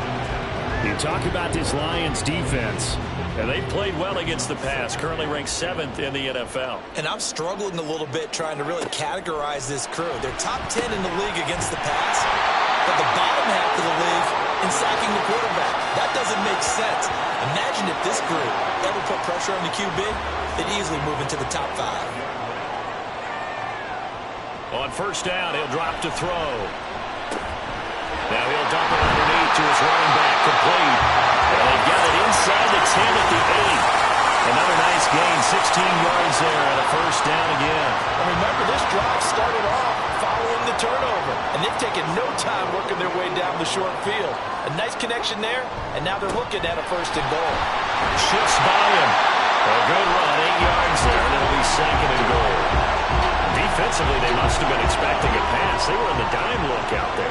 I think maybe they were deciding to go with speed on the field rather than bulk. I'm with you a little bit. And this is caught. He's got it. Touchdown, LA. Garrett Wilson, his 4th touchdown on the year. And the Chargers take the early turnover and convert it into an opening touchdown.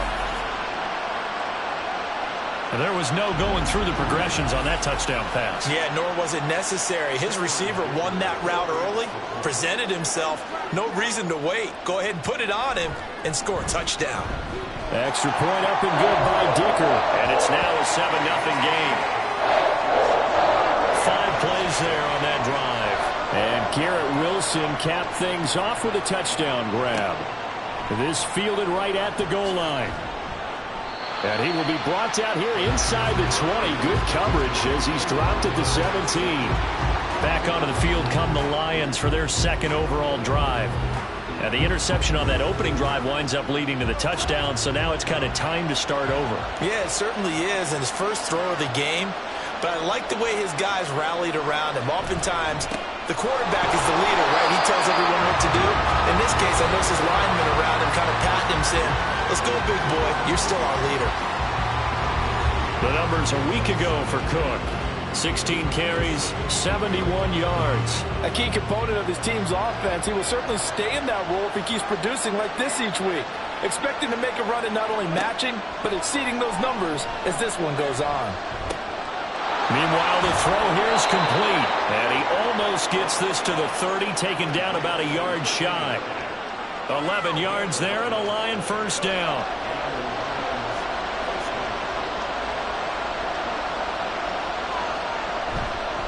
Up the middle, it's Cook. And he is met in his tracks behind the line of scrimmage. Officially, it's a 1-yard loss. That's going to bring up 2nd and 11.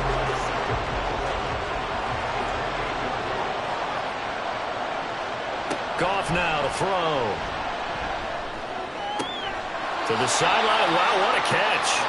Doesn't get a lot out of it, but he is able to keep the feet in bounds. They'll see about converting this 3rd and 8.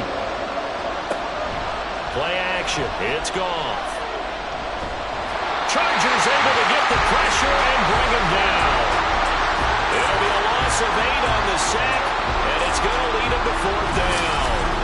Partner, we had their game last week where they had 6 sacks, so a little bit more momentum here again in the first quarter. And last week it appeared that they were coming out of sprinters blocks, chasing the quarterback. So how do they continue that? How do they keep making it happen?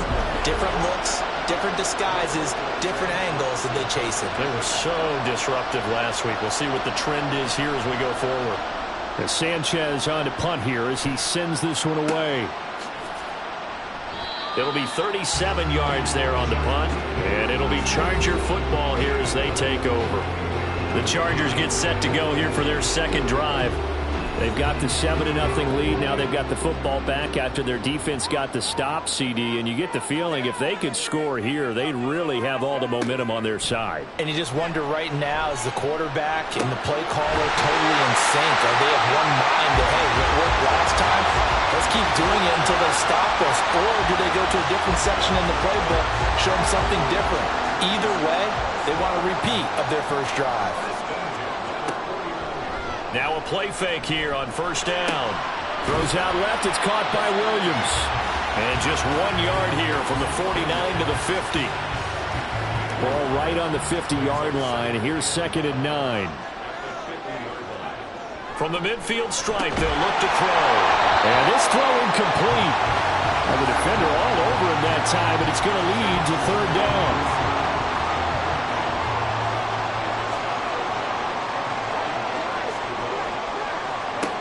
Again, he'll drop to throw. And that is incomplete. Nice call by the defense there on 3rd down. Just flood the field with extra defensive backs in their dime package. Nowhere to go with the football. Forces the incompletion. On is the punter Scott here as he gets this one away. And this will carry out of bounds. Where are they going to spot it now? At about the 18-yard line, it looks like. The Lions offense set to take over. Still in the first half, but this offense has struggled. Haven't really been able to get anything going, not only in the points category, but in the yards category. We'll see if they can do better here on this drive. Here's Cook as they begin on the ground. And not a whole lot to speak of there as they'll bring him down shy of the 20. 2nd and 9.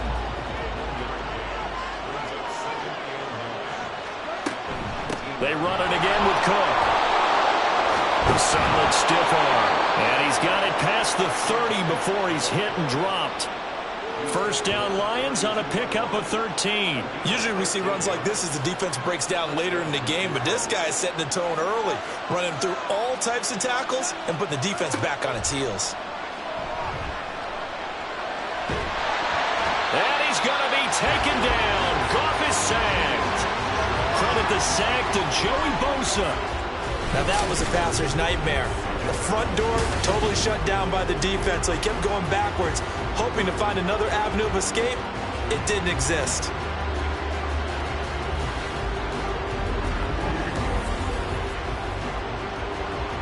That huge loss on the sack makes this job much more difficult. It's now 2nd down and 22 yards to go. Now Cook running right. And a short pickup here as he'll get up to about the 22-yard line. Well, this defense for the Chargers, they were terrific last week in the win over Denver. And what keyed their victory? The pass rush. Got to the quarterback 6 times for sacks. And plenty of other under pressure, and down he goes. Multiple players getting home there for an 8-yard loss. And that is the 3rd sack this offensive line has allowed this first quarter. Yeah, that puts him on pace. Let me do the rudimentary math here. To be sacked 12 times in a game. I know he's not going to go for that. I wonder if it's going to reshape what they decide to do on offense in terms of play calling. Well, I can tell you what, when he popped up, shaking his head, frustrated right now behind center. So here are the Chargers to take over. They're on a 3-game winning streak, and right now looking good in this one as well. They'll come out throwing here to start the drive. Open man here is Gentry. We've seen quite a bit of the short passing game here early on first quarter, haven't we? We have, and I think it works a couple of ways for this team because, number one, you throw the short game until they stop it. And if they're not going to stop, you keep throwing it, and occasionally you break the tackle and turn into a bigger game. Also, if they start to creep up, start to pressure receivers, now you go over the top, take it deep, and now you get some of those big shots downfield. So from the 39 now, they'll come up on a 1st and 10. Out of the gun, they'll look to throw. Short pass caught by the tight end Gentry. And he gets it down a yard or 2 shy of the 30 before he's out of bounds. Here's 2nd and 3. Here's a play fake as they set up to throw. 5 yards on the scramble, and that's enough to pick up the first. As he came to the line of scrimmage, he knew he didn't need much to reset the chain, so when he saw the space he needed, no hesitation. He went to the marker and got his guys a 1st down. On 1st and 10, it's ETN. And only a yard this time as he's taken down right around the 26. The numbers on the ground for ETN last week. Pretty good as he found himself in the end zone on 2 separate occasions. And those are the most important numbers because no matter what you pile up prior to the goal line, getting in is all that matters. Putting those numbers up on the board, and they love them when they're 6s. Down to the 25. A minimal gain as we tick down inside of a minute remaining in the opening quarter. 7th play of the drive forthcoming on 3rd and 8. They'll look to throw. He's got his man. It's caught. Touchdown, Chargers. 25 yards for the touchdown. And the Chargers have taken a 13-0 first quarter lead. A nice connection there, finding his target, and that'll put 6 up on the board. Just like they drew it up in their playbook and reiterated on the sidelines, right? Perfect route, a good throw, and the defense, they had no answer for that right there. Extra point up and good by Dicker. And it's now 14-0. So that drives 7 plays in length. And it winds up with a touchdown for Los Angeles. And he won't return this one. He'll go down to a knee, and they'll start at the 25. Now the Lions offense, they get ready to head back out there. They've been outplayed early, no question. Down 14-0 already as they come up 1st and 10.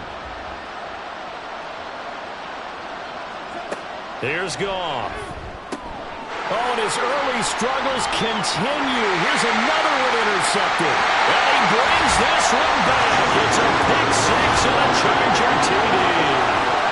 Charles, it is pretty rare that we see a team build this kind of lead in the opening quarter. And, man, they seem to be clicking on all 3 phases right there. The defense doing its part with a pick 6. And it's absolutely been the definition of a start that you would pick for yourself and for your team, right? And I have a feeling that they just want to stay in this zone.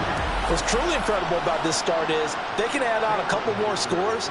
This one could legitimately be over in the 2nd quarter. Extra point up and good by Dicker. And it's now 21-0. A heck of a play there defensively, getting the interception, navigating his way into the end zone for the touchdown. So how about this for a start? 21-0 here in the first as they kick this one away. And he won't return this one. He'll go down to a knee, and they'll start at the 25. That pick six just a moment ago. Things went from bad to worse. Look up at the scoreboard now. Not looking good here. We'll see if they can put something together on this drive. 1st and 10. They start the drive with Cook. And this will be a gain of 5 as he gets it to the 30. They'd love to just strike back with a touchdown right here, and if it's a long play, so be it. But the main goal, get a couple of first downs, run some plays, run some clock, allow their defense to get a chance to catch their breath, settle down, and relax a little bit after they just gave up a score. 21-0 our score after one. The Lions with the football here to begin the second quarter. Ball on the 30. They'll come up with a 2nd and 5. As they've got it as we resume action. And he works his way forward for a couple up past the 30. And the big fella stuffed that one up in a big way. I think doubling him has to be a priority because you can't move up to the next level if you don't take care of him first. Goff. Work in the middle of the field, and he's got a man complete. And he is going to have the Lions first down as they're able to get the 3rd down conversion.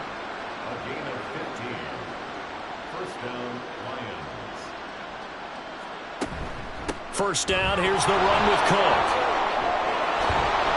And he's going to get a solid gain of 9 before being brought down. 2nd and right at a yard. Offensive linemen love creating space for their guys carrying the ball, but when that guy also breaks tackles and creates extra yardage, they almost feel like he's one of them, and they really embrace him. And he'll get it down on the play to the 37. 7 yards there and a first down. Exactly what they needed right there because they needed to use the ground game to take some pressure off because the quarterback's been struggling a little bit. A 10th carry in the game for Cook. 45 yards rushing for him now to this point. That's a strong pickup right there on first down, and as this drive goes on, we're seeing an offensive line and running game imposing its will. Goff now looking to throw. Swinging this out wide here for Cook. And he'll be brought down at the 27-yard line. 4 yards the pickup, first down.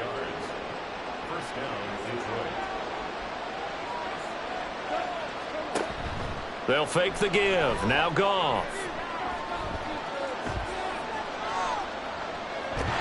And eventually taken down here. Great coverage downfield.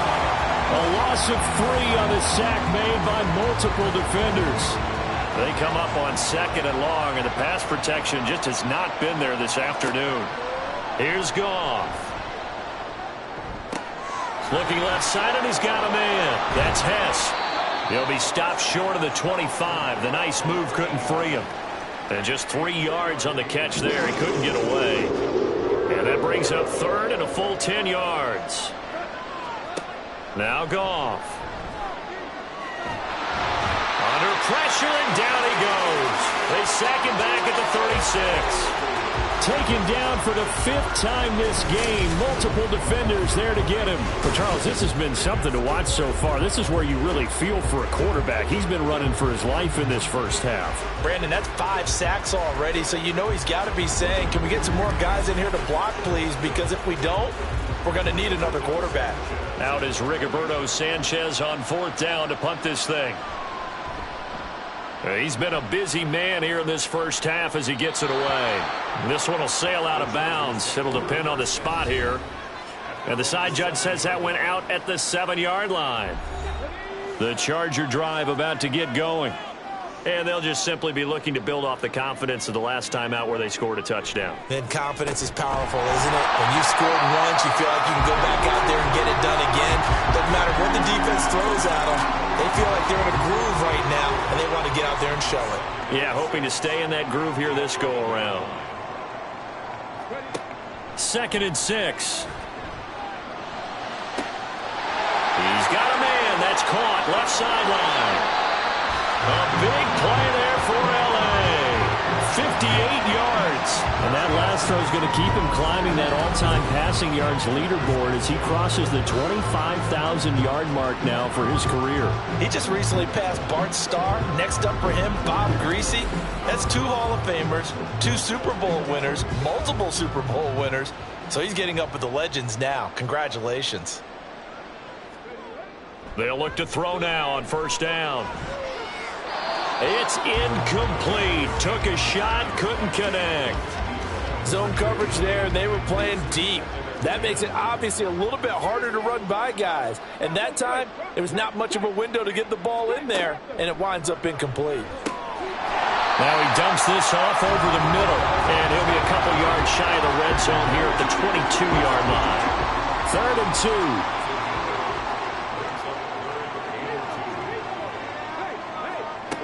They'll look to throw again.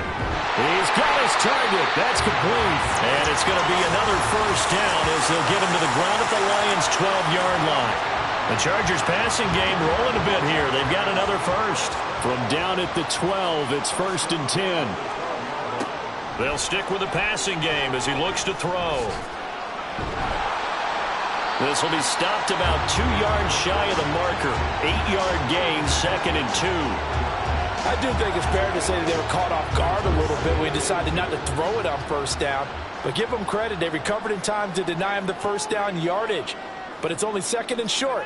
So that run is still likely to lead to a new set of downs. And he will get in across the chalk for a Chargers touchdown. Travis Etienne with his 4th rushing touchdown on the year. And the Chargers go nearly the length of the field and finish it off with 6 points. Well, he finishes off the drive with a touchdown run, Charles. Remember, he also had a catch on this drive as well. And that's what running backs want to be in today's NFL, a complete back. 3 downs, stay on the field, run it, and catch it. And he gets it done. Extra point up and good by Dicker. And the route is on here in this first half. This taken in at the goal line. And he won't quite make it to the 25. And Detroit getting set to go now. And they had a long drive going last time, but it stalled out. But still, maybe something positive to carry forward from that last drive. Well, a few different things that you carry forward. Number one, as you noted, they were moving it pretty well, so that gives them a lot of confidence. The second part is, keeps your defense off the field, gives them a chance to rest up a little bit. And last but not least, you've taken a good look at what you've done on offense, noted where the weaknesses are, and you know when you want to come back to them. Like when you're organized with your points. Well done. Point A, B, and C. Here's a throw out wide, complete to his running back right side. And he'll get it up to the 33-yard line. That'll go for a gain of 7, and that will bring up 3rd and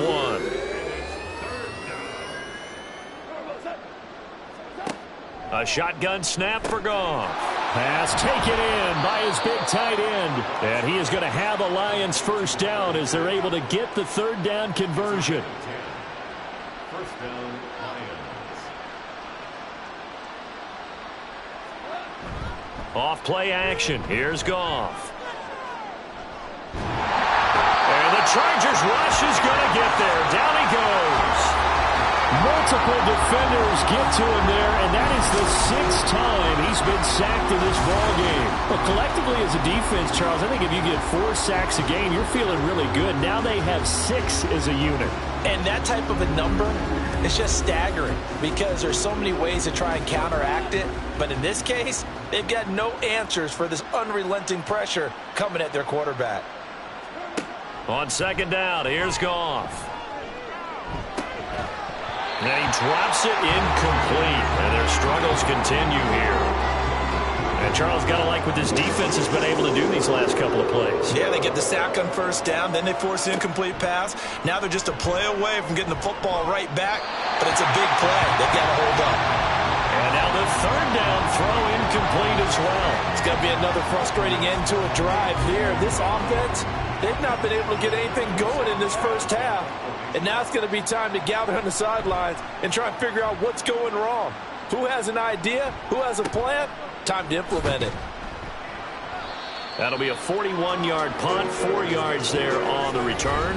And it will be 1st and 10 as they take over. The offense for Los Angeles returns to the field. So 1st and 10 now from the 30. The play action fake. They'll look to throw. It's Williams on the catch. And they get him down, but not before he takes it across the 40-yard line. Right off the bat, it's a first down to start the drive, 12 yards. And we've hit the 2-minute mark in this first half of action.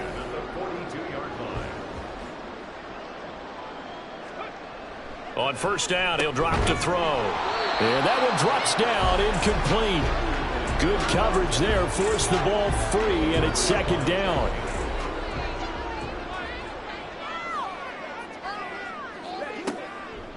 Back to throw here.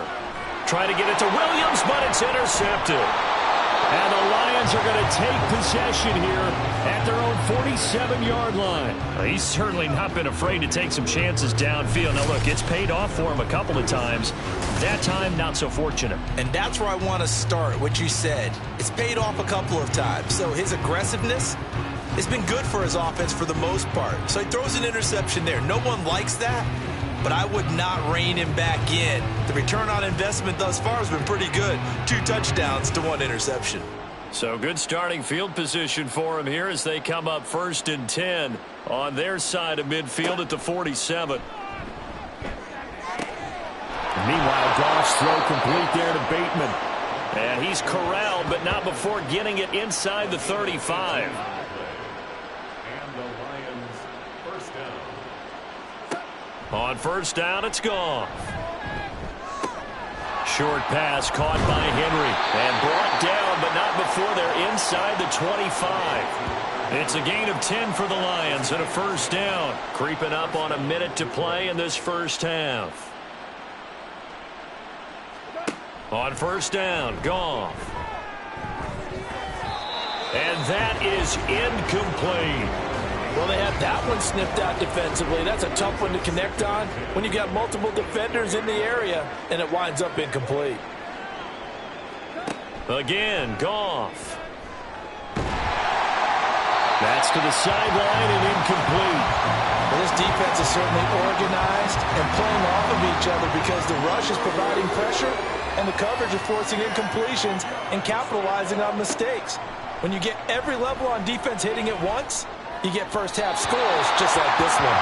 Now yet another incompletion here as they fail to connect on third. Sometimes it's just not your day. There's another failure right there on 3rd down.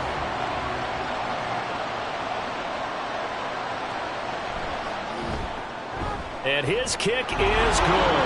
And that drops a deficit from 28 to 25. So, Charles, they get to them with their first turnover of the game and then make it hurt a little bit extra with a field goal. And anytime you give the ball up, what's the first thing a coach tells his defense?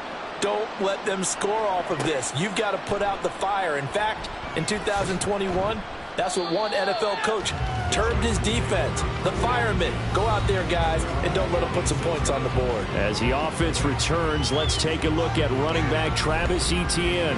And we checked the rushing numbers so far here into Week 6, and the returns have been really good. Now, you're starting to hit that stride middle of the season toward the end. They're certainly hoping they can keep up this production. They are, because one of the adages in the NFL is that defense travels and defense endures even in bad weather, right? You know what else does? A good running game. And people want that, especially as you head down the stretch. You may play outdoors in some nasty stuff. You're trying to get to the playoffs. This is the time to get it going. And individually, I don't think you should just think about 1,000 yards either. The bar has to be set higher with this beginning. Throwing right, and that's complete. And they'll get him down as he's inside the 40. Let's just call it what it is. This has been a flat-out struggle for this defense all game long. They've really had a hard time slowing them down. And while I'm not big on speeches and guys jumping up and down, they might need their team leader on defense to get in their face right now and light a fire under these guys. They've got to start playing better assignment football and start getting guys on the ground. And his kick is good. He got every bit of that one as it's good from 56 yards out. So we've come to halftime after a very one-sided beginning to this one. As we'll send you eastward to Orlando, standing by with that EA Sports halftime report now is Jonathan Coachman. Take it away, Coach. All right, Brandon, thanks. A few teams starting to rise to the top as it's time to take you around the NFL here in Week 6. We'll get started up at Lucas Oil Stadium in the capital city of Indianapolis. And it's the Colts who have the lead in that one. Anthony Richardson has thrown a touchdown pass. Next, we head down to Houston to check on the Texans at home at NRG Stadium. And they were losers in that one to the visiting Pittsburgh Steelers. Kenny Pickett leading the way in the victory with 3 touchdown passes. Lastly, let's get you way up to Seattle. See what's happening with the Seahawks. As you can see the score there in the second quarter. Christian McCaffrey with a touchdown run.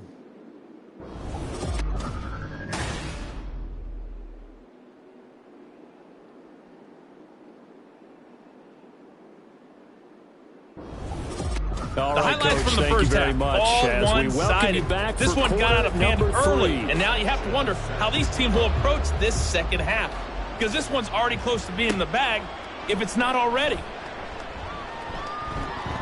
And a good return as he'll be stopped just shy of the 30-yard line. Out comes the Chargers as they'll go on offense now to start this third quarter. Well, it's hard to imagine the first half going any better for them, CD, and now here as they begin their first series of the second half. I mean, they score here. This one, it's pretty much out of reach. We honestly might already be at that point, partner, because this team, they were dominant in the first half, continue to be dominant now, and I think they're viewing this as a put-away drive on their way to a lopsided victory. 2nd and 5. Open man here is Gentry. That'll put him at 95 receiving yards now as he's got a first down.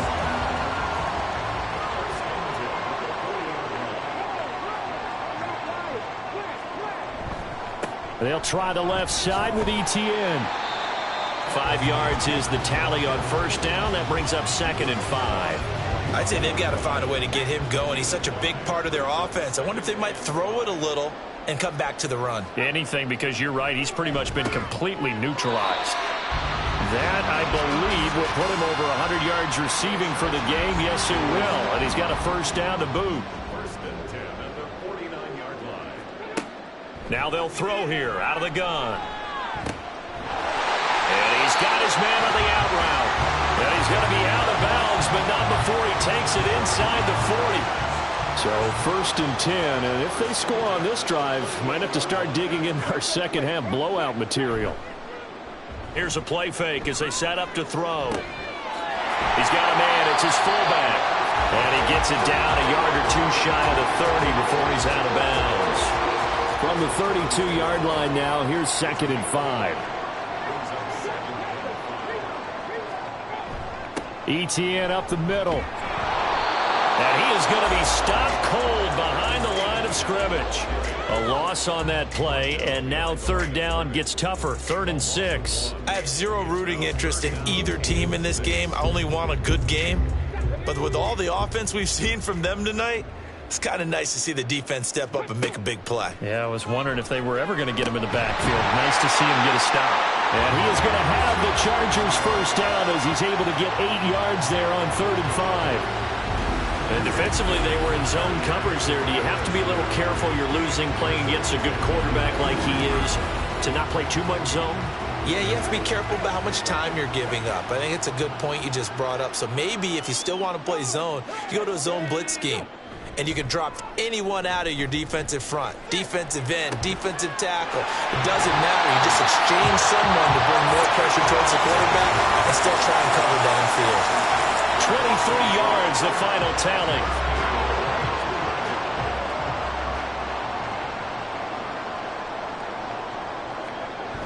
And they'll let the fullback try and take him home. And he fights his way in for a Charger touchdown. His 5th rushing touchdown on the year, number 7 overall. And the Chargers take the opening kickoff of the 3rd quarter and drive right down the field to extend their lead. Well, on the other sideline right now, it's just absolute dejection. But, Charles, let's focus on the positive. With the lead that they built here, they've done pretty much everything to perfection in this ball game. They certainly have. Makes me think that their week of preparation was excellent. And they flowed into this game, and it carried over. And right now, I don't expect them to back off at all. They're playing so well, they just want to keep it going. Taken at the goal line.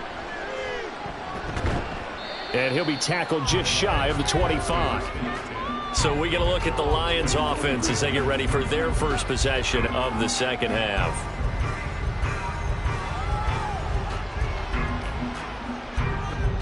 Goff and this Lions offense set for a 1st and 10. At their own 24. Beginning this series with a handoff to Cook. Across midfield. He's on his way. Touchdown, Detroit. James Cook, 76 yards. And the Lions are able to eat in just a bit to this sizable deficit.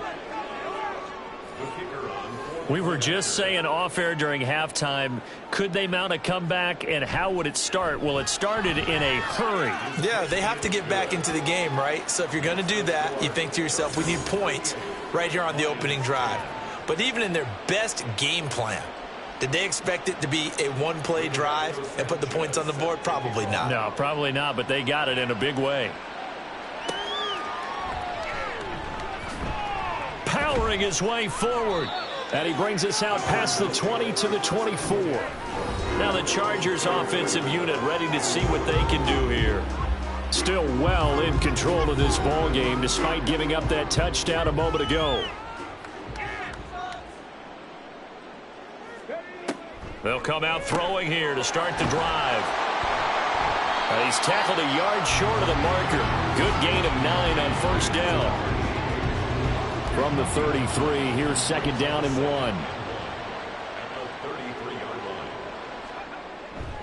A handoff running left is Etienne. And he's able to take this one up to the 35-yard line. Able to get the 1 yard he needed, but nothing more.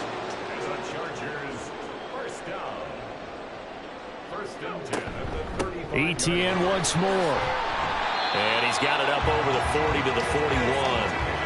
It's a 6-yard gain on the ground, and that'll make it 2nd and 4.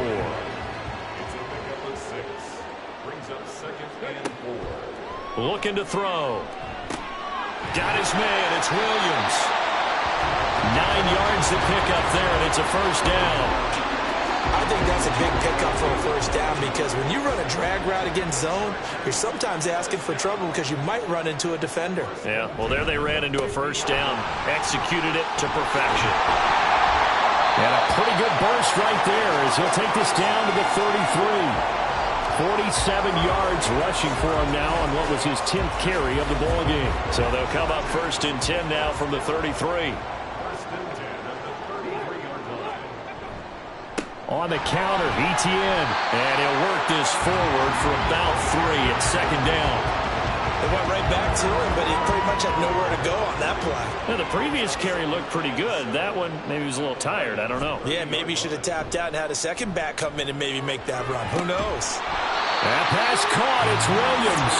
And it's going to be another 1st down as they'll get him to the ground at the Lions' 12-yard line. The Chargers passing game rolling a bit here. They've got another 1st. The partner is still in the 3rd quarter, but they've got this one well in hand and still airing it out with gusto and picking up some nice gains. And even in lopsided games like this, you don't really see starters get lifted or the foot come off the gas before the 4th quarter. No one wants to leave any doubt when they're playing well. And he's in for a Charger touchdown. A great play there with touchdown number 3 here in this game and 17 now on the year. And the Chargers have taken a 5-touchdown lead. That's a really good decision right there outside of the pocket. You've got to know the right time to shift from passer to runner. He was looking and looking. Nothing there. You can almost feel the brainwaves firing as he calculates, I think I can win a race to the pylon. And he turns out to be right. Touchdown. Extra point up and good by Dicker. And the lead grows even larger here in the 3rd quarter.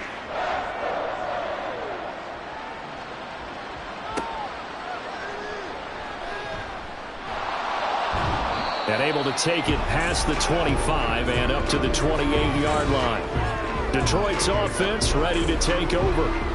Well, partner, coaches always say that every play is designed to score a touchdown. Sometimes that's not really true, but last drive, that was the case. One play to get into the end zone, and now they'll try to duplicate that success here. And it's rare for those moments to happen.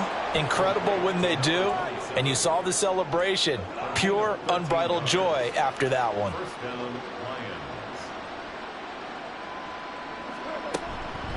Give to Cook out of the gun. And some good acceleration there as he's across midfield to the 48-yard line. 11 yards there and a Lion first down.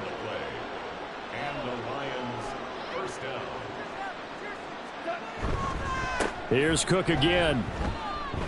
Well, they nearly sprung him that time as he takes this all the way down to the 37. Same exact result as last play, a pickup of 11. First down, Detroit. Goff on first down. And he's going to have the hook up to Scott. Give him a gain of 5 on the completion, and that'll bring up second down. Brings up second and 5 at the Chargers' 32-yard line. Goff. And that'll be incomplete. Took a pretty good shot as he tried to pull that one in. Couldn't hang on, third down. They'll need 5 on this play to move the sticks. Back to throw, Goff. Work in the middle of the field, and he's got a man complete. And he's brought to the ground with another first down at the Chargers' 20-yard line. First down, Lions. From the red zone now, Goff. Incomplete. That was well played, but that was also an example of a corner who understands his coverage, realized he had support behind him, and could be a little more aggressive in the shorter zone, and did exactly that, knocking that pass away. Meanwhile, the throw here is complete. 5 yards. Now it's 3rd and 5. Well, that's what you're looking for when you want to throw the ball downfield. You want one of those guys who can play out on the perimeter, can play out wide, who can not only get open, but when they're covered, can uncover themselves downfield and create catches. Now a 3rd down throw, but it misses the target, incomplete. And there's another stop. One of the league's best defenses is certainly bringing it again this week.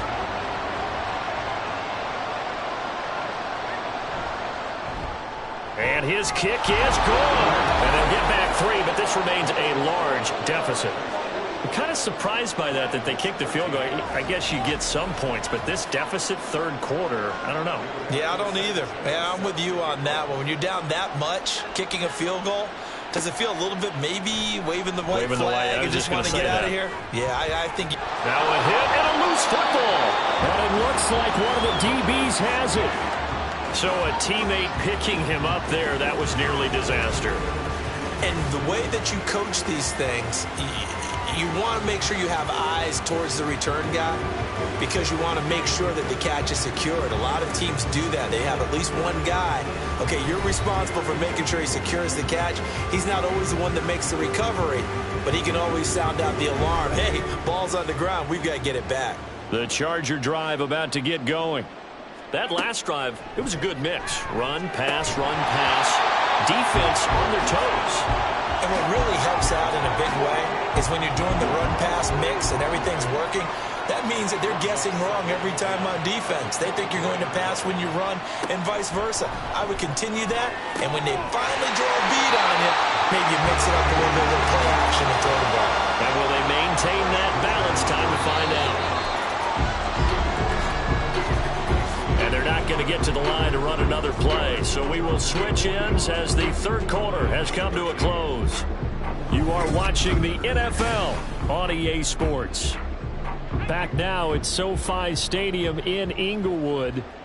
And this is a blowout so far as we get set for the 4th quarter. A very one-sided affair. And he's dropped right at the 40. Gain of 3. Give credit to the defense for stringing that play out, and they gave up no cutback angle. You know he was trying to dart through. No place for him to go. A nice job there, only giving up a 3-yard gain. And he'll pick up about 3 there, up to the 43. That's it. That's what you want. Straight ahead positive gain. Just keep that clock ticking. This offense so far on 3rd down, they've been good. 3 for 4 thus far. This is 3rd and 4. Oh, he tried to fit it in on the slant, and it's intercepted. And the Lions are going to have great field position here as this is returned just shy of midfield. Now they get a 4th quarter pick. A little something to hang their hat on, I guess. Okay, so let's face it, though. Who's happy about this play? Fantasy guys, right? Yeah. The analytics will tell you one thing or another. That's a bad play on one hand, a good play on the other, but it's all about the fantasy points here. Yeah, because this ball game is over. After the interception, here's Goff. Over the middle, that's caught by Scott. So the completion good for 6 yards, and it'll be 2nd down. Brings up 2nd and 4 at the Chargers' 45-yard line. Now Goff. Complete. Hunter Henry with a grab. And he gets this inside the 35-yard line. From the 34 now, here's 1st and 10. Here's Goff. Oh, he dropped it. And that's pretty indicative of the way this one's gone. 2nd and 10.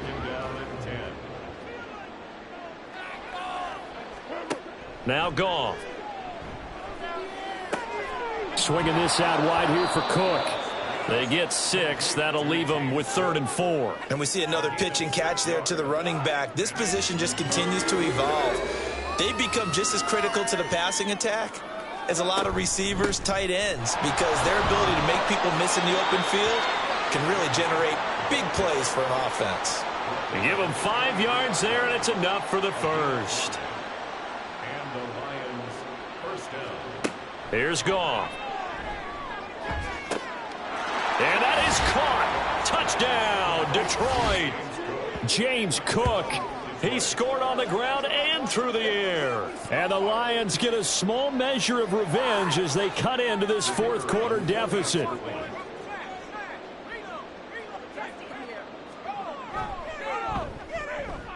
Point after, right down the middle. And that will cut this lead down to 25. Sanchez now, he'll kick it away following the touchdown. This taken in right around the goal line. Oh, some strong. Now a hit and a loose football.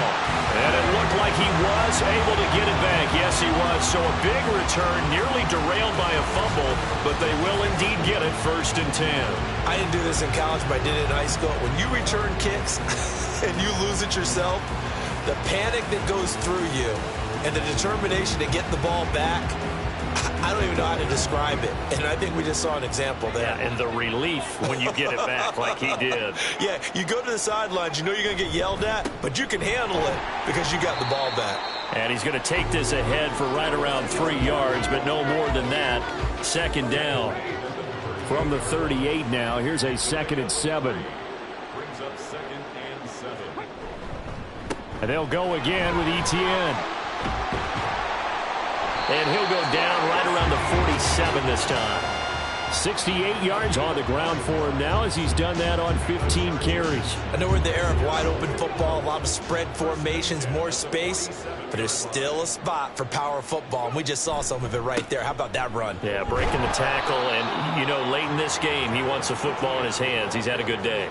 He'll lose a yard there, and it's 2nd and 11. Hey, a lot of points have been scored in this game against them, but tally that one on the side of the defense. Do you think maybe, possibly, it can be a little bit of a changer for them? Maybe not a game changer, but a little bit of a momentum one that maybe they can string together some pretty good plays and slow them down. And he's going to get it across the midfield stripe into Lion territory. But you've got to give kudos to your offensive line and the guy carrying the ball because they were in a 2nd and long situation. It seemed pretty dire, but they brought it back to 3rd and manageable with that run. Pass taken in by his big tight end. And he is going to have the Chargers 1st down by a couple of yards as they're able to get 4 there on 3rd and 2.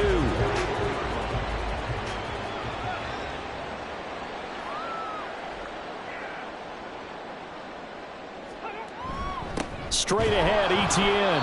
And he'll take this one down to about the 40. Just a yard on the first down carry, so it's 2nd and 9. Brings up 2nd and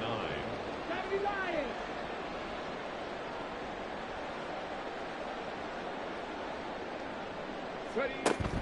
He'll drop to throw. Right side to Williams. That will go as a pickup of 7 on the 7th play of the drive. They're trying to keep the drive going. This will be play number 8. It's 3rd and 2. They'll set up to throw. And it'll find the open man. That's complete. And he is going to have the Chargers first down as they're able to get the 3rd down conversion. He's been the go-to guy. They needed a big play there on 3rd down. Went his way. It worked out. It doesn't matter whether they've scouted it or that they think he's going to get the ball. He has a knack for finding his way open and completing the connection. Now on 1st down, he'll drop to throw it. He finds Wilson. And he doesn't quite make it, taking it within an eyelash. Dropped at the 1. 23 yards on the play. Still throwing the football here, even with the big lead. Yeah, I know you and I came up in a different era, and we think about sportsmanship and all that. Other people think about fantasy points and getting their numbers. That's all they care about right now. Etienne will take this into the end zone for a Charger touchdown. Well, he's been the workhorse on this drive, and it would have been unfair to bring someone else in to finish the job. So they go back to him again, and he delivers with a touchdown run.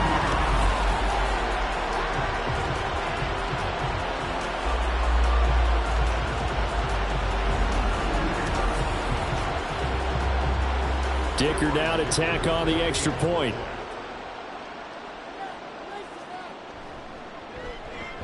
Now this one was over a while ago as they just add on to their big lead.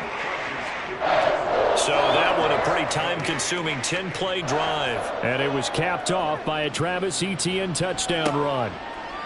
And he'll elect not to return this one, so they'll bring it out to the 25 on the touchback. James Cook running back out now. Thus far, he's been quite the dual threat. Touchdown on the ground, another through the air. He's just so versatile, isn't he? He is, and he's exactly what I think we're looking for in the NFL now out of the running back position. Guys who can do everything running it, but also act as receivers. And I don't just mean, you know, the stopgap guys. I don't mean safety valve. I'm talking about big-time parts of it, whether they're going to split out, whether they're going to swing out of the backfield. Sometimes they act like a true wide receiver, and he's having that type of a game in this one. It'll be interesting to see if he can keep it going both phases. Let's see. Another throw on 2nd down, and this one incomplete as well. So back-to-back incompletions, and that has him staring at a 3rd and 10. Goff now looks to throw. And this one is incomplete. Even with such a big lead late, the effort hasn't lapsed one bit. If the offense wants to score some points in this one, they're going to have to earn it. These guys are not giving up anything. Desperation time for Goff on 4th. And it's incomplete. Took a shot, couldn't connect. The Lions turned away on 4th down. And the Chargers will get the football back in excellent field position. So the defense has to stay out and get one more stop. They were able to do it, forcing the incompletion. So on their record, that goes down as a successful play. It doesn't matter how they got there, how it happened. They got it done. They're the ones that are jubilant. And a strong run there as he'll maneuver his way down inside the 15. 89 yards rushing for him now as he has been tremendous all day long. No doubt those are the types of carries they're looking for here, Charles. The lead in the 4th quarter. This is when coaches that have a reliable running game, they breathe a little easier on the sideline. Yeah, they love the idea that they can take the air out of the football at this point of the game. That means they're really counting on that offensive line, counting on the runners, taking care of the football. Because you're going to tell your quarterback, hey, no time to be a hero. We're not going to throw it here. Just eat up that clock. And if you have the ball, they can't score. And running room hard to come by here. He gets it down to the 8. Just a couple on the pickup there, and now it's 3rd down. Just 2 minutes remaining here in the 4th quarter of what has been a one-sided affair. So it's Charger football as we welcome you back from the 2-minute warning. They've got a third down now as they look for one more first down to help salt this one away. They'll fake it on the jet sweep, and instead a handoff up the middle. And he won't be close to a first down as he runs into a wall right around the line of scrimmage. This defense not budging. Back-to-back carries of just 2 yards. They've called his number a lot this afternoon. You wonder how much tread is left on those tires. We certainly do, but I always think back to one of my favorite coaches in the NFL. And he used to have a meeting with his running backs every year in the offseason and say, look, as many times as you're going to carry the ball, you should be able to carry it one more time to make sure you get in shape. So a nice kick there as they are able to add on to their lead. And that's exactly what you're looking to do. Maneuver yourself into range. That way, if your drive stalls out, you're able to get something out of it. And they do so right there. From a yard or two deep, here comes a return. And he'll be brought down shy of the 20, so the decision to bring it out of the end zone, not a good one.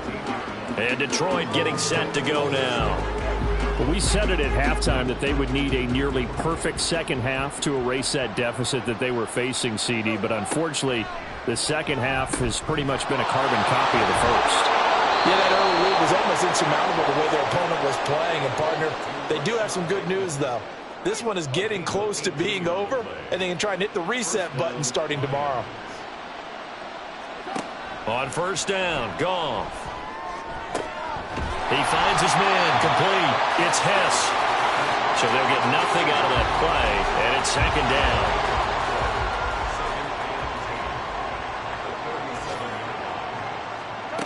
A shotgun snap for Goff. To the sideline and incomplete. That incompletion is not a surprise with the way that this one has gone, and the frustration, the body language is evident everywhere. This team, they've really been put through the ringer in this one. Throwing again is Goff. He had a man open, but he missed him, and it's incomplete. This has been a rough one, to put it mildly, for him, and after this one's done, you just feel like at the post-game press conference, this team's going to have a lot of questions and definitely not a lot of answers. So they're forced to punt on fourth as this one's away. Fair catch signaled for and taken at about the 15-yard line. So a change of possession here on the punt. And there'll be time for maybe one final play before we hit triple zeros. The Charger drive about to get going. They'll start on the ground here on first down. And he'll be taken down here, and that is how this one is going to come to an end. Charles, a lot of happy faces heading into the tunnel as this one ends, and understandably so. Not only did they get the win, but boy, their offense was on fire in this ball game. And, partner, I have no idea what the top speed is on one of those high-end sports cars. What's the top gear you can get into? This offense, they certainly were there in this one, huh? Everything clicking for them in this contest, the kind of performance that they're going to cherish. So for Los Angeles, their good start continues as they get their record up to 4-2. So that'll do it for us. For my partner, Charles Davis, and all the hard-working men and women on our crew, I'm Brandon Gaudin. You've been watching the NFL right here on EA Sports. With that, we say so long from Southern California.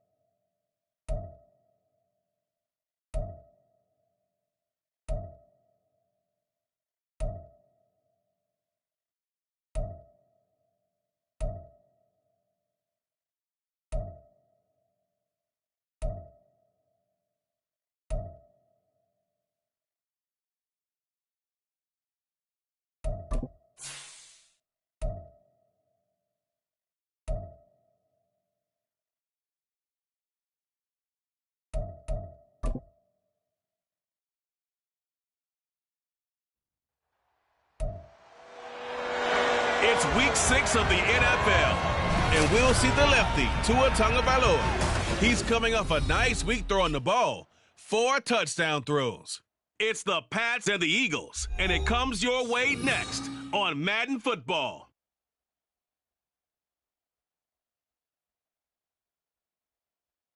The city of Philadelphia is one of rich history and passion, and you can always count on the latter when you step inside Lincoln Financial Field. Today we've got a Week 6 matchup for you here, as it'll be the New England Patriots taking on the Philadelphia Eagles. With Charles Davis, I'm Brandon Gaudin, and Charles, you look at this Eagles team as they interplay here. They're off to a terrific start, unbeaten at 5-0 through the first month and change. And you can hang a lot of this early success on their defense, too. They're the tone setters for these guys, and the entire team feeds off of what they do. On the other side of the field for the visiting Patriots, we're in October now, so every...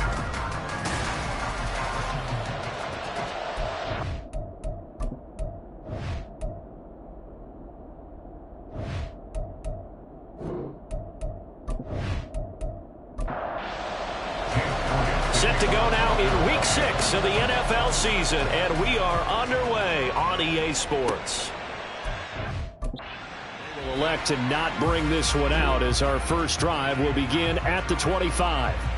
So now the Patriots getting set to take over on offense. They will be led out by the 6-foot lefty from Alabama. It's Tua Tagovailoa. If you ask coaches at any level to design their ideal leader of a team, I think they're going to check every box with this guy. He's got the poise to handle responsibility. He stays calm under any kind of pressure, and he brings out the best of his teammates each and every week. And now the drive starts with a completion out to the right. And he gets this up just shy of the 30 to the 29 before he's out of bounds. 2nd and 6, just inside the 30. Looking to pass. Tua. Oh, he dropped it. They were looking for him in the middle third. He couldn't catch it. Now 3rd down.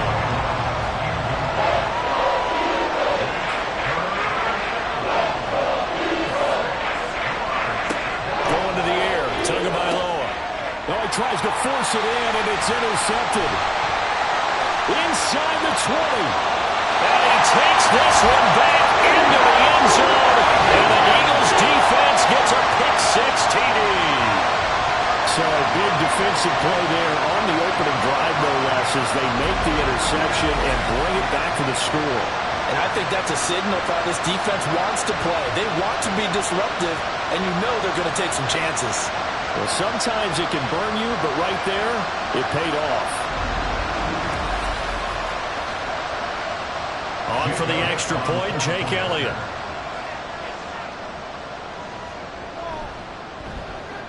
He hasn't missed an extra point all season, and he won't miss this one either. And it's 7-0.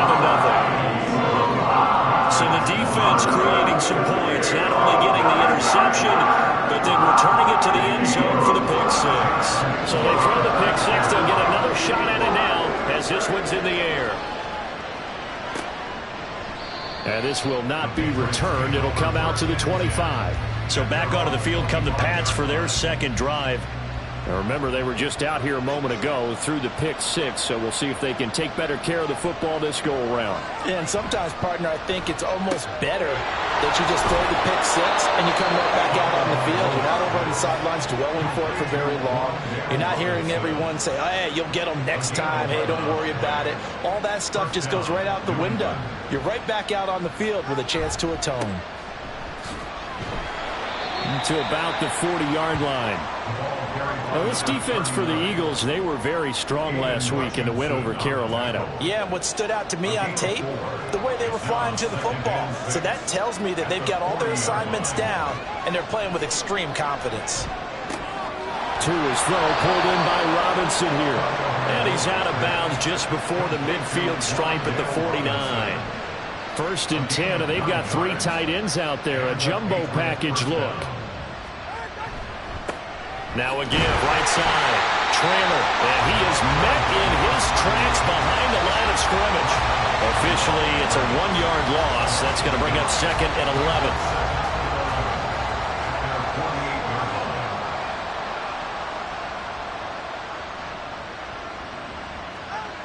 Throwing now is Tagovailoa. His throw incomplete.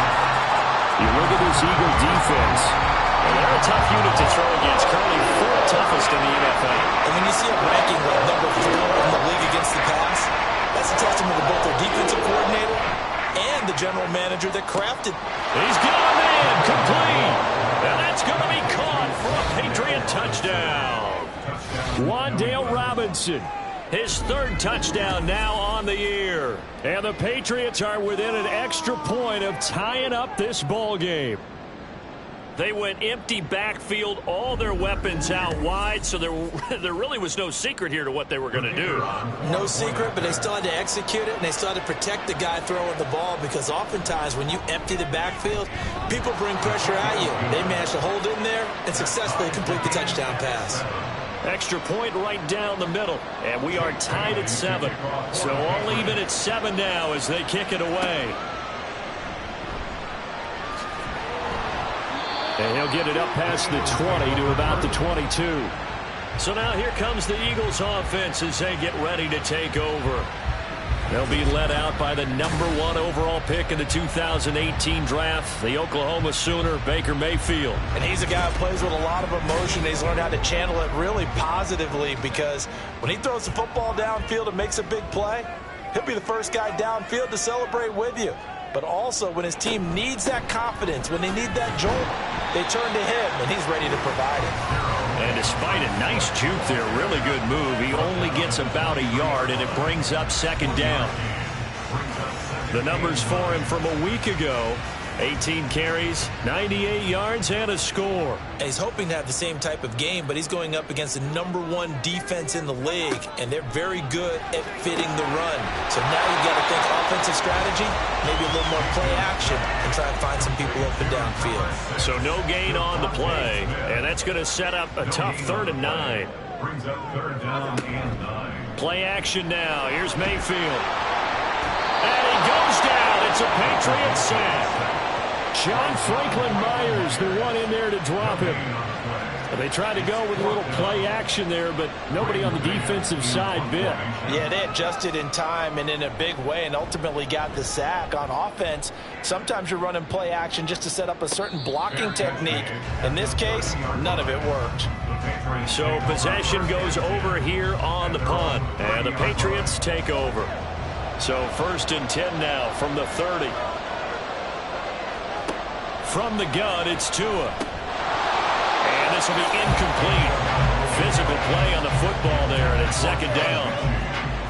Now a 2nd and 10.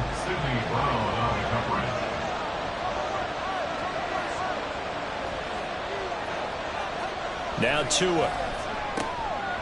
And he comes back with 1 complete.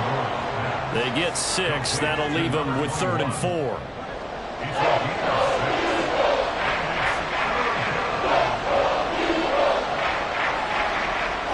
Tua going to throw. And he will not be able to hang on through the contact. It's incomplete. The coverage strong, and now it's 4th down. 4th down, and Jake Bailey is out there for New England.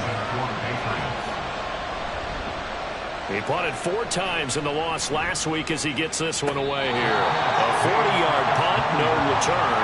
And the Eagles will have it taking over 1st and 10. So back onto the field, here come the Eagles for their 2nd drive.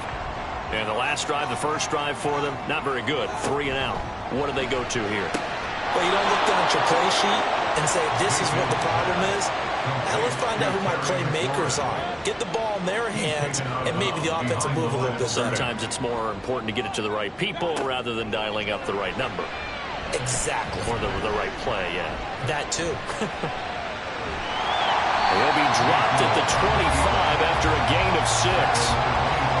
That's an early scramble that can be viewed positively by either side. From the offensive point of view, it begins to establish it as a possibility to keep it on certain plays. And defensively, they avoided giving up a huge play in one of their first tests in containing a quarterback on the run. Now throwing on 3rd down there, but he cannot connect. Not much happening offensively here early on. That's 2 drives and 0 first downs. This defense, they've come to play, and they're the better of the 2 units here so far. And a fair catch signaled for and taken at about the 18-yard line. Officially, that'll go as a 52-yard punt. Not too shabby. And out will come the offense as they take over. Setting to throw on first down is Tua. That's caught by his big tight end, Mike Gesicki. And he stopped right at the 25 after a gain of 5. Nice rhythm throw there on first down. He located his tight end, made a nice easy pitch and catch. Hoping he can break a tackle or two. Wasn't able to do that there, but still good yardage. Now an open man. That's the tight end, Gesicki. It's complete. And he's going to be out up around the 45-yard line. Second catch for him today, and it'll wind up a first down. Well, there wasn't much of a window there, Charles. Had to deal with a couple of defenders, but able to find his big tight end. And, partner, we know double coverage is a challenge for any player to try to defeat. But maybe it's a little easier if you're one of those big tight ends because you have a size advantage on just about anyone trying to cover you, and you can use your body to create some space. Throwing on first down, but this one winds up to be incomplete. Here's 2nd and 10.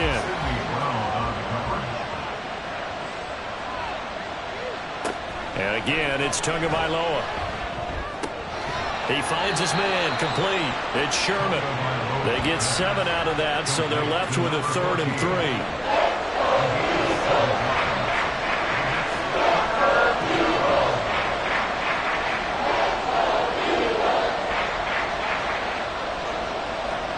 Tua sets up to pass it, and this is going to be incomplete. There's no denying they want to get him involved. That's already the 5th time that they've looked his way in this first quarter.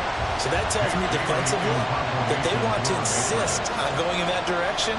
Make sure you get your best people in the area to try and take that away. And no return here. Where will they spot it? They say just outside the 20-yard line. The Eagles offense now, they head back on the field. It's been an awfully slow start for them. This is their 3rd possession. They don't have a first down yet. So that means they have to change up what they're doing, and for some teams, it's a change in tempo, usually moving it to more up-tempo type of an offense just to try and change their fortunes right now. What they've been doing so far isn't working. Maybe they'll do that. And he's going to get 7 out of this before being taken down at the 27.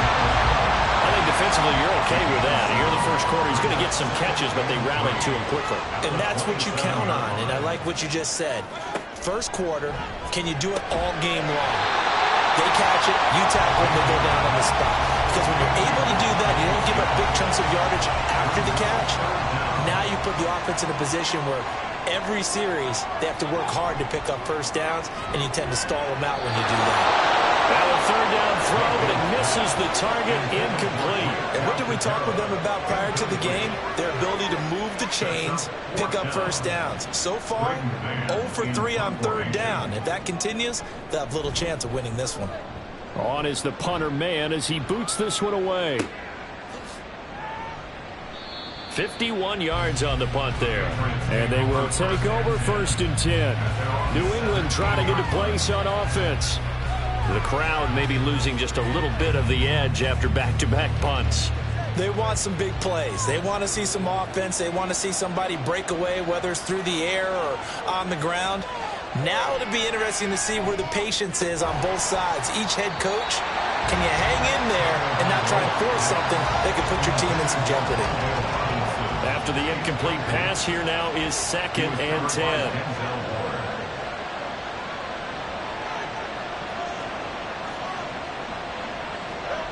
Here's Tagovailoa to throw. Now a short one to Gesicki. They get 6. That'll leave them with 3rd and 4. That catch, by the way, number 505 of his career, and that ties him with a couple of other tight ends for the pass, Frank Wycheck and Dallas Clark. And those guys are excellent players, but how about what we're seeing right now? 505 and rising. What a nice career he's put together.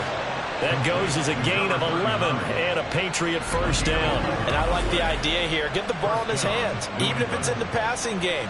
3 catches a week ago, and he does a nice job here to pick up yardage. So they'll come up 1st and 10 now from the 33.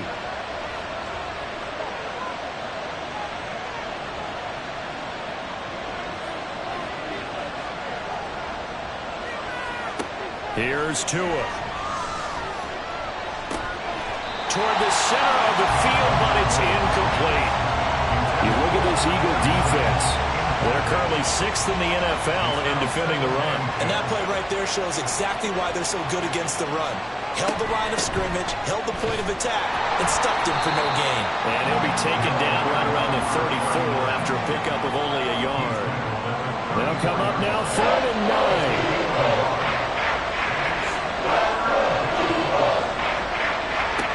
He'll look to throw. And they'll get it out just short of the 45 at the 44. Good work on the scamper by Tagovailoa. It's a first down. He's a talented runner, and that means he's always looking for bigger and bigger gains when he takes off. Certainly found some bonus yards there beyond the first down marker, and this early drive will continue with that extra jolt from his legs.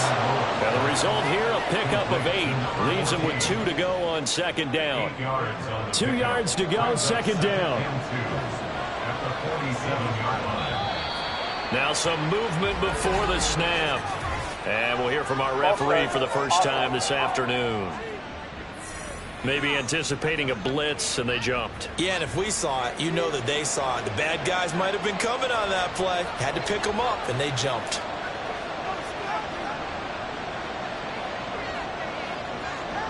On second down, Tua. And his throw's going to be incomplete. Not sure what happened out there, but it looked like the timing was a little off on that throw. Well, you know I'm a defender, so what am I going to say? Great defense. Darn right. They did something to disrupt that timeout. Throwing is Tagovailoa on third down here. He's got his target. That's complete. And he has another first down as they'll get the ball down to the Eagles' 30.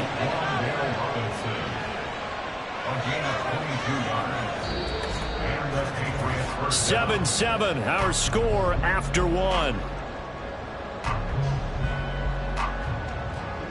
Start of the second quarter, and it's the Patriots in control of the football. So from Philadelphia territory now, here's a 1st and 10 at the 30-yard line. Tua setting up shop to throw again. Oh, it's intercepted. A drive killer there. Picked off by Reek Woolen. And the Eagles are going to take over once again at their own 37-yard line. You don't see this often. A quarterback of his caliber, 2 first-half interceptions. It's absolutely surprising because it happens so rarely.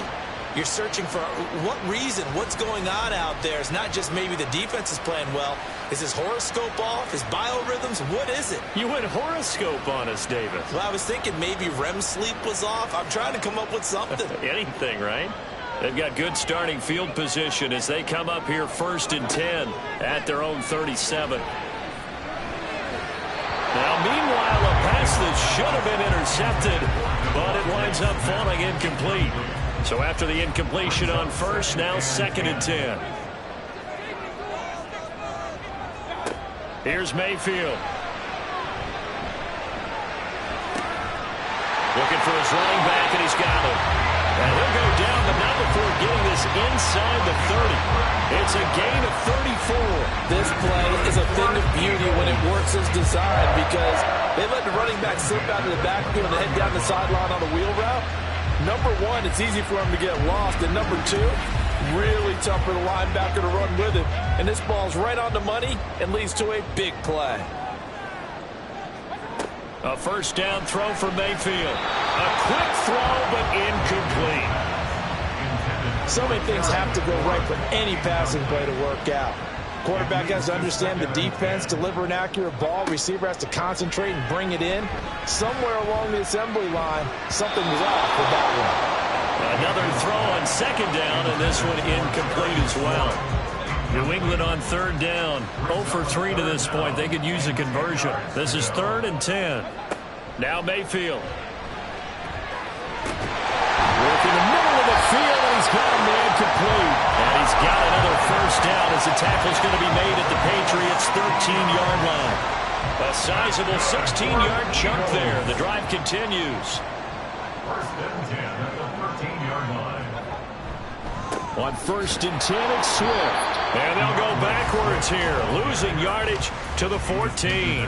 They'll lose a yard there, and it's 2nd and 11. How about the big guy there showing some agility? He just flowed from his D-tackle position in order to make that play. Maybe just a slight detour on what's been a strong drive. Here's 2nd and 11. They'll stay on the ground with Swift. And effective running here. They'll take it down inside the 10.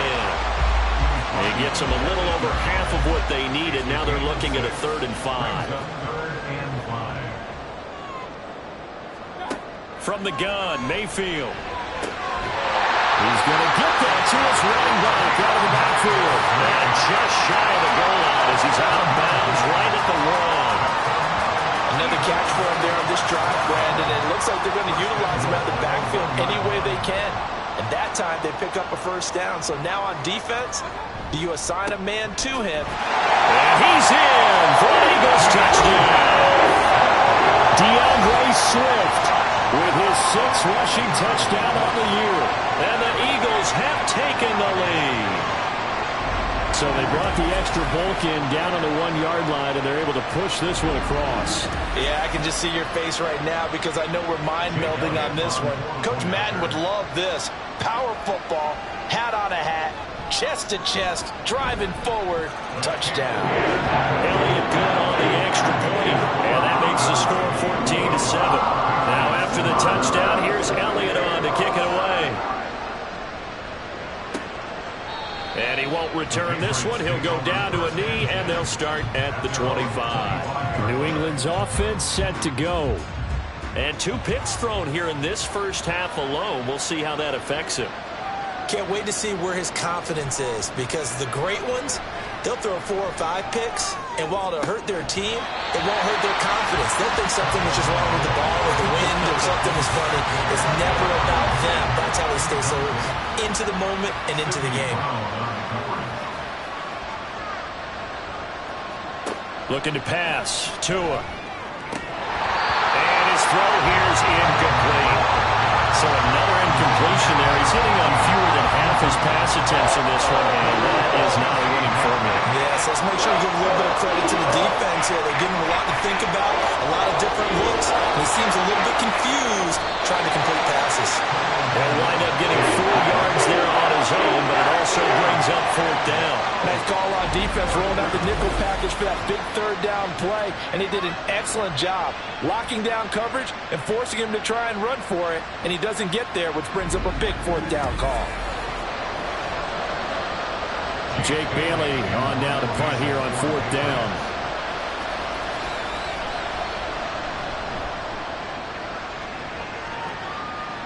Fair catch called. It's taken in right at the 20-yard line.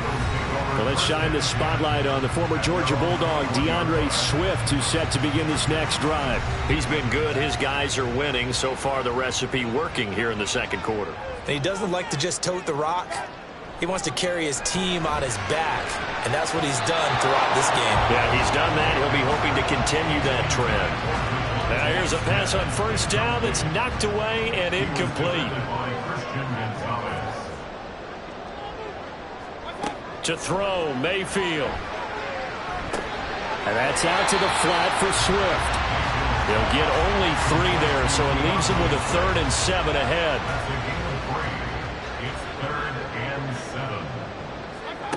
Mayfield looks to throw. Able to find the open man. That's complete. And he is going to have an Eagles 1st down as they're able to get the 3rd down conversion.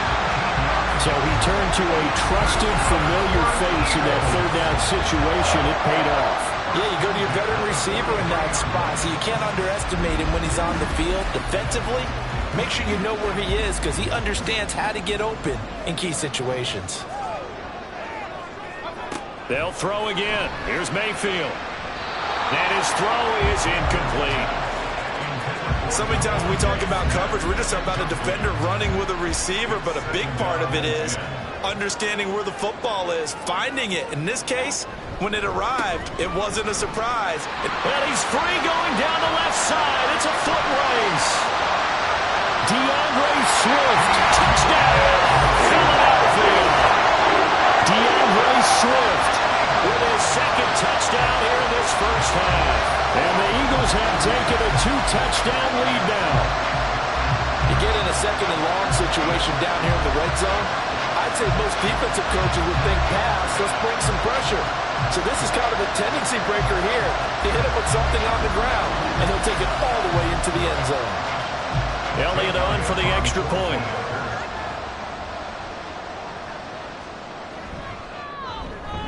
It's good, and it is now 21-7. The drive summary that time, 5 plays. And a pretty good run there in the end to top it off.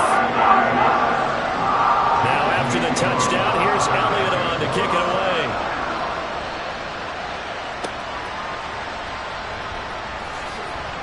And no alley to be found. The coverage was solid, and he's dropped at the 18.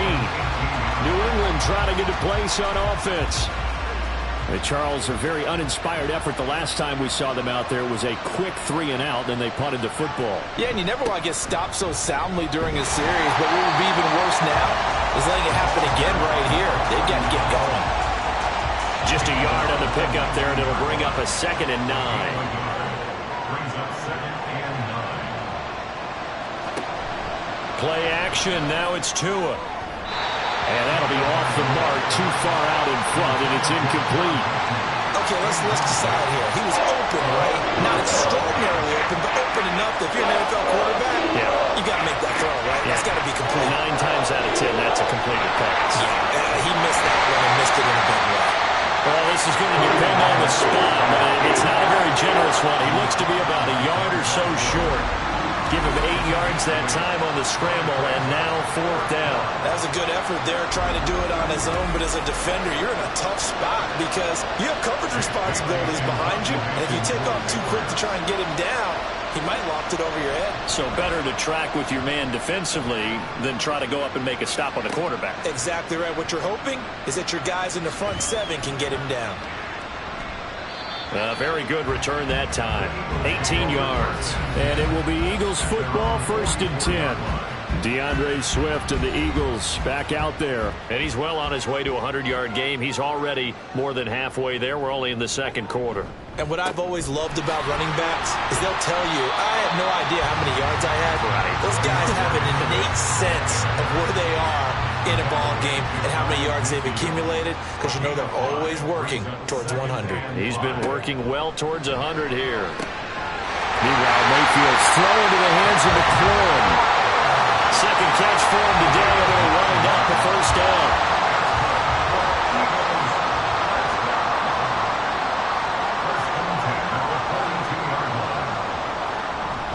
They will run straight ahead with Swift. And very little there. He might have gotten a yard. Yeah, I think he got a yard to the 41. And we're at the 41, 2nd and 9. Mayfield. Going across the middle, and Goddard's got it. And he's got another 1st down as the tackle's going to be made at the Patriots' 31-yard line. Throwing, Mayfield. Oh, and that is incomplete. That's some good closing speed there defensively, because that looked open for a minute. But that's great work with the ball in the air. Never gave up, converged on his man, and broke the play up. He'll be dropped at the 25 after a gain of 6. This drive is turning into an extended one, and the guy carrying the ball, he's becoming more like a body blows guy. Every carry is putting some damage on the defense. So after a while, I'm not too sure how many guys are going to want to run up and tackle him. And out of bounds all the way down at the 3. And able to convert on 3rd down, and that sets up a 1st and goal. Everything's going right here in this first half, and they've got a good lead. And part of that can be attributed to their success on 3rd down. This is another conversion here, and they could look to really open things up now with this 1st and goal.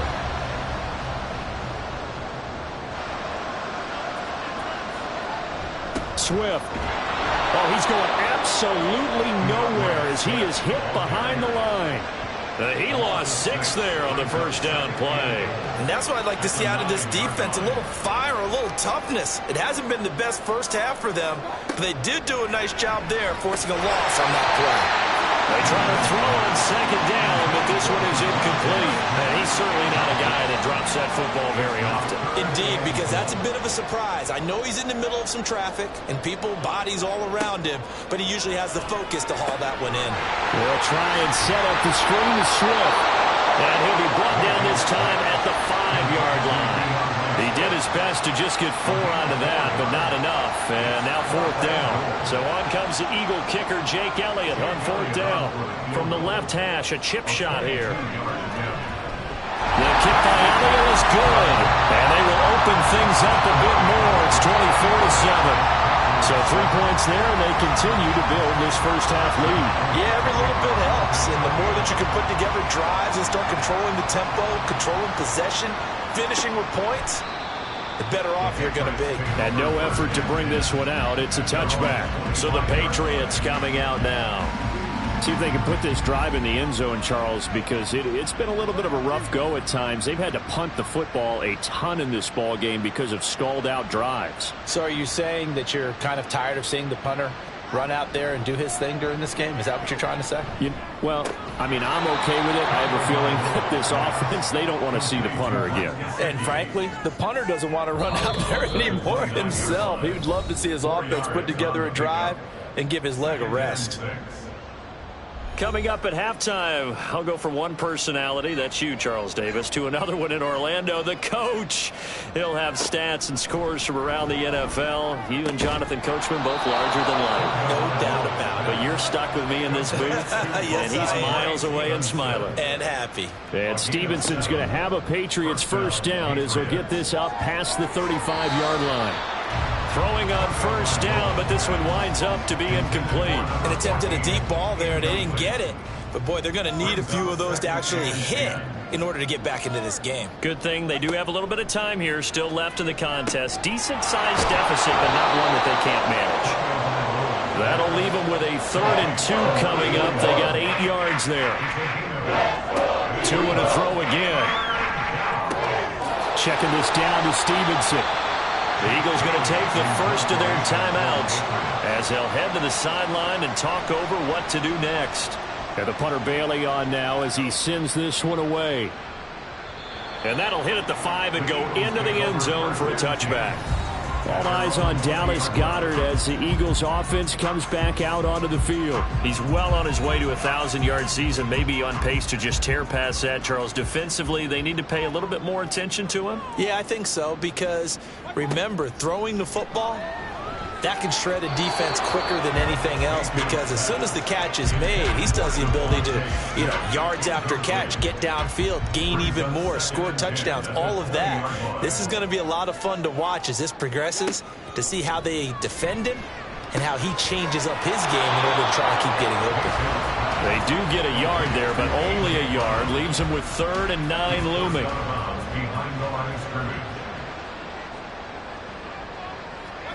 Mayfield now. The Pats are going to get there. Down he goes. Now the Patriots going to use one of their timeouts as the clock will stop with 55 seconds to go until halftime. And a fair catch taken back near about the 35, 36-yard line. The Patriots with the football here late in this first half. And with great starting field position and a couple of timeouts at their disposal, they'll certainly have the green light here. He'll look to Gesicki on the out route. Ball is caught. And he'll be out of bounds after getting this one across the 40. I know the halftime's approaching, but I don't think he's going to want to take a break. That's his 5th catch. Yeah, they've really been targeting the tight end. Throwing now is Tagovailoa. Throwing the out route incomplete. That's Sherman. And he'll take this to the other side of midfield before going out of bounds. A 1st and 10 here. If they could just get 3 out of this, there's something about narrowing it to a 2-score game at half that makes it feel like much less of an obstacle. Throwing there, but this pass is going to wind up incomplete. We've already seen him catch a few passes out of the backfield in the first half, unable to connect on that one. Certainly seems like getting him the ball out of the passing game, though, is part of their game plan. It certainly is, because he catches it well, creates a mismatch. You're going to cover him with a linebacker, a corner, a safety. They feel like he can win every battle. Throwing is Tagovailoa on 3rd down here. And he is caught. They find some open field. first down as they'll get the ball down to the Eagles' 18. And again, it's Tagovailoa. And it's caught.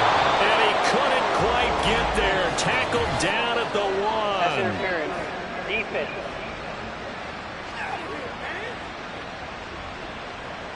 So pass interference, the call is so tough as a defender, I'd imagine, to time that up perfectly. It certainly is difficult to get it exactly right because sometimes you're looking at getting there fractions of seconds too early. That one looked a little more obvious. Always a tough penalty to officiate. Just ask the basketball refs when they have to officiate block and charge. 4 seconds, all that remain here this first half as the kick gets away. Now a crease here as he's past the 30. Up to midfield. Look at him go inside the 30. And he takes it the distance. No time remaining. No clock on the field. And no flags. And it's a kickoff return to end the first half. Such an electric play. So much fun to watch. And you need all 11 guys in sync for that to be successful, don't you? Without a doubt. That's teamwork to be able to put it all together. That play is really probably the most exciting 10 seconds in football. Elliott good with a PAT. And the lead now to 3 touchdowns at 21. All right, Brandon, thanks. A few teams starting to rise to the top as it's time to take you around the NFL here in Week 6. We'll get our tour started out at Venerable Soldier Field in Chicago. And those two are tied up as they play the second quarter. We'll stay in the NFC North as we head over to Minneapolis to check on the Vikings at home in US Bank Stadium. And they were losers in that one to the visiting Arizona Cardinals. Kyler Murray, over 300 yards through the air with a touchdown pass as well. Finally, let's get down to Houston. Check on the Texans at home at NRG Stadium. As you can see the score there in the second quarter. Tyreek Hill, a touchdown reception. We watched a solid performance out of running back DeAndre Swift. He had a nose for the end zone as he wound up with 2 touchdowns on the ground in those first 2 quarters.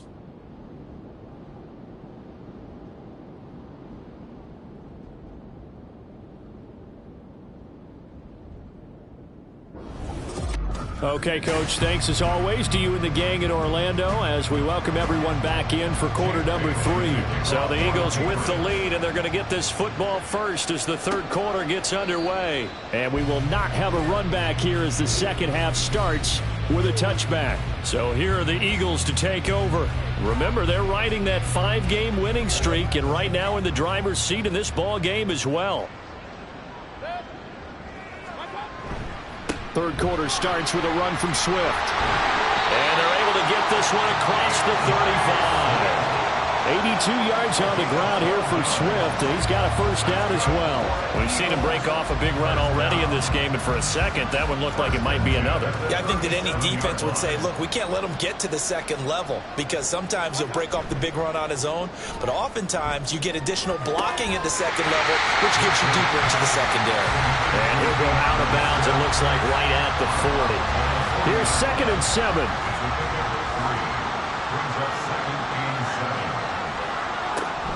Swift going to try up the middle. And he takes this up right near the 45-yard line. Call it a gain of 5 there on the run, but they'll remain a yard or 2 short here with third down coming up.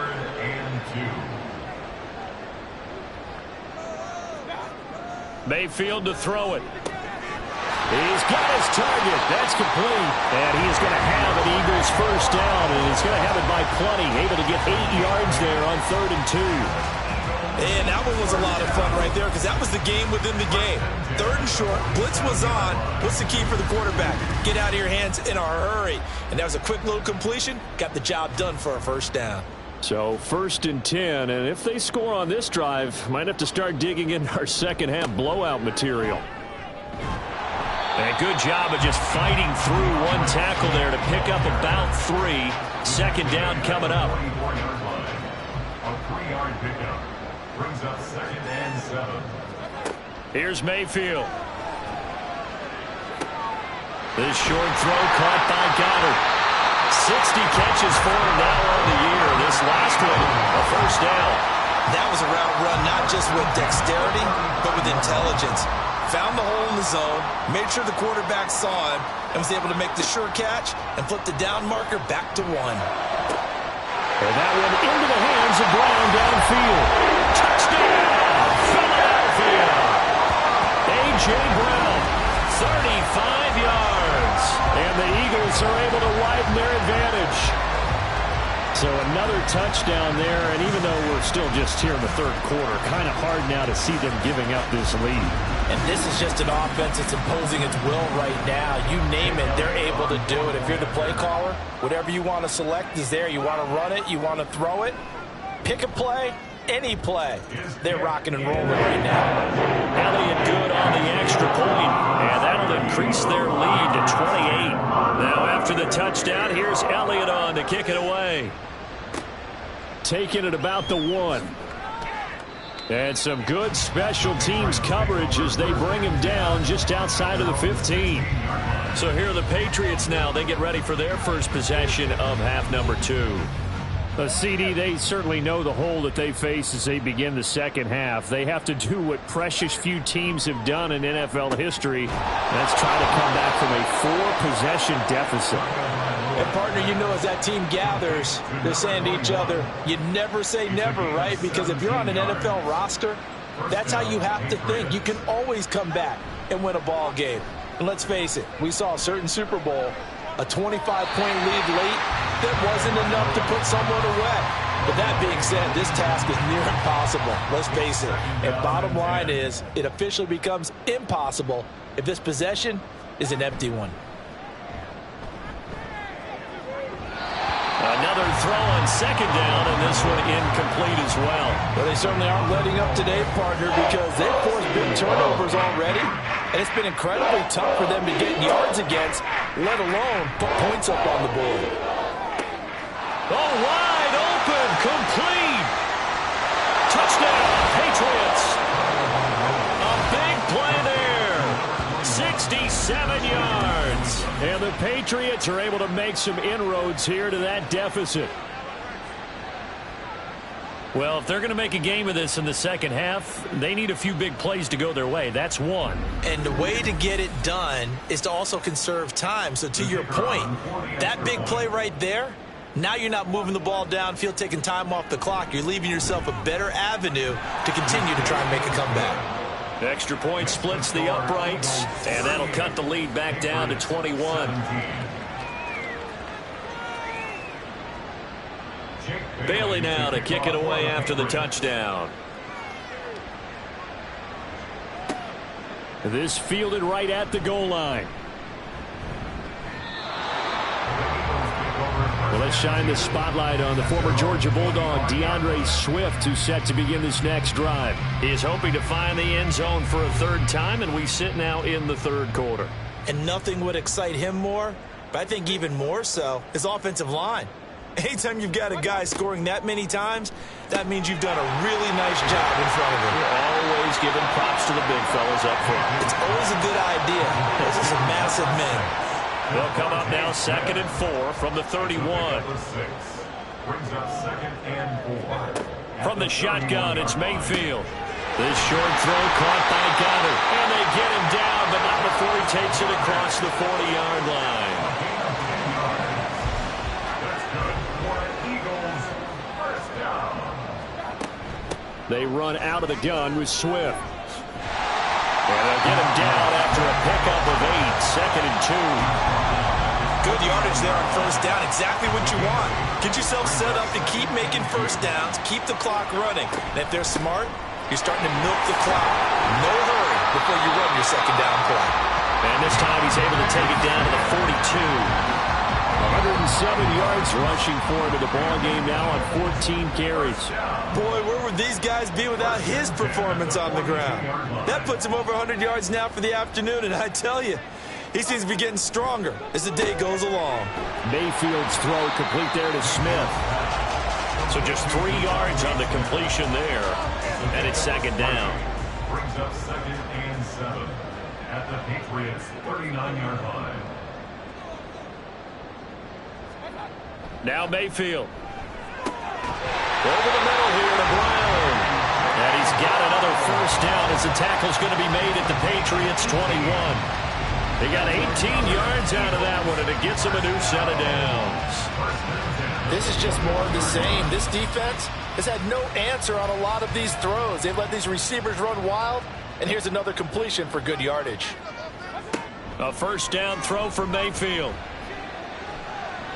And it's knocked away and incomplete. It sort of looks like they still have some fight in them on this series because it seemed like things were headed for the red zone. But if this defense gets 2 more stops, they can keep them out of that area. Meanwhile, Mayfield's throw there taken in by Smith. 5 yards. Now it's 3rd and 5. Well, if you do read man coverage, Brandon, the drag route's a pretty good one to run against it because you're running away from people on it. Mayfield looks to throw. A bullet throw, but incomplete. What an excellent defensive stand there in the red zone. Nice tight coverage. They certainly recognized how important it was to bring up 4th down here. A 33-yard attempt. The kick by Elliott is good, and that will extend their lead even further. Only 3 points there, but I got to think at this point in the 3rd quarter, that's all you're really looking for. And right now the lead is 3 touchdowns and 3 two-point conversions. So you and I both know a huge order for the best of teams. And from what we've seen so far, hard to believe that that's a likely scenario. 3 two-point conversions, that's difficult. New England's offense set to go. I kind of feel like they've reached a do-or-die point in this game, Charles. If they're going to try to pull off an impressive comeback, it has to start right here, right now. Yeah, now they've got a final chance to get out of this situation, but they also understand they've got to move the ball and move it fast. In addition, they need to save as much time so they can get 2 more possessions. Ball up to the 35 now as they come up on 1st and 10. They'll keep it on the ground. Trailer, and he puts his head down and gets up to the 42 for a gain of about 6. Here now, 2nd and 4.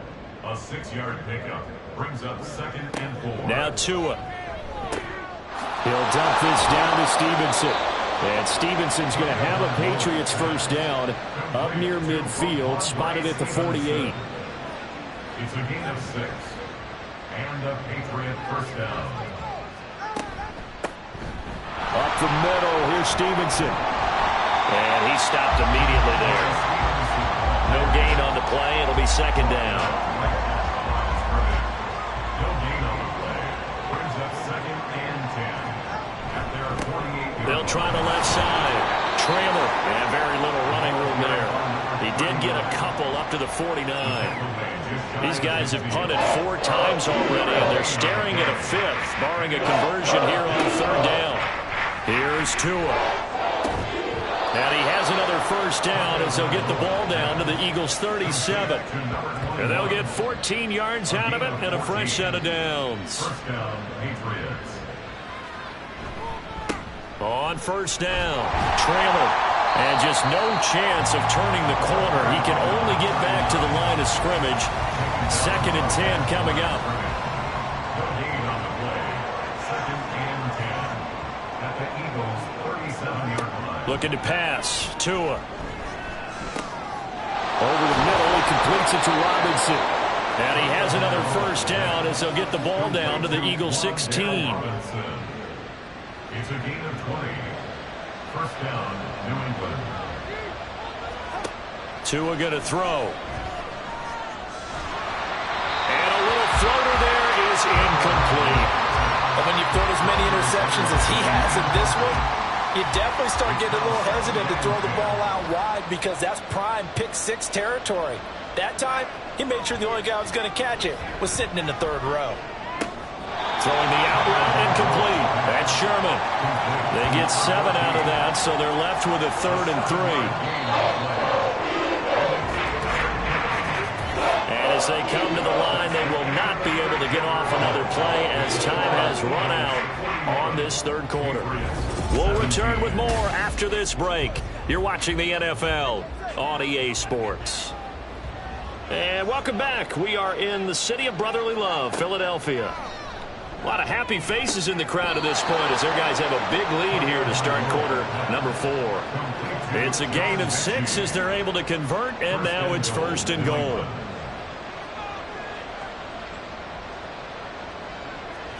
Going to the air, Tagovailoa to the goal line, but it's incomplete. Down this close to the goal line, 1st down. Surprised that wasn't a run? I am, and you know I'm old school. I want to run the ball on 1st down in this situation because 2nd down, that gives me an option of running. And this is caught. Touchdown, Patriots. A great effort there. His 1st touchdown on the year. And the Patriots get a bit closer. You got to figure down by the goal line. This is where a tight end earns his money, in the high traffic area. And he's able to work free in the middle of the end zone and grabs that one for a touchdown. So the Patriot offense stays out there, and they'll line up and go for 2. The 2 are going to try and throw for it. And they don't get it. They tried for the 2-point conversion there, but unsuccessful. So unable to throw it in for 2 from the 2.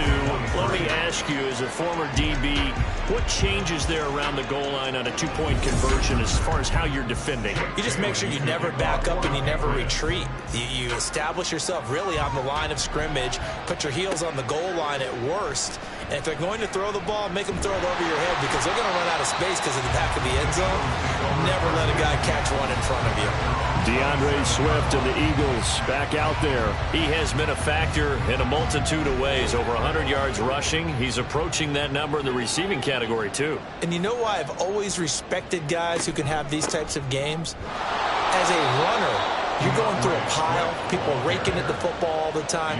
Your hands take a beating, okay? And to be able to still go out and catch the football in open field after going through that guy's dynamite. He's been dynamite in this game so far. We'll see defensively if they have an answer because they need to come up with something. And he'll be upended at the 28-yard line. Just a 3-yard gain there. Let's give a lot of credit to the offensive line. They've been able to move the ball really well on the ground the entire game. And while that wasn't a huge one, that's okay. They'll take them in short, steady bursts. And this play going to be stopped in its tracks at the 32, and obviously well short of the 1st down. It'll be a gain of 4, but it won't be enough. It leaves him with a 4th down now. So where'd all that running room that he had in the 1st half go? Because it looks like it's drying up a little bit here. Someone made some adjustments, it appears, at least on this drive. The Eagles send out their punter now. He's been terrific so far. Averaging over 50 yards a punt so far as this one's away. It'll be a 51-yard punt that time. And it will be 1st and 10 as they take over. New England trying to get a place on offense. And you see a lot of frustrated faces as they are inching closer to a 4th straight loss. Setting to throw on 1st down is Tua.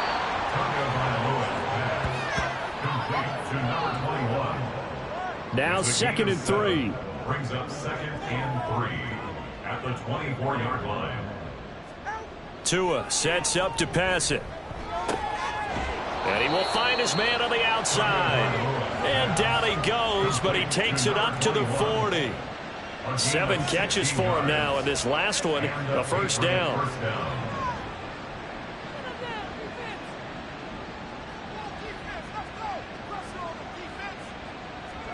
Here's Tagovailoa to throw.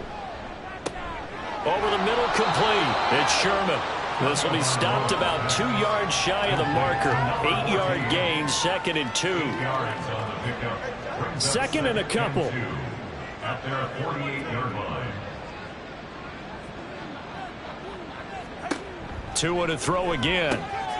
Throwing the out route incomplete. That's Sherman. Back-to-back receptions for him, and it's another 1st down. A 4-yard pickup on the play. 1st down, Patriots. They'll stick with the passing game as he looks to throw. Checking this down to Stevenson. Call it a gain of 6 on the play, and it'll be 2nd down. It's a pickup of 6. Brings up 2nd and 4 at the 43-yard line. Throwing now is Tagovailoa. And his throw's going to be incomplete. Well, that's a defense coordinator's got to be happy with that result. They took away all options downfield and forced the incompletion. the gun on third down. Here's Tua. Able to find the open man. That's complete. And he has another first down as they'll get the ball down to the Eagles' 30. A gain of 13 yards. First down, New England. Again, they will throw it with Tagovailoa. Now a short one to Gesicki. And the result here, a pickup of 8. Leaves him with 2 to go on second down. So from the 22, here's 2nd and 2. At the 22-yard line. Again, he'll drop to throw. The coverage was good, but I just wonder if they absolutely fooled the quarterback on that play. I think he was expecting something else. Ended up with nowhere to throw the football successfully.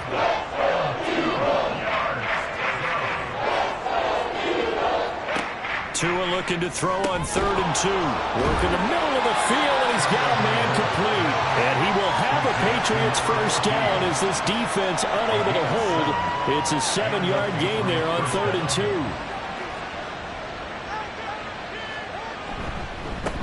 They'll run on first down. Trailer. And he's brought down just outside of the 10 at the 11. It's a pickup of 4, and it'll bring up 2nd down. Second and 6. They'll keep it on the ground. Trailer. And the stop will come inside the 5 at the 4. 7 yards on the pickup there, and now they've got it 1st and goal. First and goal at the 4-yard line. Now a handoff as they run left side. And he is going to be stopped cold behind the line of scrimmage. Nothing doing there as the 13th play of the drive proves to be unlucky. From back at the 4, here's 2nd and goal. Eagles 4-yard line. Now a handoff running through the middle. And the hole closes quickly here. He can fight only to about the 4. This likely a must-have. 3rd and goal. They're going to look to throw. Flush to his right. The decision to tuck and run gets him 3, but that's not enough. Now it's 4th. They're going for it. Here's Tua with it. And able to catch it, but he's out of bounds. And the throw took him beyond the sideline, and that's going to be a turnover on downs. And that time they went with a fade on 4th and goal. Did not work out. Now, how do you feel about that type of a call? Because I've been with you long enough. I don't think the fade route in that situation is one of your favorites. I just think you're putting yourself into a corner. And now some disagreement down on that sideline. The red flag is out, and we're going to get a challenge. Did he keep those feet in bounds? That's the question they've got to decide. And I got to say, watching it in real time, it was awfully close. Yeah, it certainly looked like a heck of a catch because he didn't appear to bobble it, which could complicate things. But even with the benefit of replay, that's pretty tight. Well, here's the call. On the ground, it's Swift to start the drive. Showed some flash on the run, but he will be brought down shy of his 10. Good gain there on first down, and keeps him in a running situation probably. They did everything right on that play, didn't they? They got the leverage up front, good blocking, nice hole for him, ends up picking up nice yardage, stays in bounds to keep the clock rolling. They are in charge of this scenario right now. They want to stay that way. And not in any rush offensively. 3rd and 3. Brings up 3rd and 3.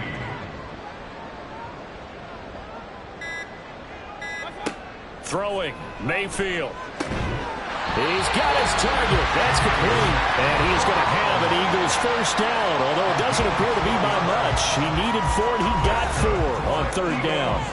First down. 1st and 10 at the 14-yard line. On the option to give to Swift here. And he's taken down, but not before he gets this across the 25-yard line. 130 yards for him on the ground now on that, his 20th carry of the ball game. 26-yard line.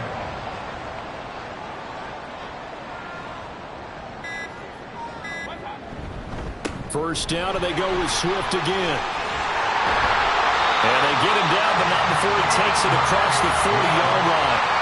17 more yards on that one as as they keep the drive rolling. At carries like that, that's how they're going to continue to salt this thing away here, Charles, in the fourth quarter. Yeah, how about that? A new set of downs. Clock continues to move. No better way to close out a game than to tap those mastodons you have on front and say, guys, keep pounding them. Let's keep the ball, keep their offense on the sidelines, and let's close this one out.